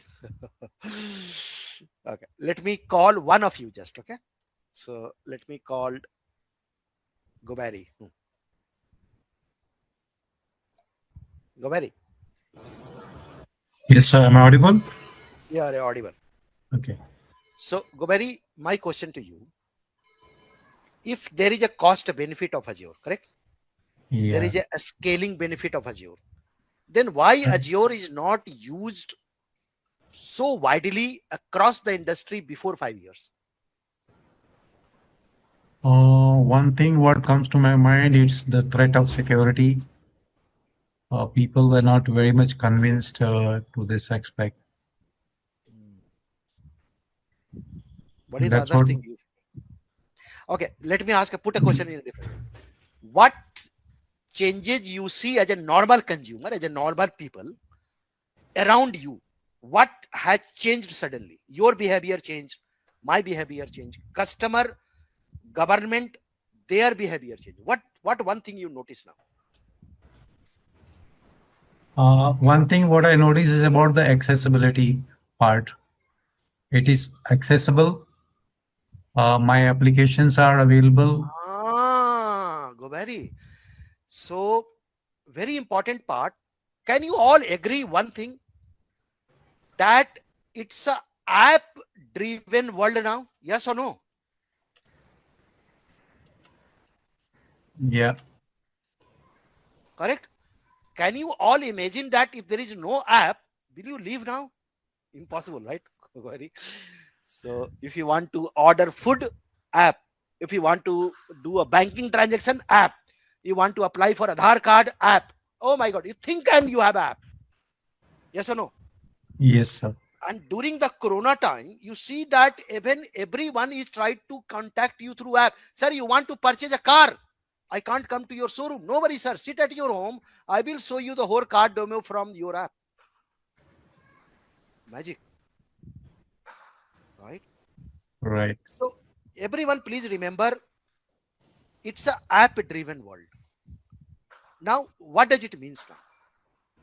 It means that as a company, if I try to connect you as a customer, I will say that, okay, Gobari, no matter where you are in this world, you can use my app to connect with me. Correct? So this drive the consumer behavior change big time. And one very interesting part, when it is an app driven world, or you can say that it's an app driven business, what this app deliver to you? Why I use app for that matters. I just give you an example. I want to watch a movie. Now, movie in the, you can say in Netflix is a store in some kind of a storage. Agree? Yeah. Yeah. So in this storage, every movie is a store, but still Netflix said that you can't access this storage. You have to come through app. You connect here, and then in the backend you will I will give you the movie. They don't provide access to the storage directly. Is that agree? Yes or no? Your all movie in the Netflix data center store in a storage service, right? But still they can easily provide through here, but say that you can't see the storage. If you want to see the movie, come through app. Now you just take anything. Facebook, where the Facebook store all my data, all my pictures, a storage. Instagram, where the Instagram store all the storage, here. But still they are forcing you to come through app. So this is merely a front end. Your actual package, a storage service. Is that part clear? So number one, it's an app driven world. Number two,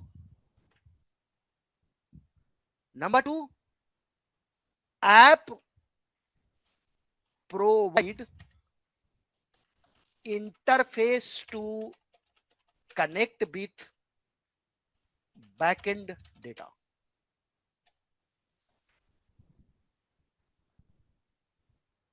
Both the statement is correct.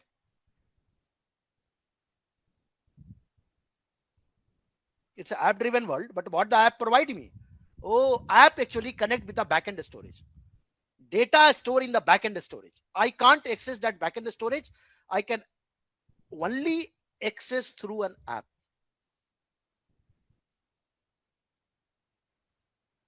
Make sense? Make sense? So, my dear friend,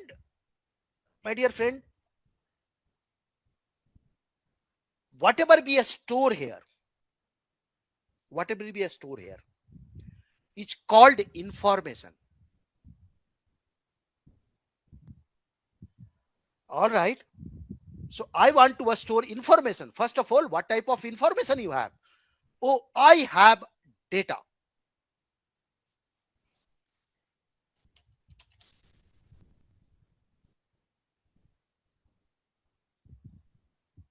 Okay. I have a message.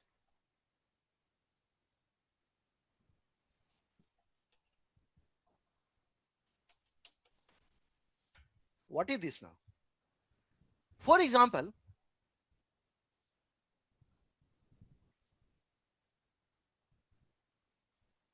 because you are going to host your app and a data, because it required a scalable, right? You require unlimited storage. You require an app which can be accessed by every customer. So definitely you need to publish or make your app available worldwide. And this is how customer have to go to the cloud, because they cannot set up data center in every part of the world. Understood, Binay?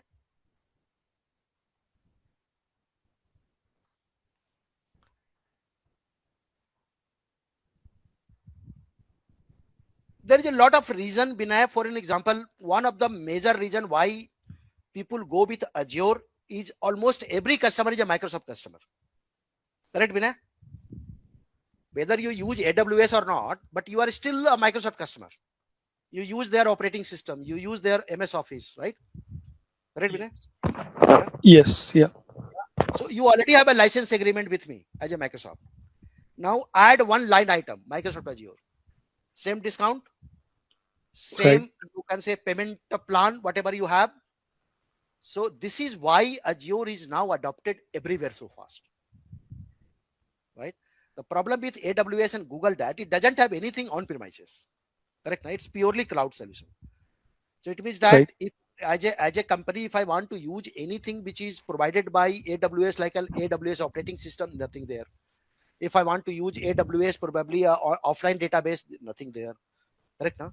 So it means that every customer being a Microsoft customer, they already have an agreement with Microsoft, right? So it is very convenient for them to go and sign up another service.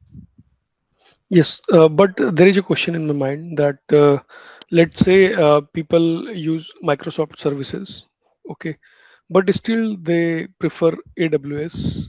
Then what are their criteria and why Their they go major, with yeah, their major criteria is end of the day is called a cost. Okay, now. So Mhm. it's a pure commercial game. Even I like Azure, but if AWS, if I come to you as an AWS and if I give you a discount of 60%, Azure say that only 25%, which where will you go? Yeah, definitely Azure. The AWS, right? Because Yeah. you are going to push your team that okay, if I go with the AWS, I am going to get 60% discount.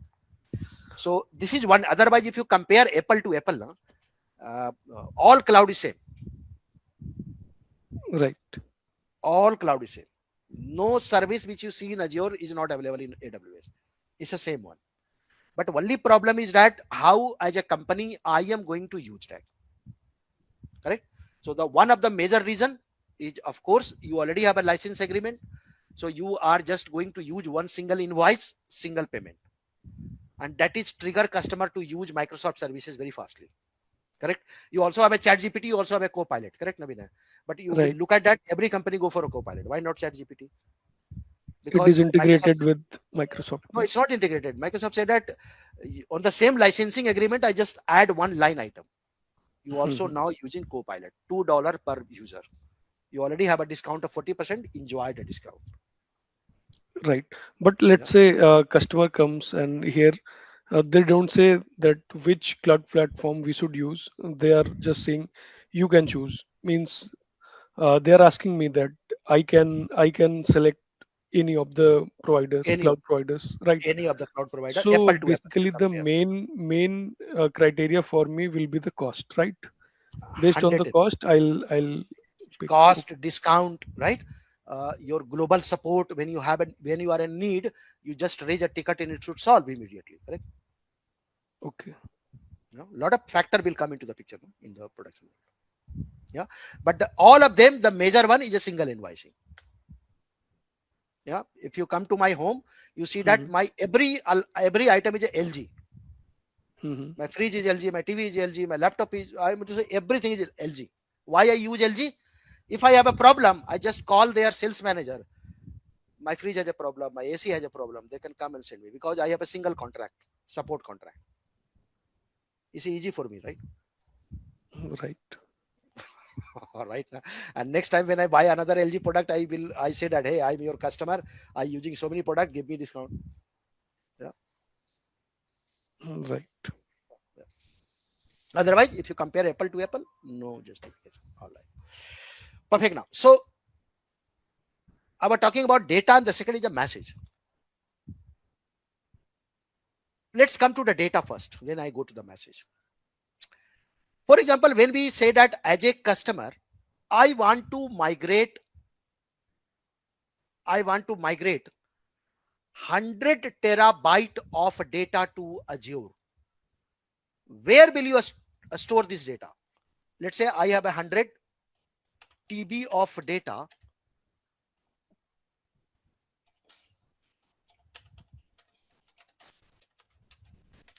Where will you put it in Microsoft Azure? Anyone can guess?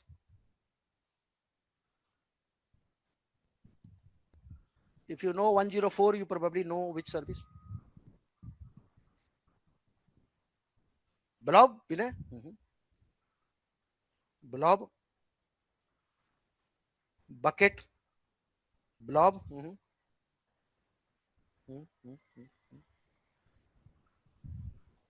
Yeah.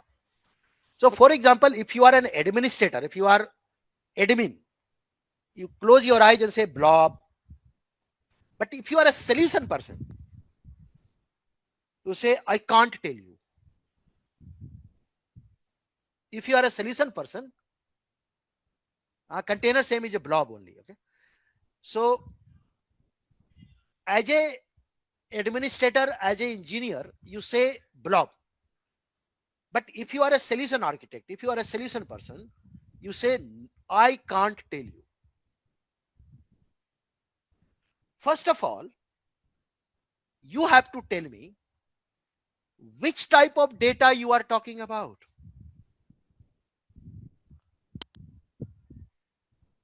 You want to know the classification of the data.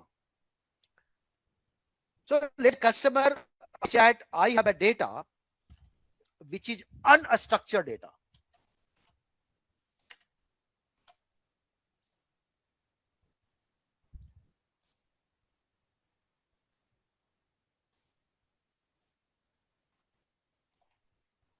I have unstructured data. Or I just customer, I have a structured data.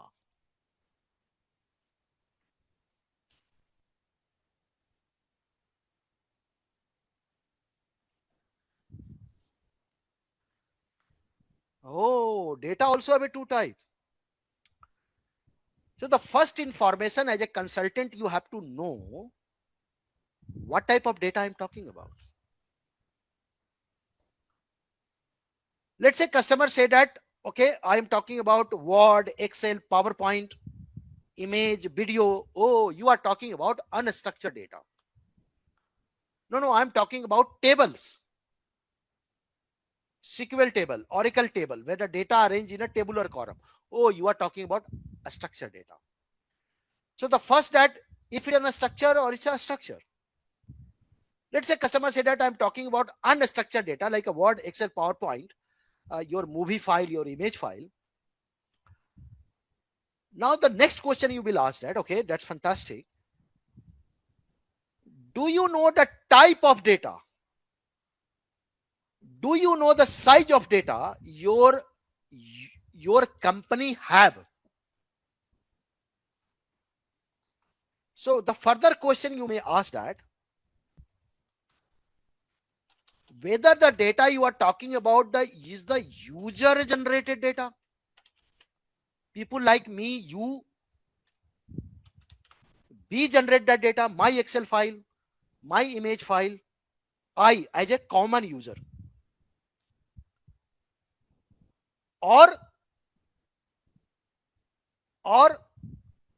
it's a app or machine generated data, like a firewall log.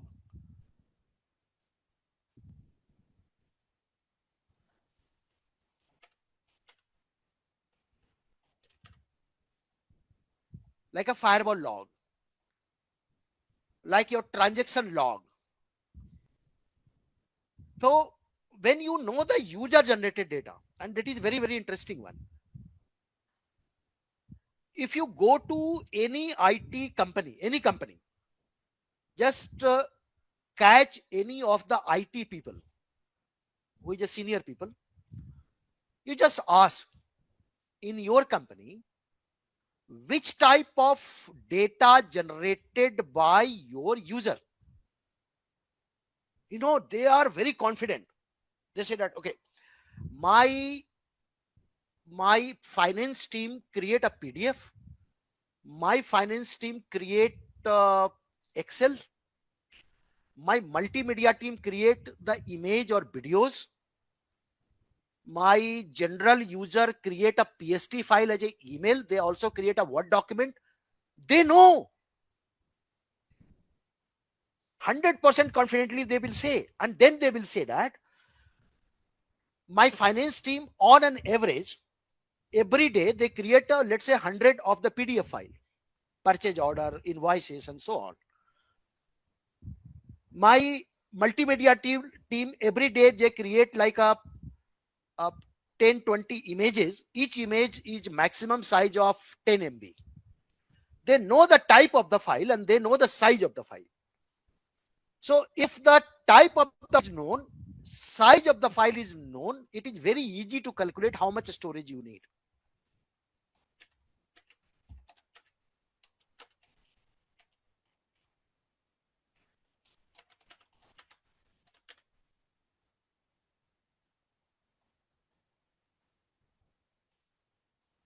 Correct?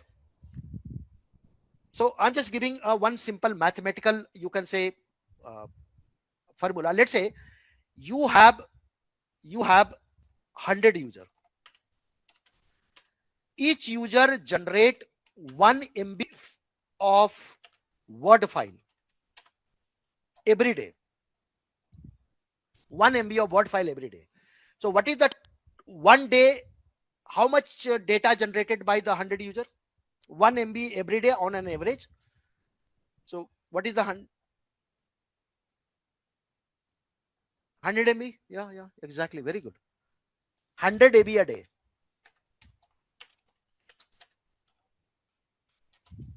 When we say 100 MB in a day, how much it is going to come for, let's say, 1 month, which is a 22 working day?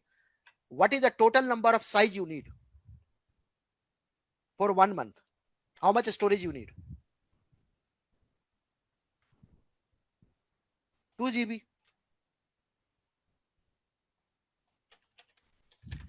In a year, how much space you need? In a whole year, how much space you need? 24 GB. In the next 3 years, how much space you need?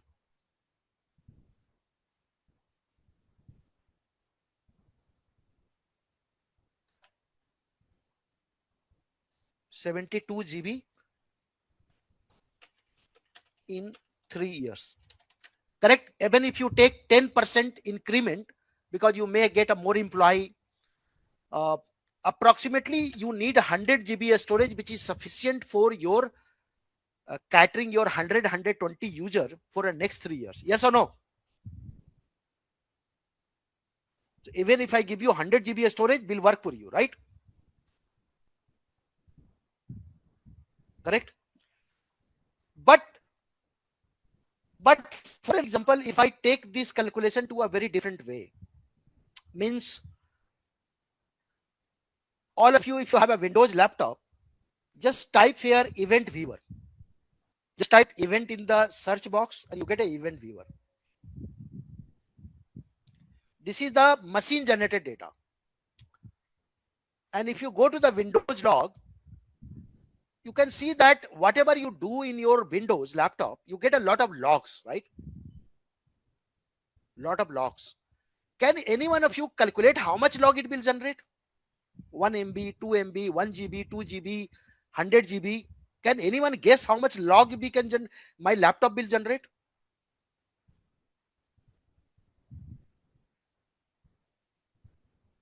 Sure, Saurabh? I can't.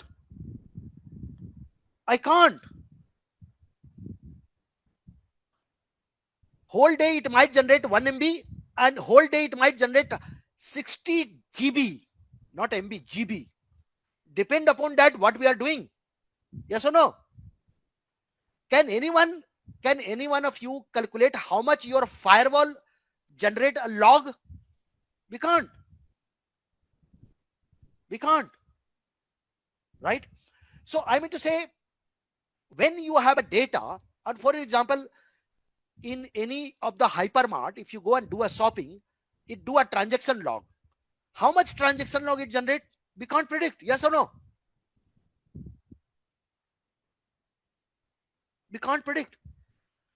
So any data where we can't estimate the size,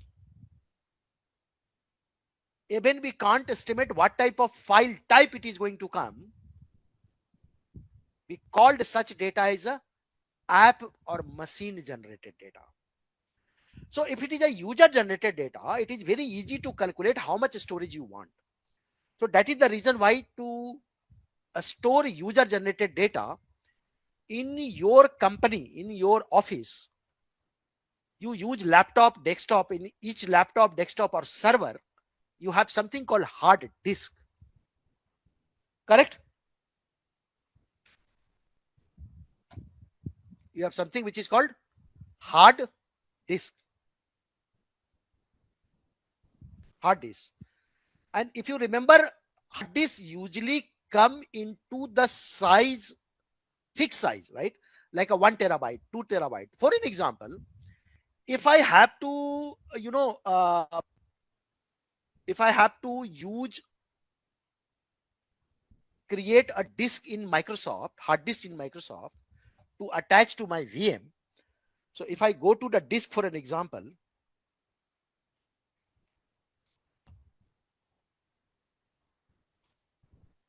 if I create a hard disk,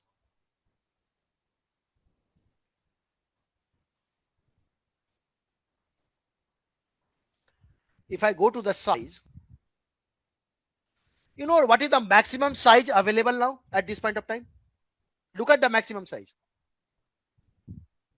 You can't go beyond, single hard disk can't go beyond 3 terabyte. Is that clear to all of you? Can I store 4 terabyte in hard disk? No, because the hard disk itself come as a 3 terabyte. Even in your laptop, if you want to attach 5 terabyte of hard disk, not possible, because the maximum size limit is 3 terabyte. Why the size limit? Because we assume that we know how much storage we need. So in the on-premise, we usually use the hard disk.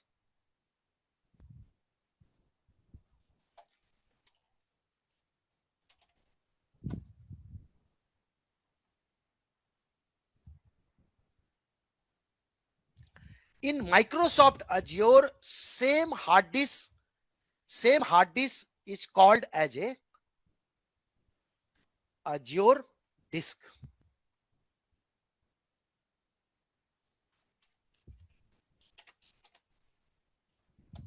In the Microsoft, same hard disk, we use it as a Azure disk.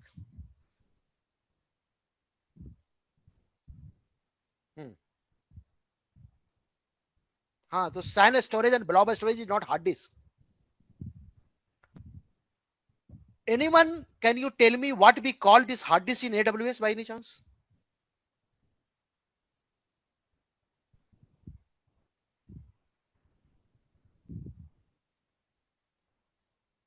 EBS Bukola, very good.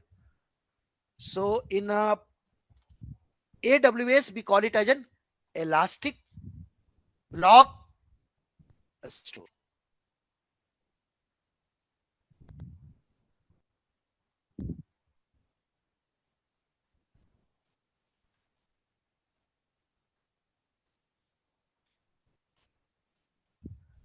But you know what is the problem of the hard disk?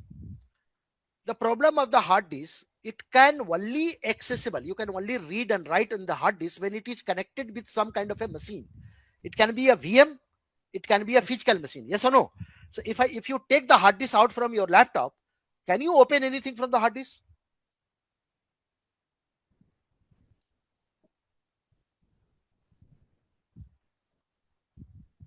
No. So if the hard disk is not connected with the VM, we can't access that, right? So this is the one of the challenge. So what is the second option? For limited set of data, usually in the company, you will get something which is called as a file server.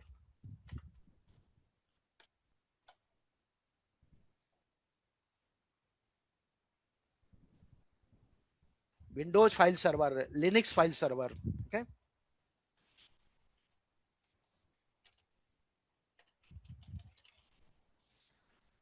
In Azure, the same file server is available as a service, and we call it as a file share.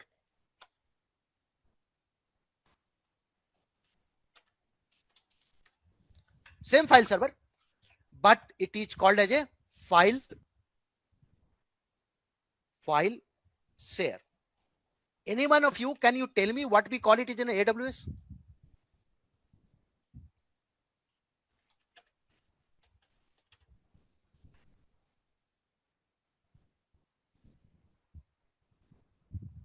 FSX or EFS, right?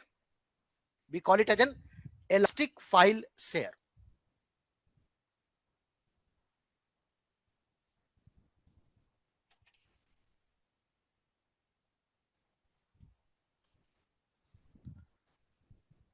Now there is also most of the company use some third party services to store the data. Can any one of you give me a name if you know in a company what service we can choose, which third party used to store the data? Any big name in the industry? Tape library, yeah, exactly.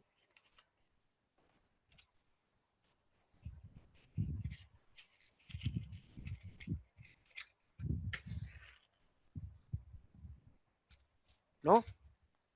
So please go to Google, all of, and just type Net App. Have you heard this name before?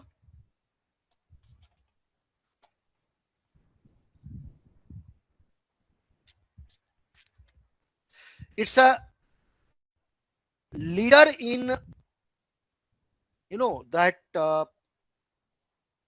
storage service. So most of the companies, they use exactly, Gaurav, very good. So few of the company use the NetApp file share as a NAS box.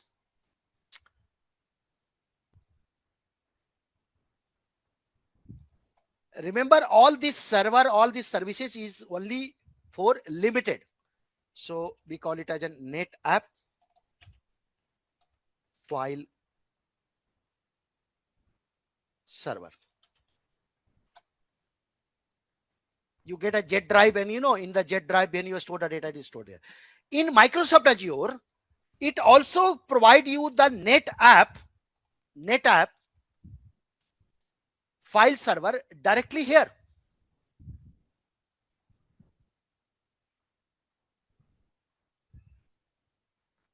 NetApp file server directly inside Microsoft Azure.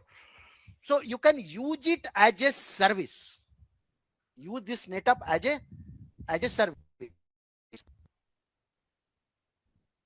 Oh my God, it's a NetApp files, right? It is the same NAS service available in Microsoft Azure.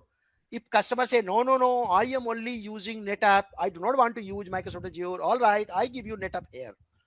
So you can use in Microsoft Azure a NetApp file share.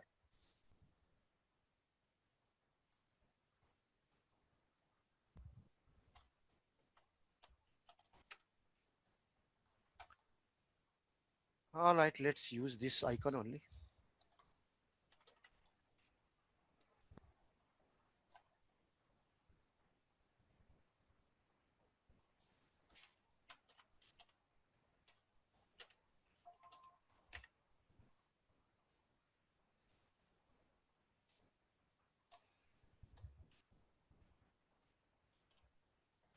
In AWS, exactly same. In AWS also you have a NetApp file share available.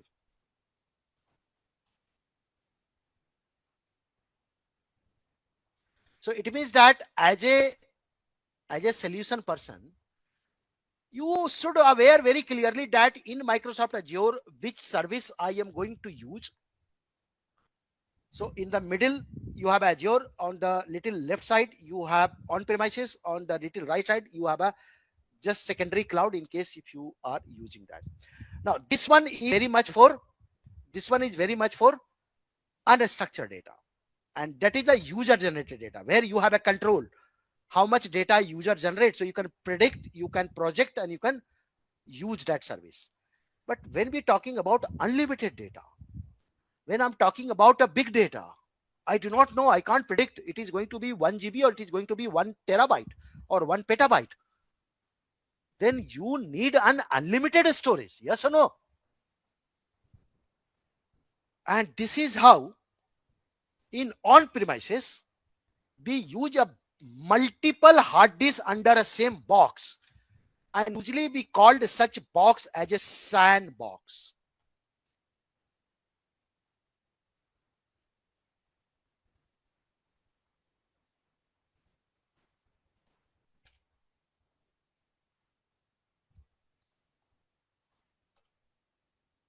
Microsoft Azure said that I give you exactly same box, same SAN feature, same speed, same multiple hard disks in the background, but as a service. And that is called, my dear friend, blob.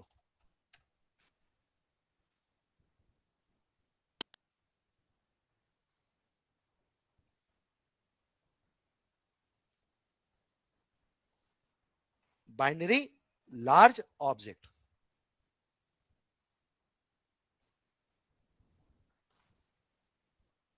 What is equivalent of blob in AWS?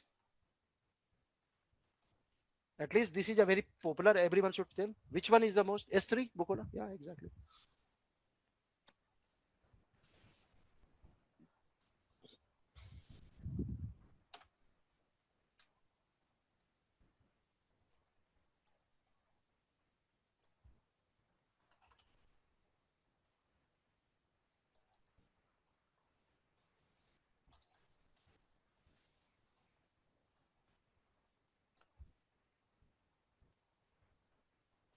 But the only problem with blob storage or S3 storage or SAN storage,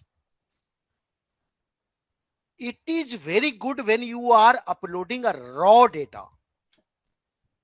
Now there are few requirements, especially when you are using machine learning, when you want to develop your AI model.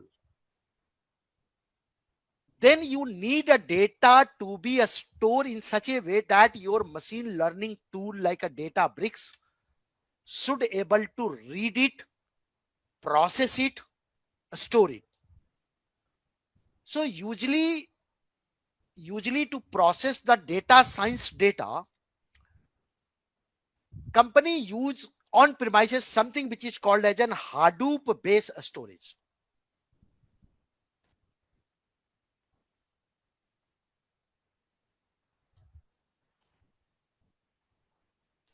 Same like a SAN, but it gives you more liberty in terms of you can apply permission like a read, write, and execute on a user basis. You can also organize your data in a folder hierarchy. In Microsoft Azure, similar service is available as a service, and we call it as a data lake.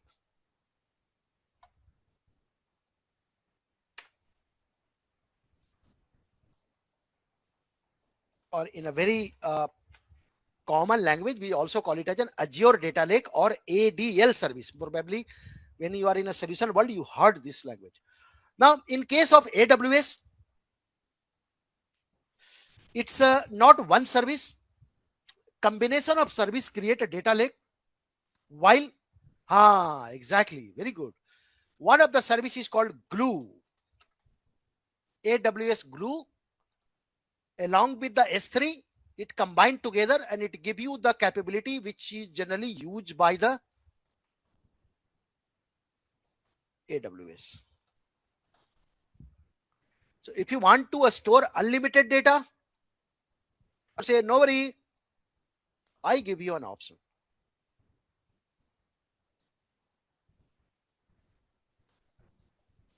I hope that now it's a clear to all of you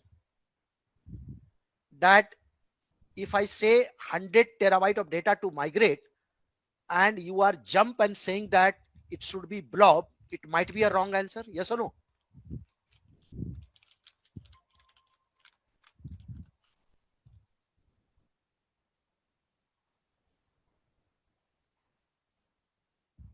Vinay, Sales, right? So it means that you being a solution person, Devashish, yeah, you being a solution person, please remember you are not administrator now. So the first thing you have to do is that stop thinking as an administrator. Stop thinking as a core technical people. You are a solution person. Solution person never jump to the solution immediately. Take a pause. Ask, okay, customer, I can help you to migrate your data, or I can help you to create a solution. But first of all, I need to understand which type of data you are talking about. If that portion is not clear, by internally, you will definitely going to answer something which might not be correct from solutioning point of view. Make sense? Now, again, when we talk about an unstructured data, A structured data also come in a two major format. One which we call it as a relational data.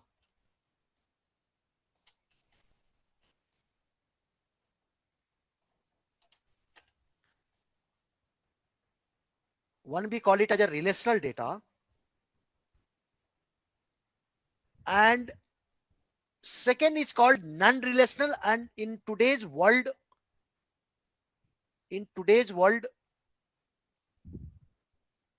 we also call it very popularly no schema, no SQL, no relational data. So we call it as a no SQL.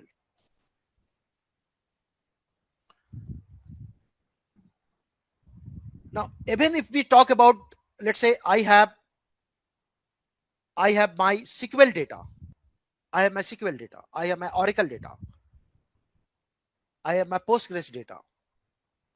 You can't jump to the okay, I know I will give you a SQL on Azure. Maybe terribly wrong. So even in the relational data, you need to probably ask, okay, customer, I understand you are talking about tables, but let me know that whether you're talking about the relational data which is hot, which is current, which is running your business right now.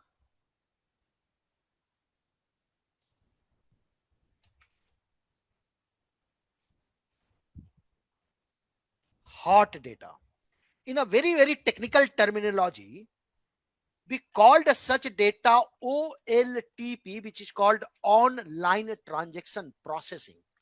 So if you go to Google and just type here OLTP, you will get an answer that it's about a day-to-day real data which is processing your business right now. Or I am talking about no 5 years old data, last year data, 10 years old data. I'm talking about historical data. Generally, historical data people have to store to maintain compliances also. So it means that you as an solution person, you have to be again very, very clearly ask, okay, customer, I understand that you are talking about your SQL or Oracle, but just let me know that it is an archive data you are talking about, or you are talking about a current data. Does it matter? It matters a lot. It matters a lot. So for an example, most of the time when we say about a customer, where the customer going to store their current data, very, very known application they use in their company, we call it as an MS SQL, Microsoft SQL. Or they might use MySQL. They may also use a Postgres SQL.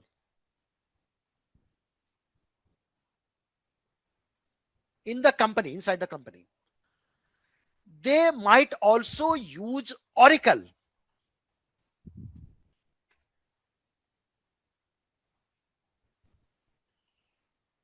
They might also use MariaDB.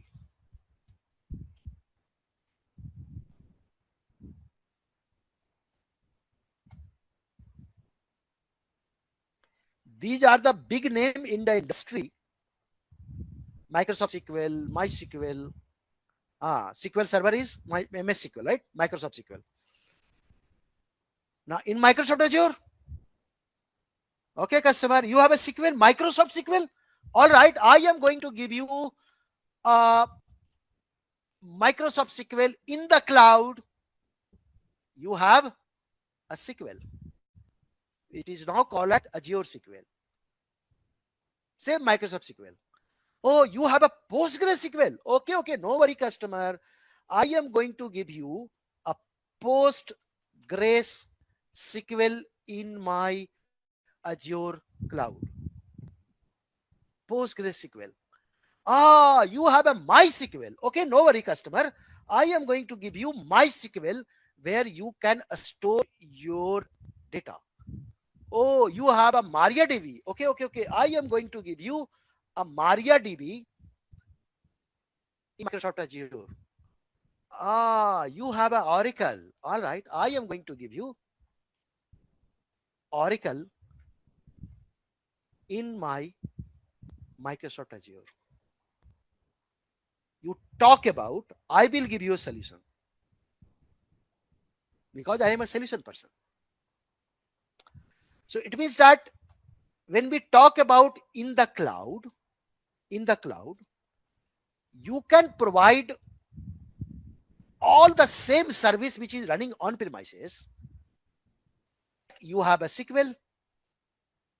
We call it as an Azure SQL.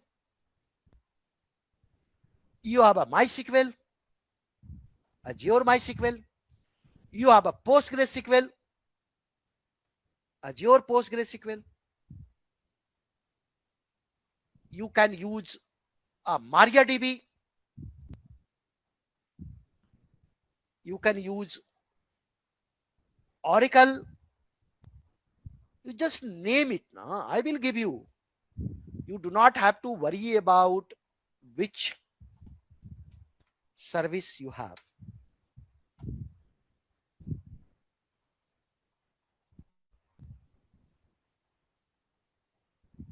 Is that clear to everyone?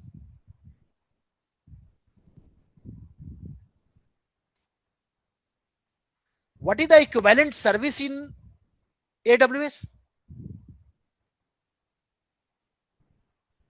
RDS. Okay. If you do not know, RDS is one of the services which provide you all these 6 engine. So you can just take it here as an RDS.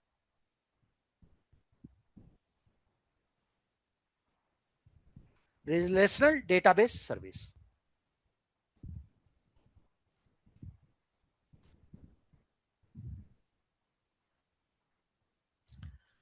So in the middle, which is inside a boundary, is Azure. Left side, your on-premises. Right side, your AWS. Customers say, no. I am talking about old data, archive data, archive SQL data, archive Oracle data. So usually all this flavor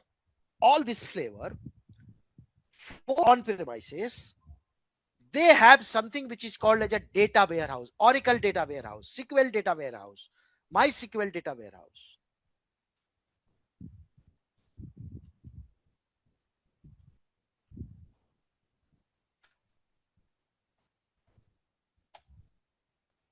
So generally as a customer, we use something which is called as a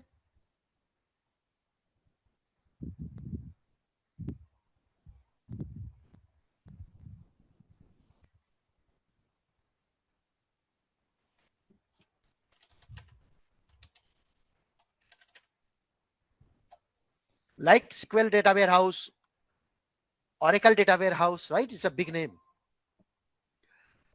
Microsoft Azure said that, okay, I am also going to give you a same data warehouse capability.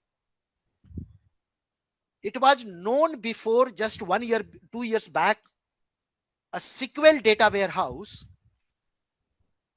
but now it has been rebranded, integrated with the analytics platform as well, and we call it as a Synapse. So Synapse also provide you the data warehousing capability with SQL. You can call it as a SQL data warehouse, or you can also call it as a Synapse SQL warehouse.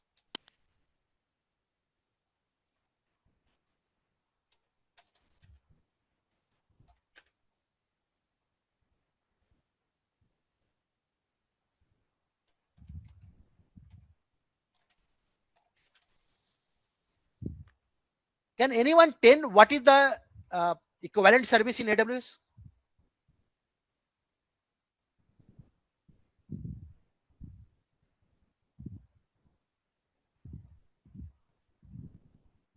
Bukola? What is the equivalent service in AWS? Any one of you, if you know AWS by any chance?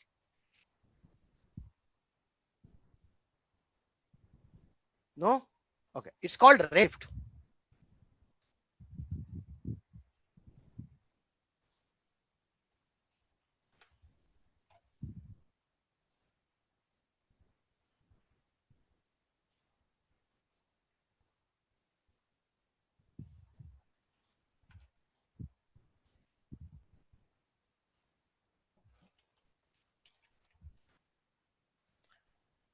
So let me circle it. The middle one is your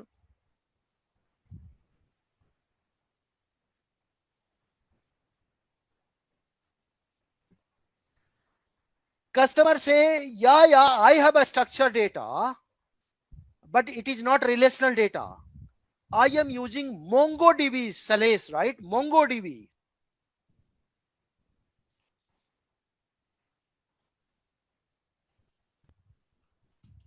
MongoDB is MongoDB is again a kind of a database, but it has stored the data as a JSON. So people say that no, I am using something which is called as a MongoDB in my company. I'm not using Oracle, SQL and all.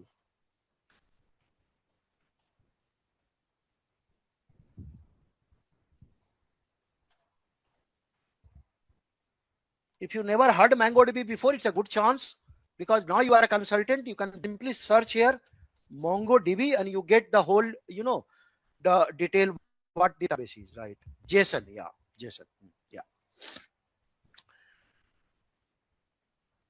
MongoDB in no. Azure said that, all right, I give you same service in Microsoft Azure. Previously it is called as a document DB. Now it is called as a Cosmo DB. This is same as your MongoDB. So it is that in Microsoft Azure you use equivalent service which is called Cosmo DB.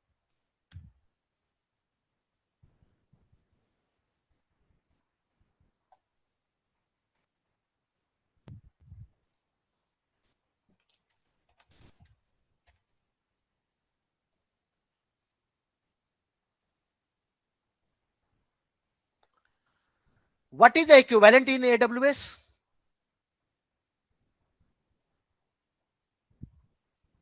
DynamoDB, right? DynamoDB. Yeah. Atlas is also, yes, Mr.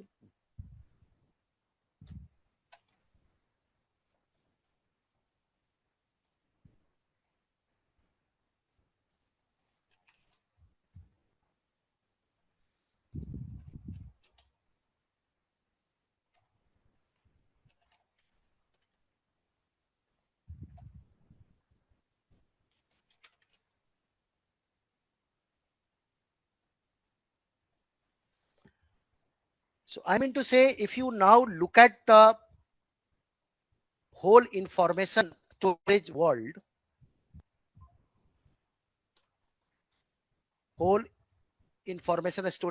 it largely divided in a two major part. Are we talking about a data? Are we talking about a message? If it is a data, are we talking about a structured data? Are we talking about unstructured data?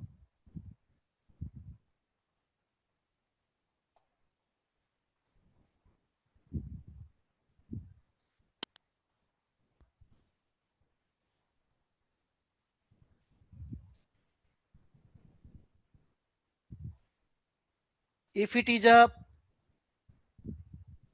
structured data, are we talking about a relational data? Are we talking about relational data? But still, my dear friend, if any one of you follow me from 104, during the 104, I said, only 10% of a storage at this point of time. today now I believe you already understand as a solution person, because you're in a higher module now, that my God, Azure is a bunch of services, right? But still it is 60%.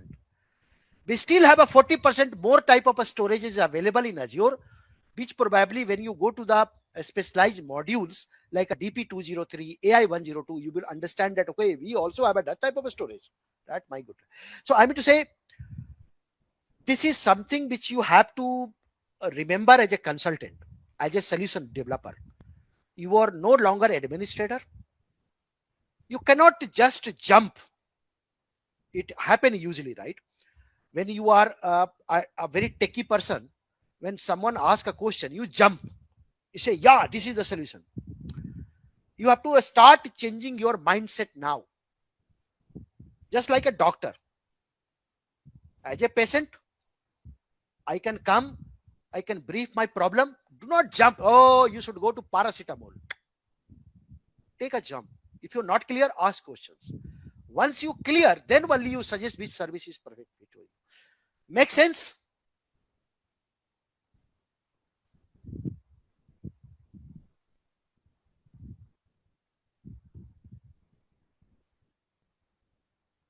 Kailash?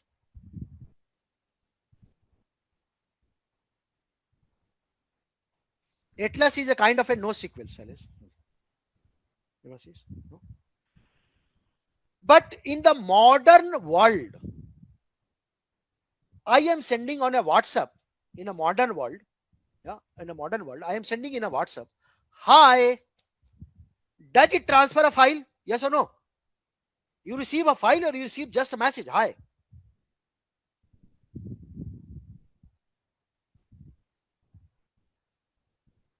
Only hi. No file. No file. I want my smartwatch, and a smartwatch is sending my heartbeat to my application, which I can see in my mobile. Does my watch sending any file? No. It only setting the message data. So message is another kind of an information which need to store. Now this message is again of a two type. One which we call it as a continuous message.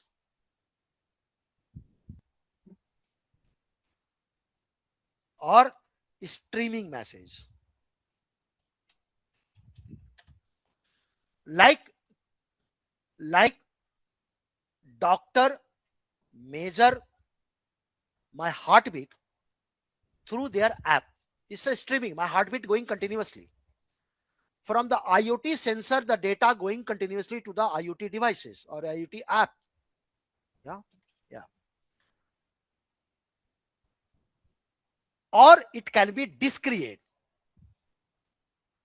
Discrete in the sense, when something happens, then only it will generate. Like in a WhatsApp message, when I send, only you get a message. Otherwise, there is nothing going continuously.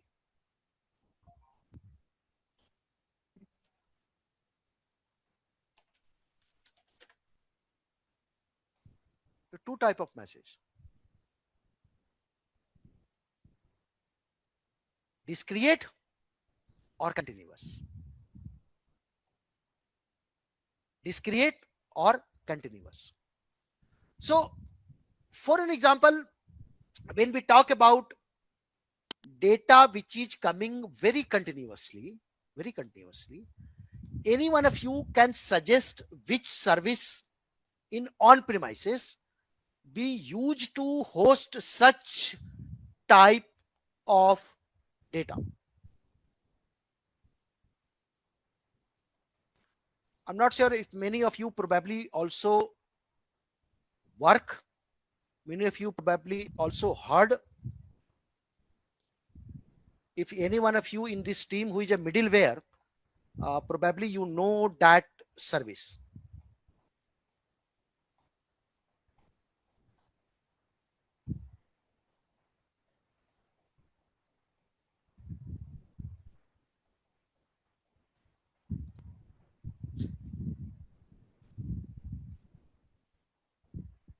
Okay. Anyone?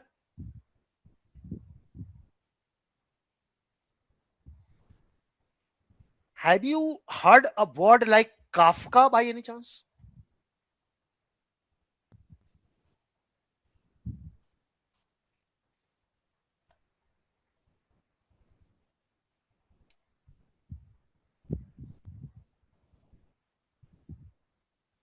RabbitMQ, Kafka. Now you are getting right. Virsul, Rajesh, Vinay. Very good. If you do not know Kafka, probably it's a good time for you to explore that service also. Because when you are going in a solution, customer say, no, I am using Kafka. I am using Kafka.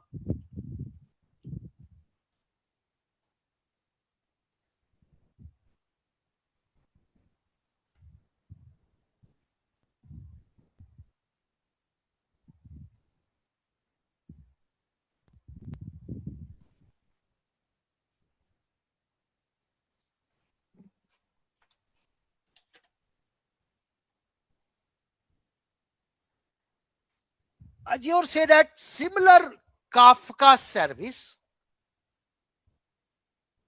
No worry, Prabhat. That's fine. So similar Kafka type of service available in Microsoft Azure, and we called that service Event Hub.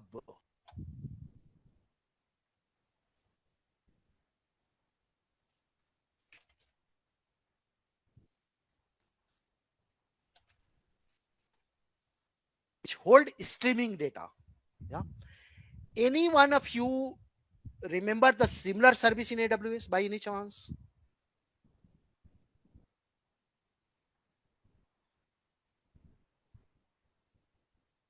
No?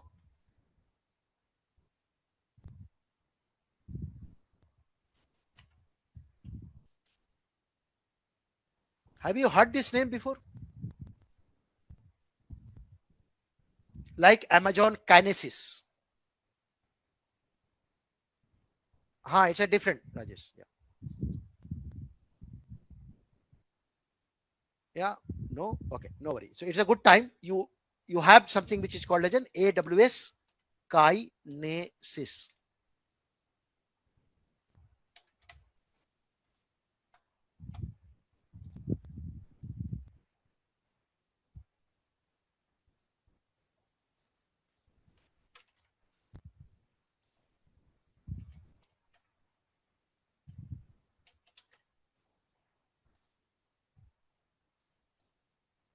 Now to handle the discrete message like a WhatsApp, we usually on premises, I think many of you already mentioned, like a MSMQ or a RabbitMQ. If you do not know, you can search simply like RabbitMQ, which is like using the queuing service. So for AWS, for on-premises, many people use RabbitMQ, MSMQ type of services.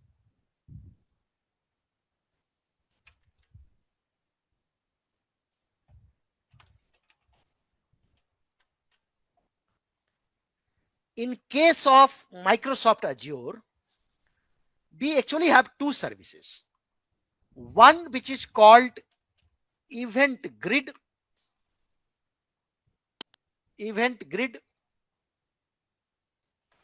which used to store the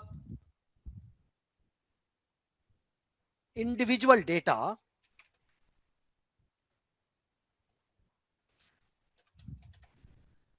and we also have a second service which is called a service bus queue.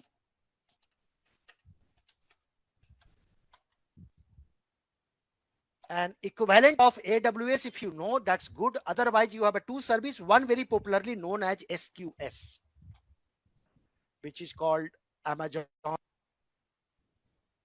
queuing service.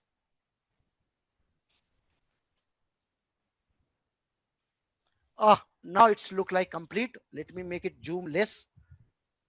I hope that the full picture is available for all of you.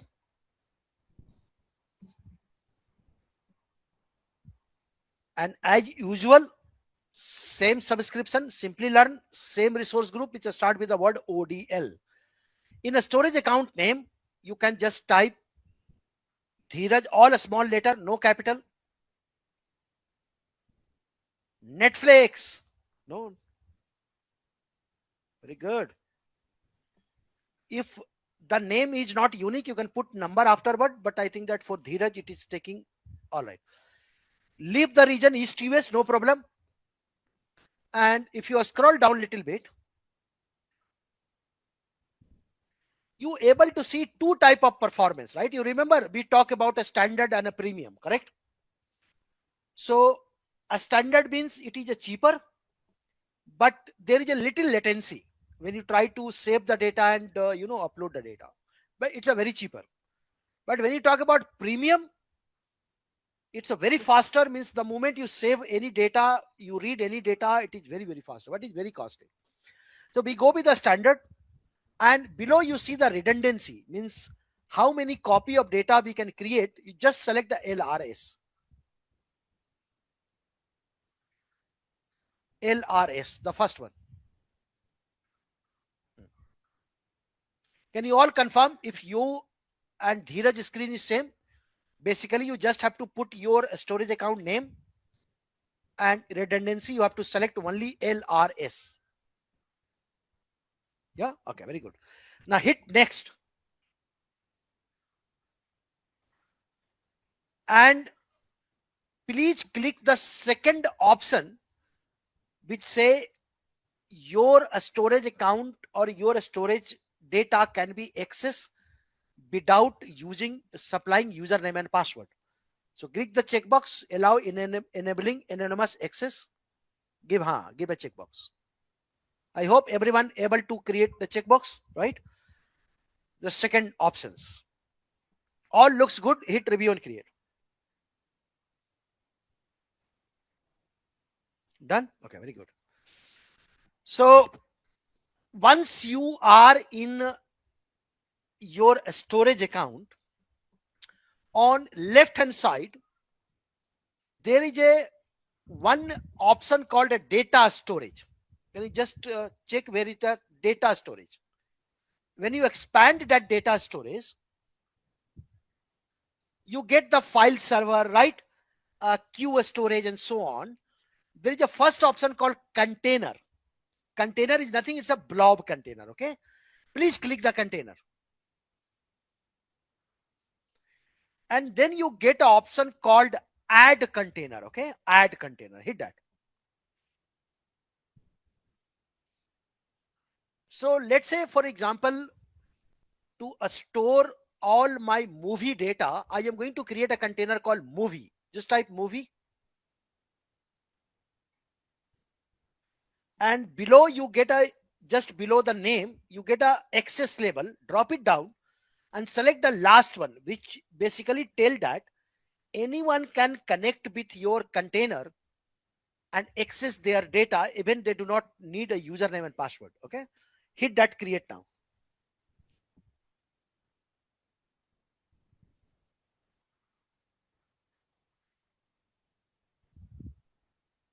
So likewise that you can create multiple container, click add container, and probably you can create a container with the name called data. Click add container, data, and same allow anonymous access. Same way you can create container like a sales department, right? Sales people and all. Okay, I am going with the two container now. Now go back to Google and just type nature image.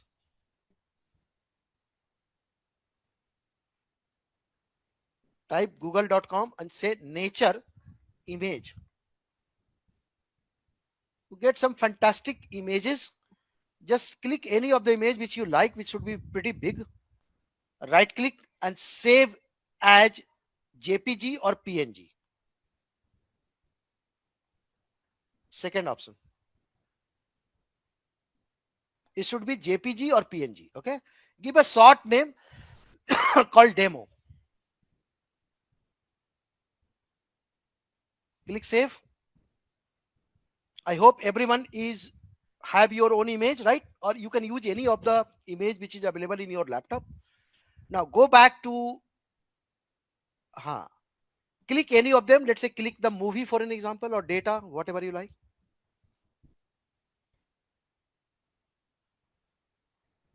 And you get an upload button on the top. Browse for files. Select your demo.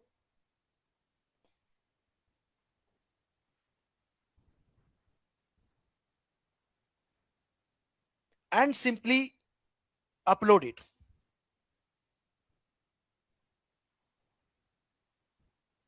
This is a simple 104 task. Means if you are an administrator, this is how you do. Now you get the file, right? The same demo.jpg which is in your laptop. Now when you upload it, it is called blob. And as I said, when you upload any data, it get new type of properties. So when you click the file demo.jpg,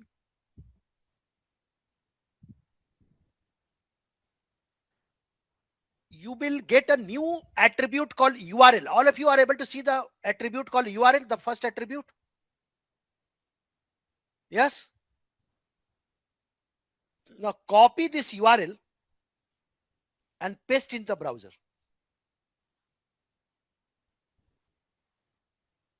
Copy the URL and paste in the browser. Share with any of your friend over WhatsApp.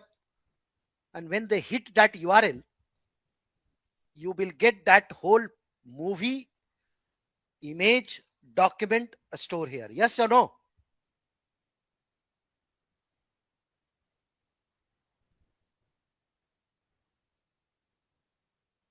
I hope it's clear, right?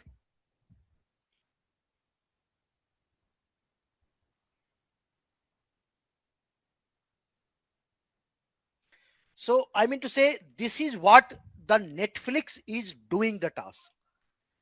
So IT team upload it manually, right? Now you are a solution person and you supposed to create an application. Now in this group, who is the .NET developer?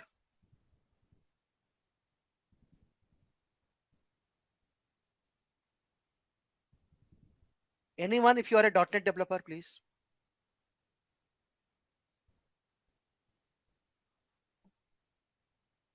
Rajesh?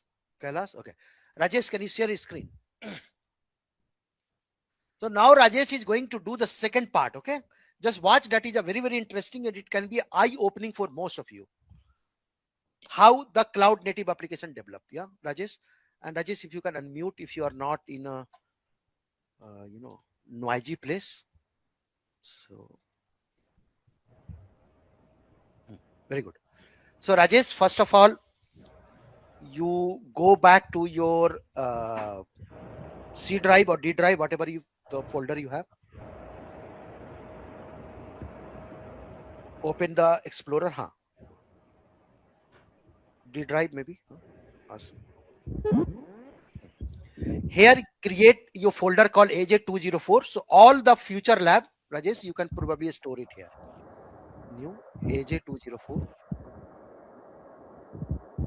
Yeah, very good. Enter. Double click.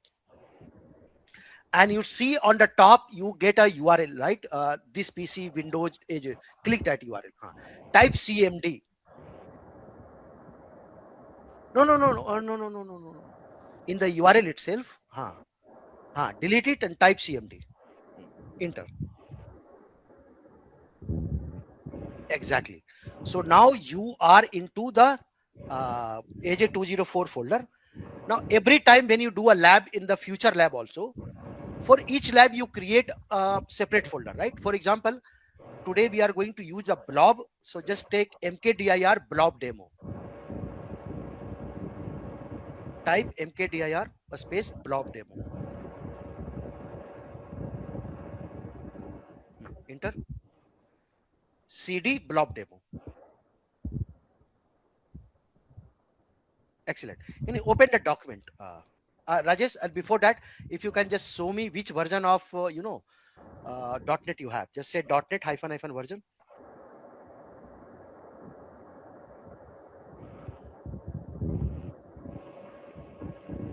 No, just close it. We do not need that. Just close it. Go to the command prompt and type .NET space -- version. You already have a command prompt open, no? Close it. Close it. Close it. You already have a command prompt open, right? Yeah, exactly. So just type dot net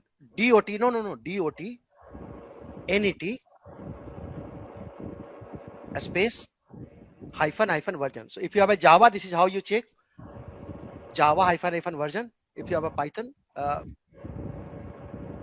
no space here. Enter. You have a 10. So Rajesh is having a 10. Okay. So my code is little older, Rajesh, but let's see that if you can do that. Okay. Can you open a document? I think that Rajesh's screen is visible to everyone. Font wise, size wise. Open a document which you downloaded, Rajesh. Click enable editing. And now scroll down. Scroll down. Scroll down. We already have that, right? You already created a storage account, correct? Very good. Scroll down. Have you created, Rajesh?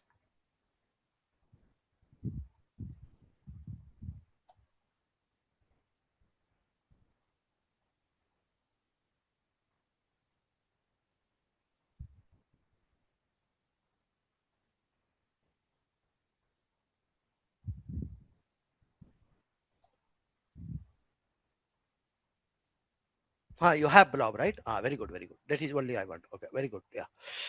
So please go back to your document. Go back to your document. No, document means whenever I say document, it means that my lab manual. Okay. Yeah. You already have a storage account. That's fantastic. Scroll it down. Scroll it down. Now you have to get the connection string. Okay. From where you get the connection string, because as a developer you need that. Okay. So please go back to your Azure portal. Everyone, you can check also side by side. Go back to Azure portal. Go back to your storage account. You are currently in the container. Go back a little bit. Click. Yeah, very good. And on the left hand side, you should be able to see security and networking option. Scroll down. Click security and networking. And then you get a key.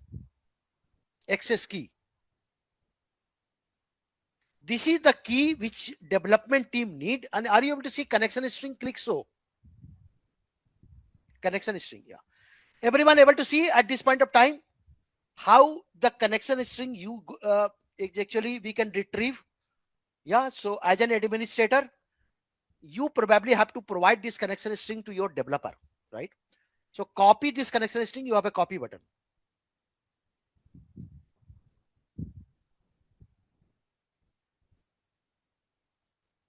Copy it. Okay.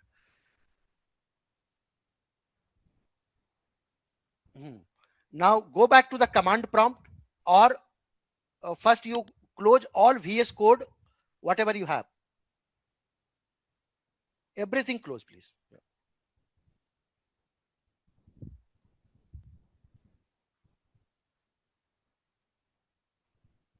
Okay. Now go back. No, do not open. Just close everything. Your VS Code, only command prompt should be open. Others should be closed. Yeah. Go back to command prompt. Yeah. So what is the first thing we have to do? we have to set something called environment variable. Okay, this is the best practice in a development. You should not put the connection string directly in the code, because if your code is hack compromised, people can also get access of your blob storage. Okay, so to provide an environment variable in a Windows or a Linux both, we have a command called setx. So just type a command called setx, x a space, give any meaningful name, for example pizza,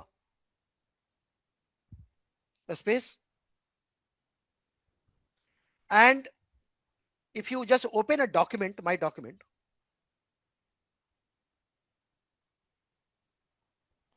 look at that how the setx has been given.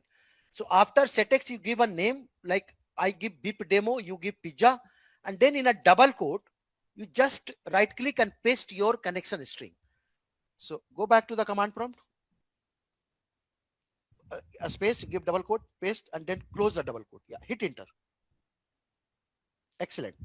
Now close this command prompt, please. Just to confirm, it is set in your environment. In your laptop search box, type environment.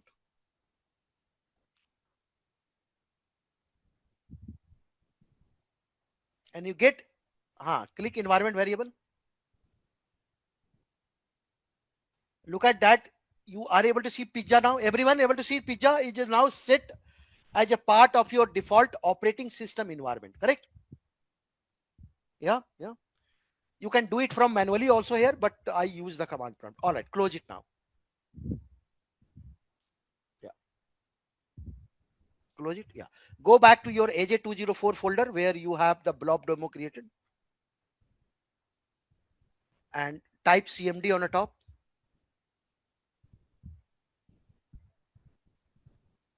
Very good. So as of now, we set the prerequisite of my application development. Now, Rajesh is going to open the document. Rajesh, open the lab manual and scroll it down. This is the command which say which application we are going to develop, console application. Tomorrow we are going to see that how we will develop the web application. Okay. So it's a .NET new console minus in means name, and name is blob quick start version 12. You can give any name. I'm just giving this name. Copy it, go ahead and paste it. Enter. Anyone who is not developer, this is a very good opportunity for you to, understand that. So it said that I have created for you. If you type dir, you see there is a lot of new files is appear now.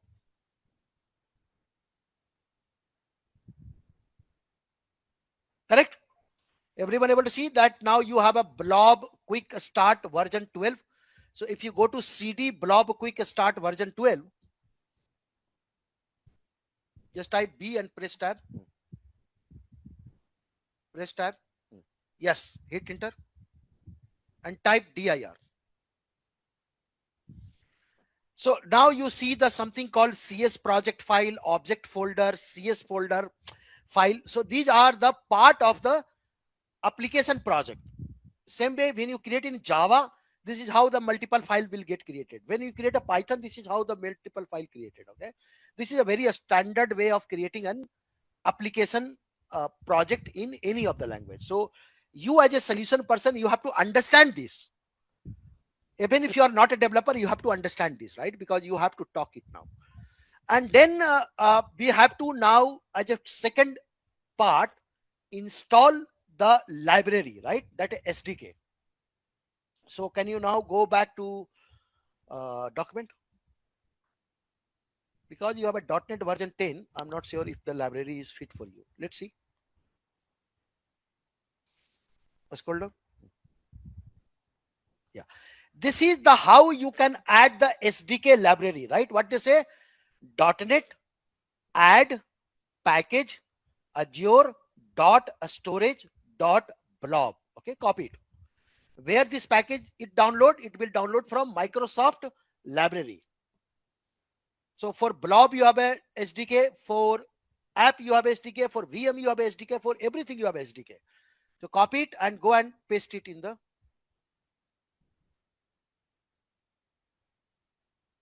Maybe you can clear the screen, that is better because people are following you. Just type CLS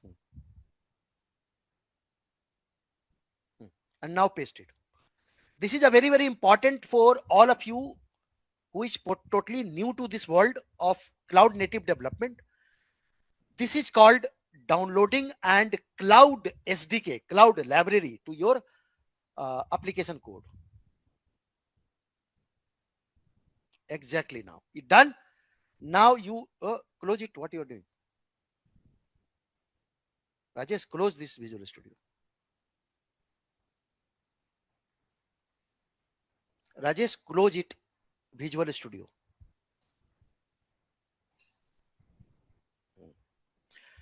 Yes. So once we downloaded, now what is the next step? If you able to note my next step, now as a developer we are going to write the code, but before that, as per my solution, we have to store the data in a local storage. I do not have a local storage at this point of time, so I'm going to create a folder. I give it a name called data or movie, whatever you like, and in that folder I will update my file. So please go back to the command prompt and under the blob project create, just type CLS first. mkdir space data. So this data, you can think it like a local storage where upstream store the movie, and from this local storage, it will keep uploading to my blob storage. Okay. Now, once we done everything, now we are going to do a coding. How we are going to do a coding? We are going to launch a Visual Studio Code. So just type code space dot. Code, CODE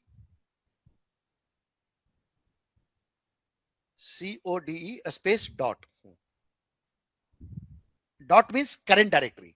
Whatever, no, dot means only dot. This dot means current directory. Whatever you have in your local folder, everything should be open in a VS Code. So it will launch a VS Code with all your project component. Are you able to see program.cs now?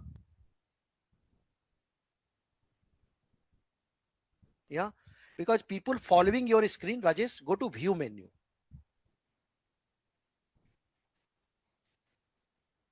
On the top, you have a view menu in the VS Code.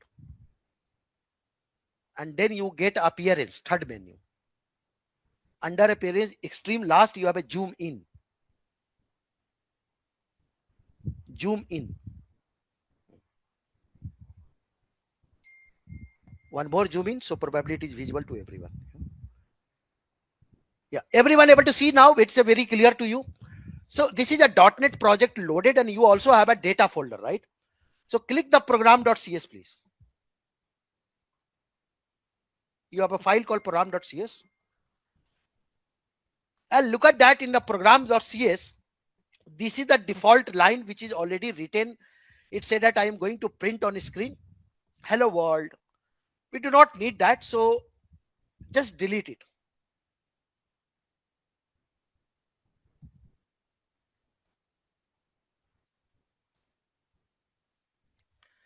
And now I am going to share a ready-made code for you. In fact, it is there in a document. So I just share in a chat. Can you download that program.cs file? Everyone, if you are developer, you can also download it.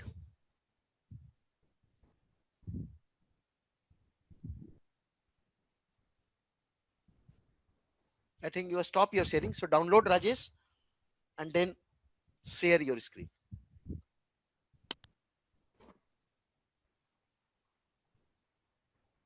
Done? Rajesh, I think you stop your sharing. Yeah, just a minute.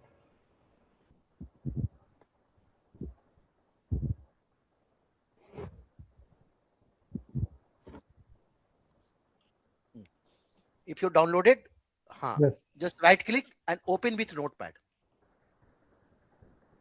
Open with notepad. You already have a notepad. I'm able to see. No, look at that. In a pop-up screen. Yeah, exactly. Just once. Copy the whole code. Go back to the paste it. Now go extreme up. Oh. Cross. You open multiple one. One more. Go extreme up. I think you have not. Extreme up.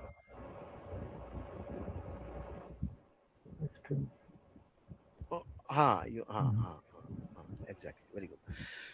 So can you delete the console.write line, please? Line number 1. Line number 1. Okay. So just for your delete. Just for anyone who is not a developer, even if you are a developer, the first 5 line 1, 2, 3, 4, 5 is basically because I am going to develop a cloud native application. I am putting this line to tell my compiler that, hey compiler, this is going to use a cloud service. Which cloud service? A blob service. What we supposed to do with the blob service? Look at the line number 2. I am saying that I am trying to input and output. Means I will upload the data and download the data. Okay. Then in the language like a Java, you can say C# or .NET, there is a concept of a class. So line number 9, it is talk about class. And then in the line number 12, it is talking about the main method. Okay. Main method means where you can actually write your code. And look at that. I am typing here in the line number 14, Azure blob storage. So you can probably delete this line, Rajesh, in a line number 14, where you say Azure blob storage version 2. No, not whole line, means only this text. And just say that demo of uploading movie in Netflix by Mr. Rajesh. Exactly. And look at that. I am now referring the connection string in a line number 17. So your connection string name is pizza, right? Not BIP demo. So can you change? So what it does, when you run this program, it will try to contact operating system and try to find it out, is there any pizza type of variable declare or not in the environment. If it's yes, then it will go and that read that one. Scroll down. And this is very important even if you are a developer, in a line number 25. So if you want to connect your code, whether it is a Java code, Python code or .NET code, to Azure or AWS service, there is a concept of creating something called client, like blob client, like app service client, like a virtual machine client. So it will try to set up, the open a connection with Azure or AWS.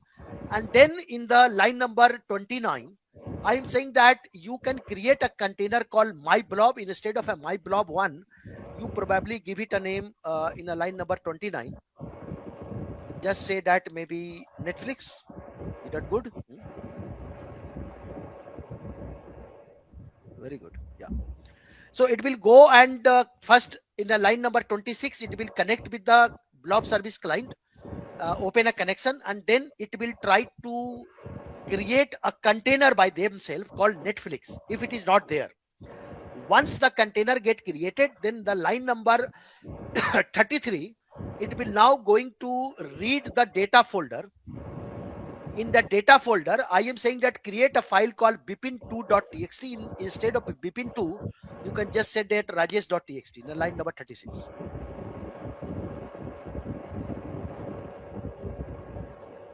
So within the data folder, it automatically create a file called rajesh.txt. And then in the line number 39, I'm just putting some sample text where say hello Bipin from .NET. Instead of a hello Bipin from .NET, can you just type hello? No, just is Dhurandhar movie, right? I'm uploading Dhurandhar movie now, or because there is a many outside India people also, you can give a name like I am uploading what? Which movie? Spider movie, Spider movie. Yeah, very good. All right. So it is going to write that one. Perfect now. And then when you look at the line number 47, this is the I am going to now use something called file stream. File stream means it will continuously monitor is there any data in the data folder, and then it will try to upload that folder file inside that. Okay. So this is the basically sample code which I have given them. Now click file and save all.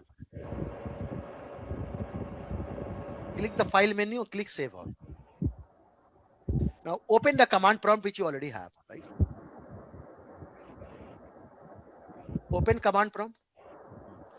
So first you are going to build, right? You remember yesterday we talked about after the code prepare, usually we do the build. So just type .net, .net space build.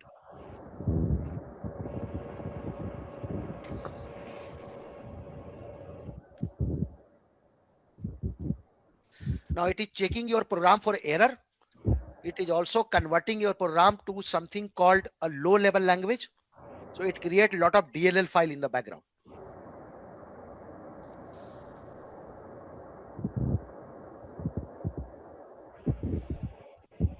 If you have a warning, again run it. Again run the .NET build.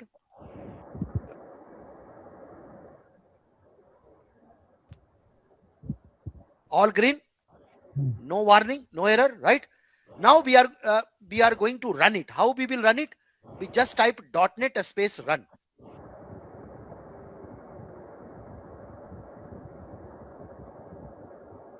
Enter.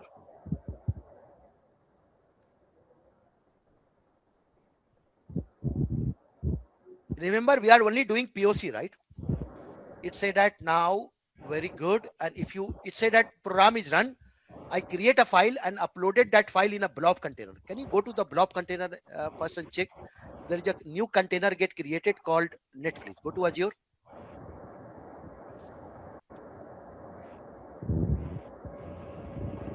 Click the container on the left side.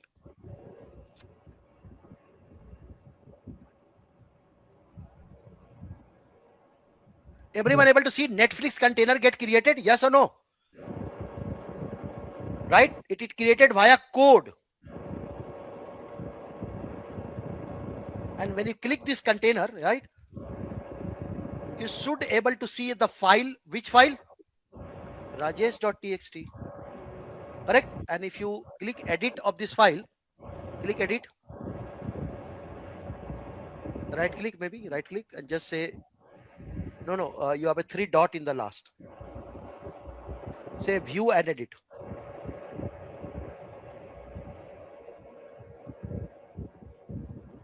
Yes, a spider movie uploaded from my local machine to Azure blob storage.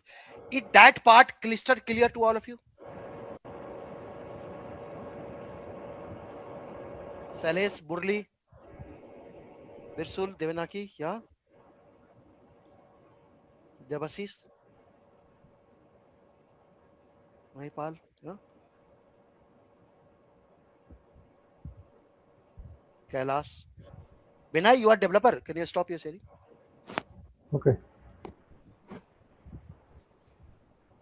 Binay, share screen.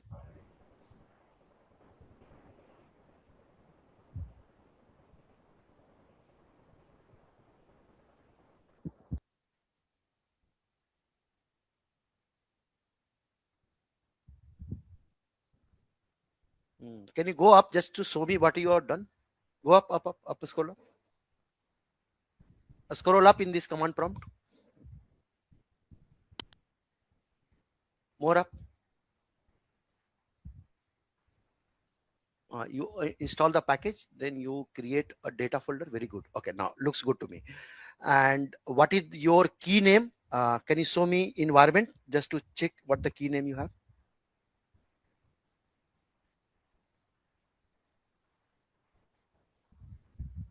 Pizza. Very good. Now go back to your code.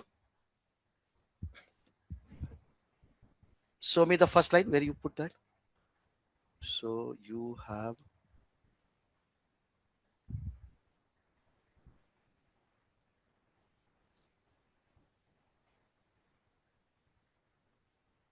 okay. Can you just open your command prompt and type .NET -hyphen version? Which version you have?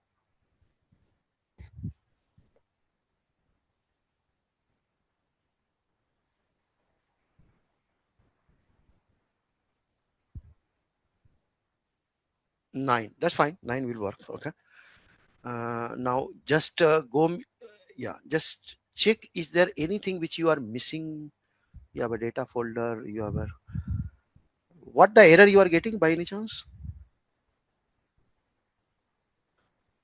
I'm able to see there is a few things which you probably have run. Hold on, hold on, hold on. Resource name is not valid. Okay. Can you just show me what a container name you try to give?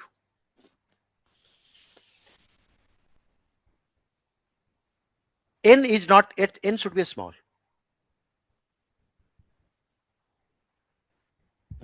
Save it, run it.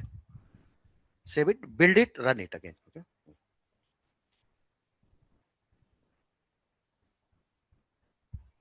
Run it again so that warning should go. Run now. Run it.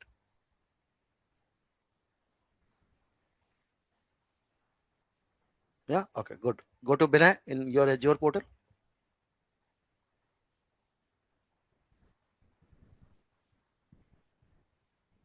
Click container.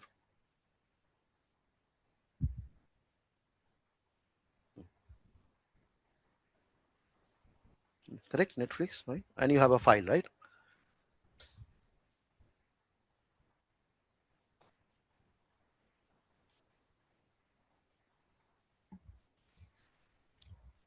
Yes. Binay.txt. Correct. Yeah. Perfect. Yeah. Perfect. Thanks. Stop your sharing. Thank you, Binay.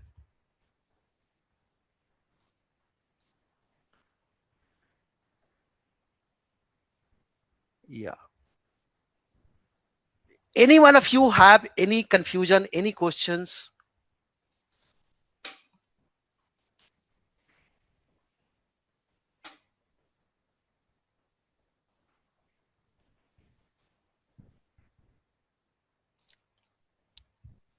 I hope today lot of your concept get clear, right? Sales? Yeah.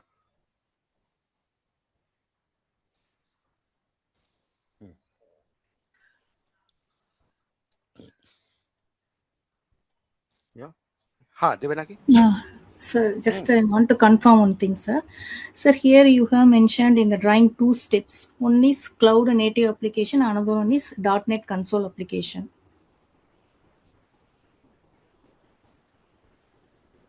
Where it is?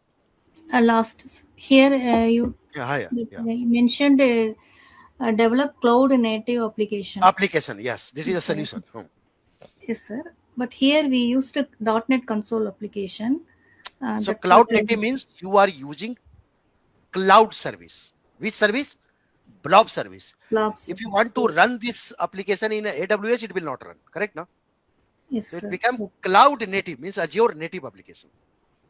Because you are very much, your application is very much tied up with the one platform service, one cloud service. Okay, sir. So here we used blob. It means cloud native application. Another one Azure is cloud native application, right? So Azure. this application you can't run anywhere except Azure. Okay, sir. I thought application means that code. I No, thought like that, sir. you use Okay. same .NET, but to make it cloud native, you have to use the cloud library, like Okay, Google sir. native application, Azure native application. Okay. Okay, sir. That means service. Service, That Azure. exactly. Okay, sir. Yes. Azure console application. Now you mentioned on code. That is Code. Azure. Oh, two you used. Okay, sir. Yes, correct. Yeah. Now you can put it in your resume. You are expert in developing cloud native application. Yeah, sure, sir.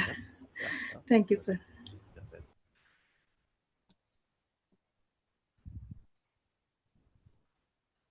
Yes, Dheeraj.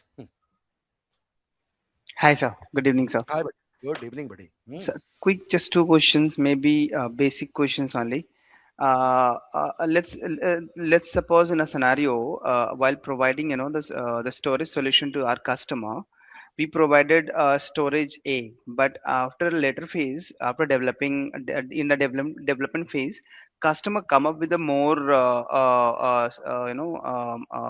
requirement, and we found that the storage is required. It means the storage services is required a different architecture or different solution. So, what would be the best solution to change the storage in between, or we can integrate the new storage services? No, so for an example, if your solution now a start demand, for example, I'm just giving an example here. Mhm. Let's say you start with developing an application with let's say blob storage. Okay, Blob storage, yeah. later you figure it out that instead of a blob, ADL can be best.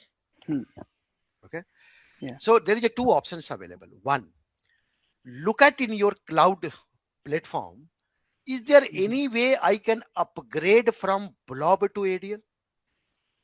For example, if yes, you can simply upgrade in the cloud platform itself. You do not need any coding change. Okay. If let's say cloud service say that no, you create blob, then you can't create ADL, for example. So in that case, you have to use probably a different library, because blob may have a different SDK. ADL have a different SDK. If that is the case, then your whole solution need to be rewrite, yeah. redevelop, right? So this can be a big problem, because as a solution person, it means that either you are not in sync with your customer actual requirement. Yes. Maybe sometimes you are in hurry to complete the project because your sales team is forcing you, Dheeraj, go and commit, Dheeraj, go and commit, right? Absolutely. So Dheeraj go and say that, yeah, done, no brain, just give me a PO. In the March month, this is how the 90% project happened. So absolutely, because we have closing to time, closing time. So we say, yeah, we done, yeah, sir, done. And later that development team or infra team struggle held. Yeah. Right. So so it means that this can be one of the biggest problem. But remember, when you are in a modern world is say agile. Agile means when we create a proposal to the customer, we already keep the timing as a buffer.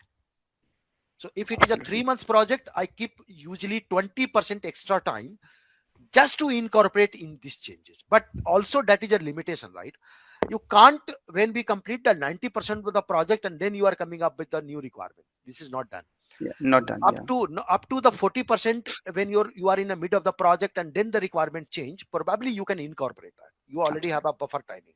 But if the project is in 90%, you already on the last leg and then you are not changing the requirement, then it is a very hard, right?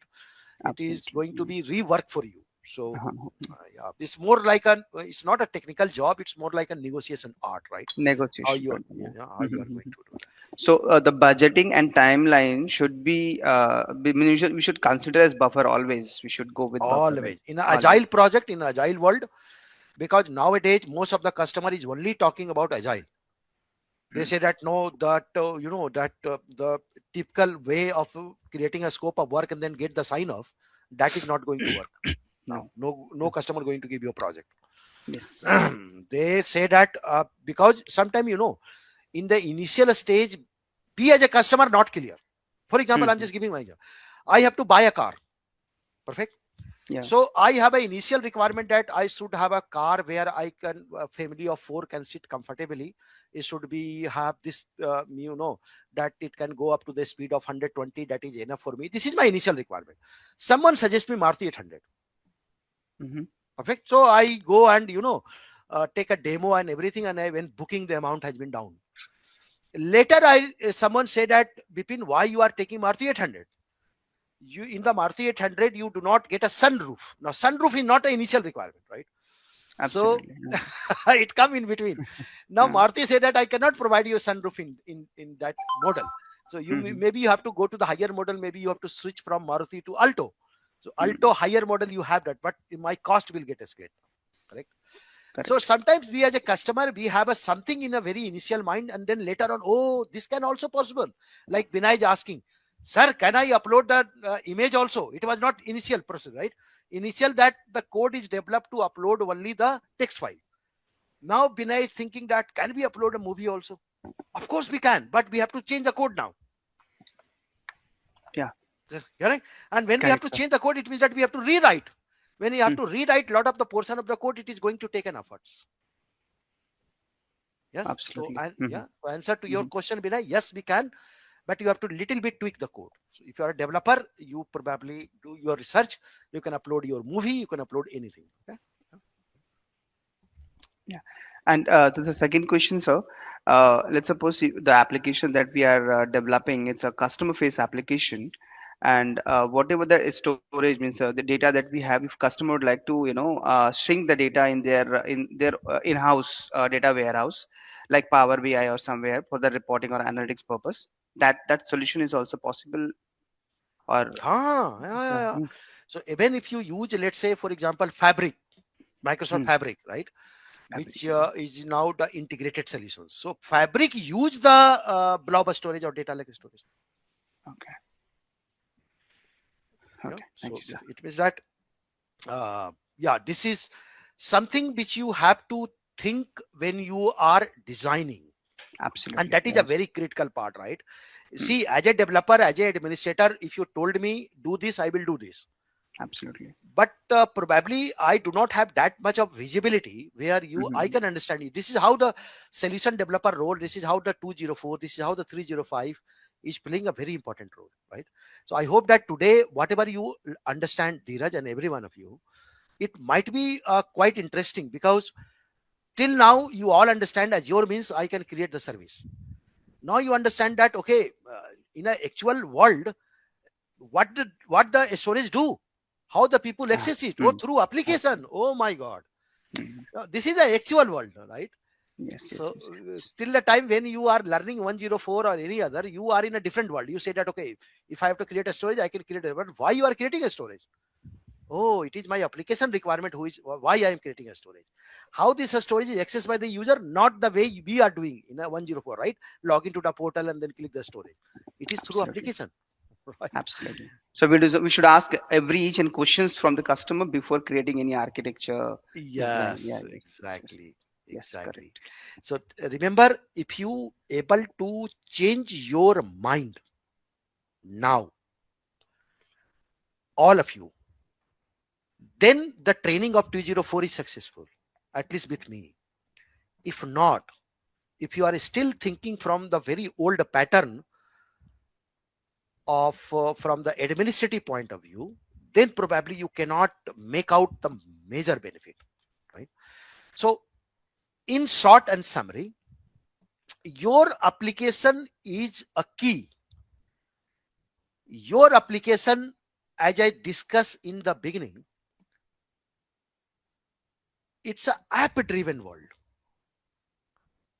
You take from Ola, Uber to your American Express Bank, to Citibank, to your government, any of their services, product, nowadays available through an app, because it's an app driven world. But end of the day, no app is useful if it is not delivering a kind of a content or a data to you. And where the data and content we are going to store, we need a backend storage. Which storage? Now it depends upon that which type of data I'm talking about. Unstructured data, structured data, user data, relational data, NoSQL data. This is how it is going to work. So it means that when we talk about the Netflix, this probably likely to be an architecture for them if they are actually implementing it. And you can put any any scenario in that in this particular user case. I give you a very unique example just to make you more clear. of you heard about this company which rule India in 90s and 20s is Maruti Suzuki. Have you heard this name?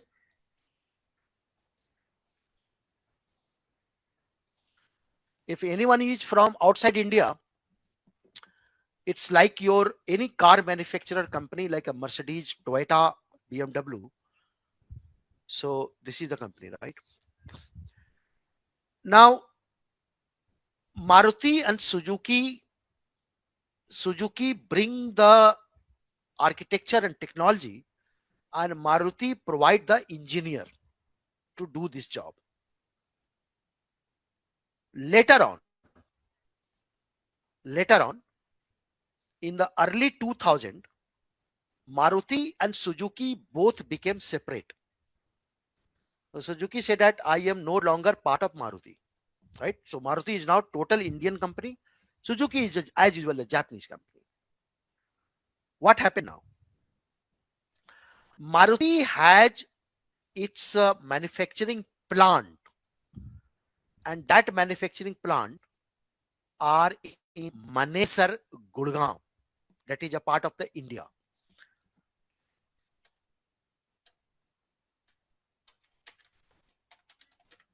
Okay, it's in India. So Gurgaon, you take any city in your country, and when the Maruti Suzuki both work together, the Suzuki use the service of one of the third party team, and that third party team sit in Texas, USA.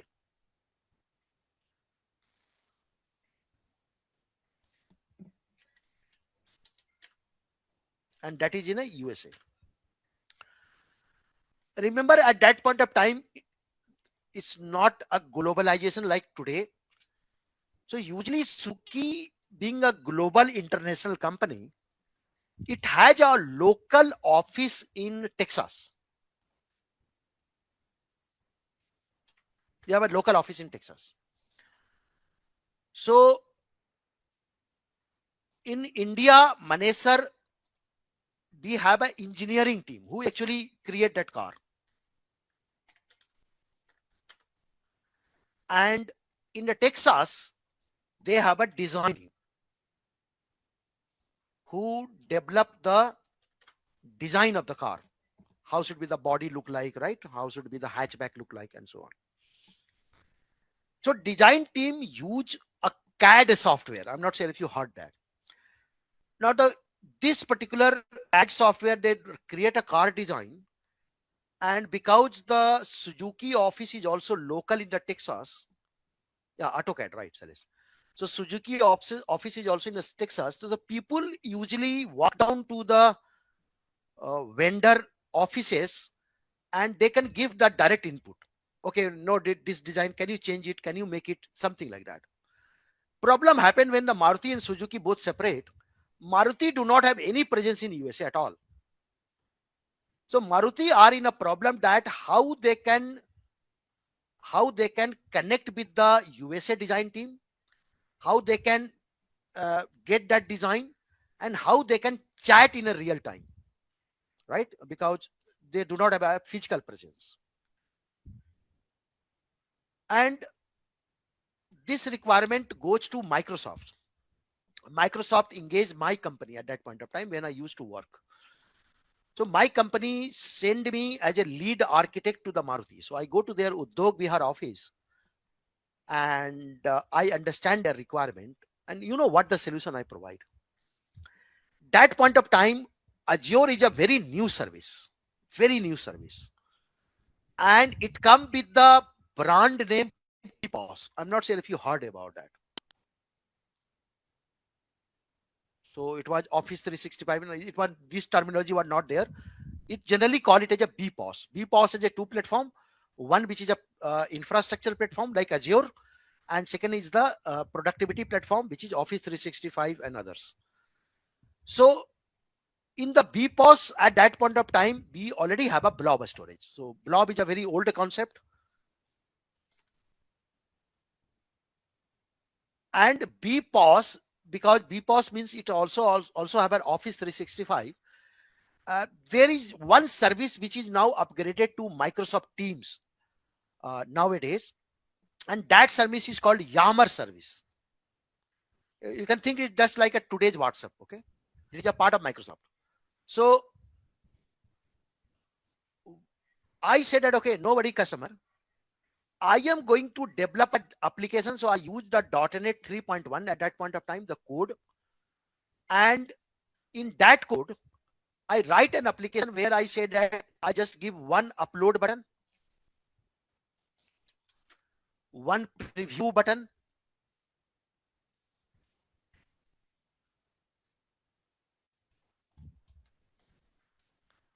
one download button.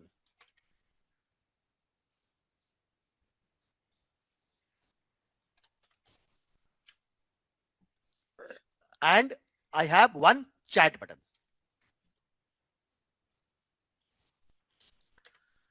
So your upload, preview, and download connected with Blob, and chat is connected with the Yammer. You can think it like a Microsoft Teams, right, nowadays. So it's the web-based application. Your design team click the upload and upload the whole file, the large 500 MB, 500 GB, 600 GB file, large file. Single file they can upload in a blob. Your engineering team click the preview to check if it is okay, or they can download it. If they have any suggestion or question, they can click the chat and they can directly connect with the online people who is sitting in the office and do the chatting. This is solution. What about the problem? How Manesa team, or you can say Gurgaon team, connect with the Texas team? This is solution. And very interestingly, 6 years back, I supposed to go to Gurgaon to meet one of the customer. So I casually also go to the same Maruti office. Now, at that point of time, whomsoever the team lead, they have already left the company, but the new person was there. New person, the moment, I do not know, the moment he heard that someone from Bipin Sinha come, he just let me in the office. And he said that I heard a lot about you. I still have that same application which is running, but now they have upgraded from .NET 3.1 to .NET 6. And instead of a Yammer, they use now Microsoft Teams. Okay, that point of time.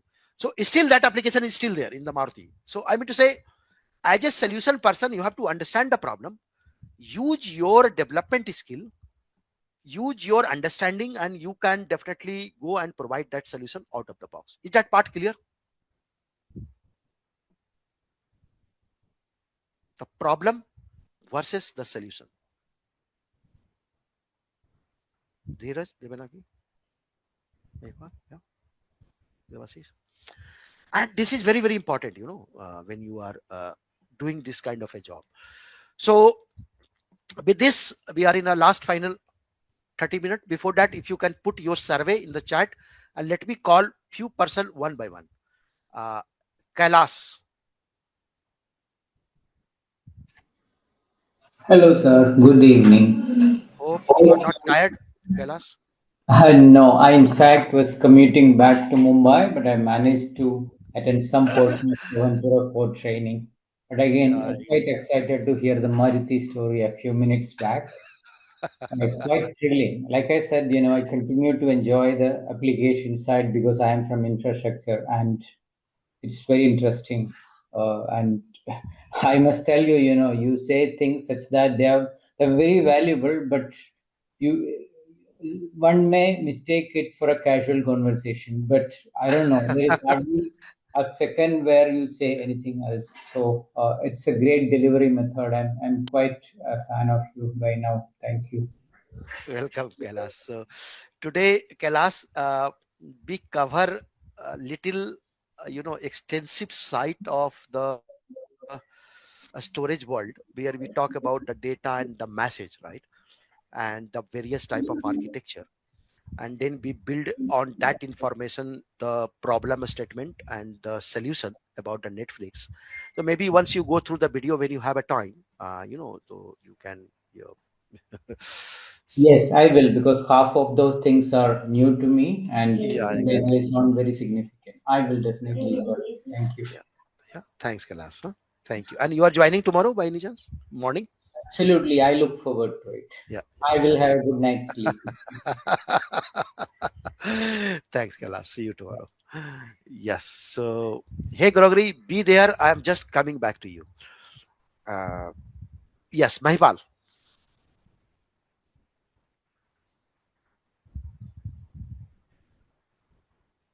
I think Mahipal is not here. Uh, Debasis.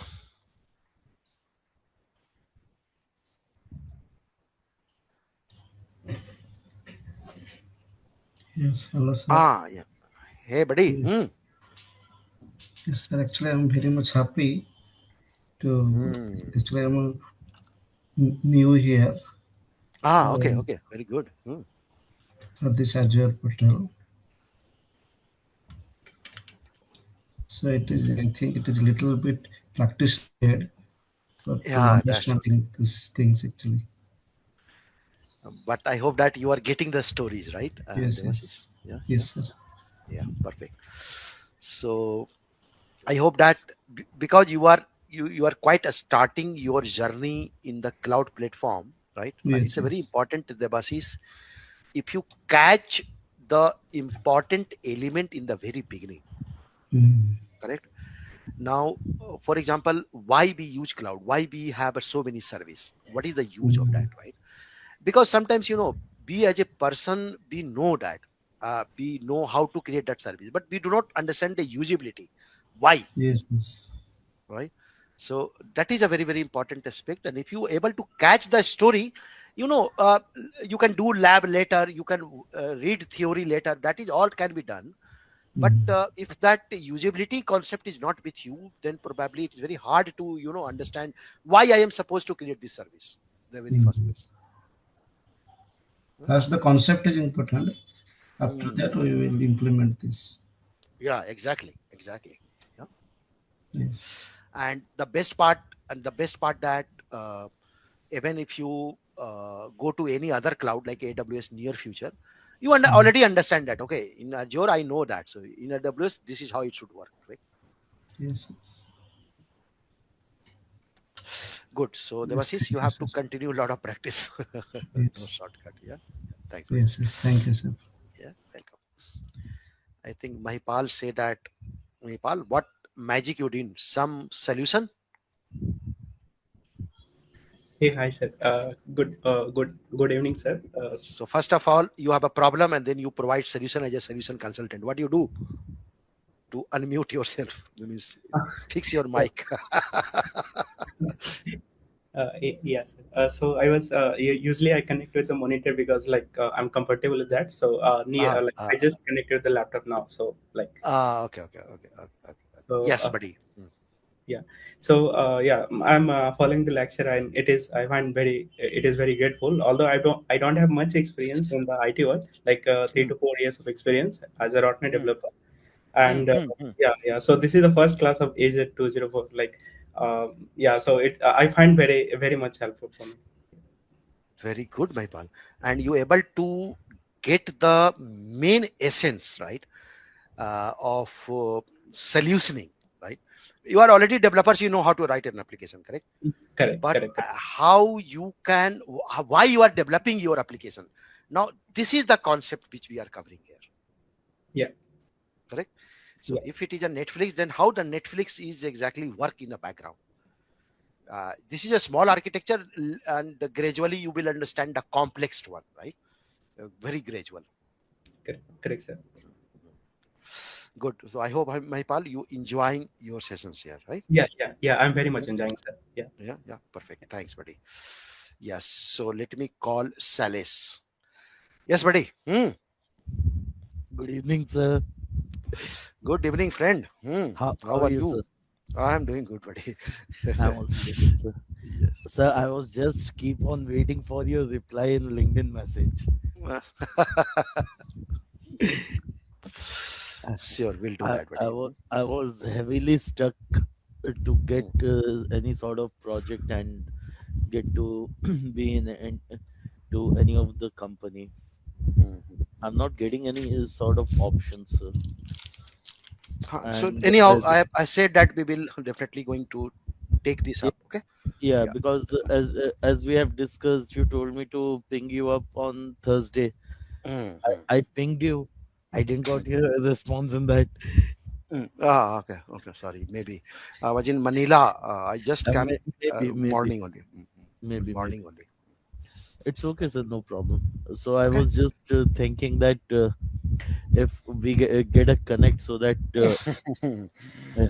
I will help you. yeah, because I literally need it, sir, because my parents are 100%. just bumping on my head like anything, saying you're sitting idle in Bangalore. Right now, you came to Bhubaneswar, and why you wasting your time in Bangalore if you're not getting any job or anything? Okay. So we will take you up. Okay. So just wait for my reply. Huh? Please, sir, please. That will be Sure. most helpful, sir. Most helpful. 100%. Yeah. Yeah. Hopefully. Thank you so very much, sir. Thank you, sir. Yes. So Binay, you there? Binay, then Brusal, and then Megha. Binay? I think Binay. Yes, I'm here. Yes, yes, buddy. Yes, sir. So, what your takeaway today? Actually, my takeaway is to understand that storage service that are available in the cloud. So actually, what are the all services? So basically, if I have to act like an Consultant. solution architect, yeah, consultant. So basically, first I will not jump to the solution first. First, I'll understand the problem and underlying requirements, and according to that, I'll think of the solution and pick the services, and then create a demo diagram, and Very then good. just Yes. suggest, yeah. Yeah. And So Binay, this is really a most responsible job, right? Because if you give me what to do, I will do, right? right. So to doing a task is easy, but why we are doing this, why we pick up this one, why this architecture, that is the most important part. And someone who do it, it's they feel like a most important person in the IT world, right? Right. We have to see the large picture. Large picture, no Right. doubt. Yes, exactly, buddy. You have to see the large picture. So it is just a beginning. It is just a, why I give you that very competitive picture, because now my expectation is that is not only that it should and you put it in a screenshot and you're done. You have to now go through each service. So for example, what type of file server available in the on-premises, what type of what is the NetApp service, how it look like, right? What is Right. that Hadoop storage? So you have to now build your information on top of that, right? So that when Right. you are projecting yourself, you are a very experienced person. People definitely come from the on-premises questions most of the time. No, in my office I am running this, how can you do that? And you have no Right. idea, then it is a very tough then, right? So that is how the most of the solution architect person make a mistake. They only learn and focus on the Azure part or AWS part, and they completely forgive or forget the on-premises part, right? But 90% people are using on-premises right now. I and you, we both use Windows laptop, correct? And if you are Right. now asking about can I use the virtual laptop on cloud, you have to first understand that how the people use on-premises laptop. Right. Right. So this is how you have to build your knowledge now. It is just a picture I am giving you, but to explore that options, search that option, build that information. That is, if you do, trust me, after just 2-3 months, you are going to excel. And with that, we have come to the end. If you have any doubts or questions, you can ask them in the comment section below. Our team of experts will reply to you as soon as possible. Thank you and keep learning with Simplilearn.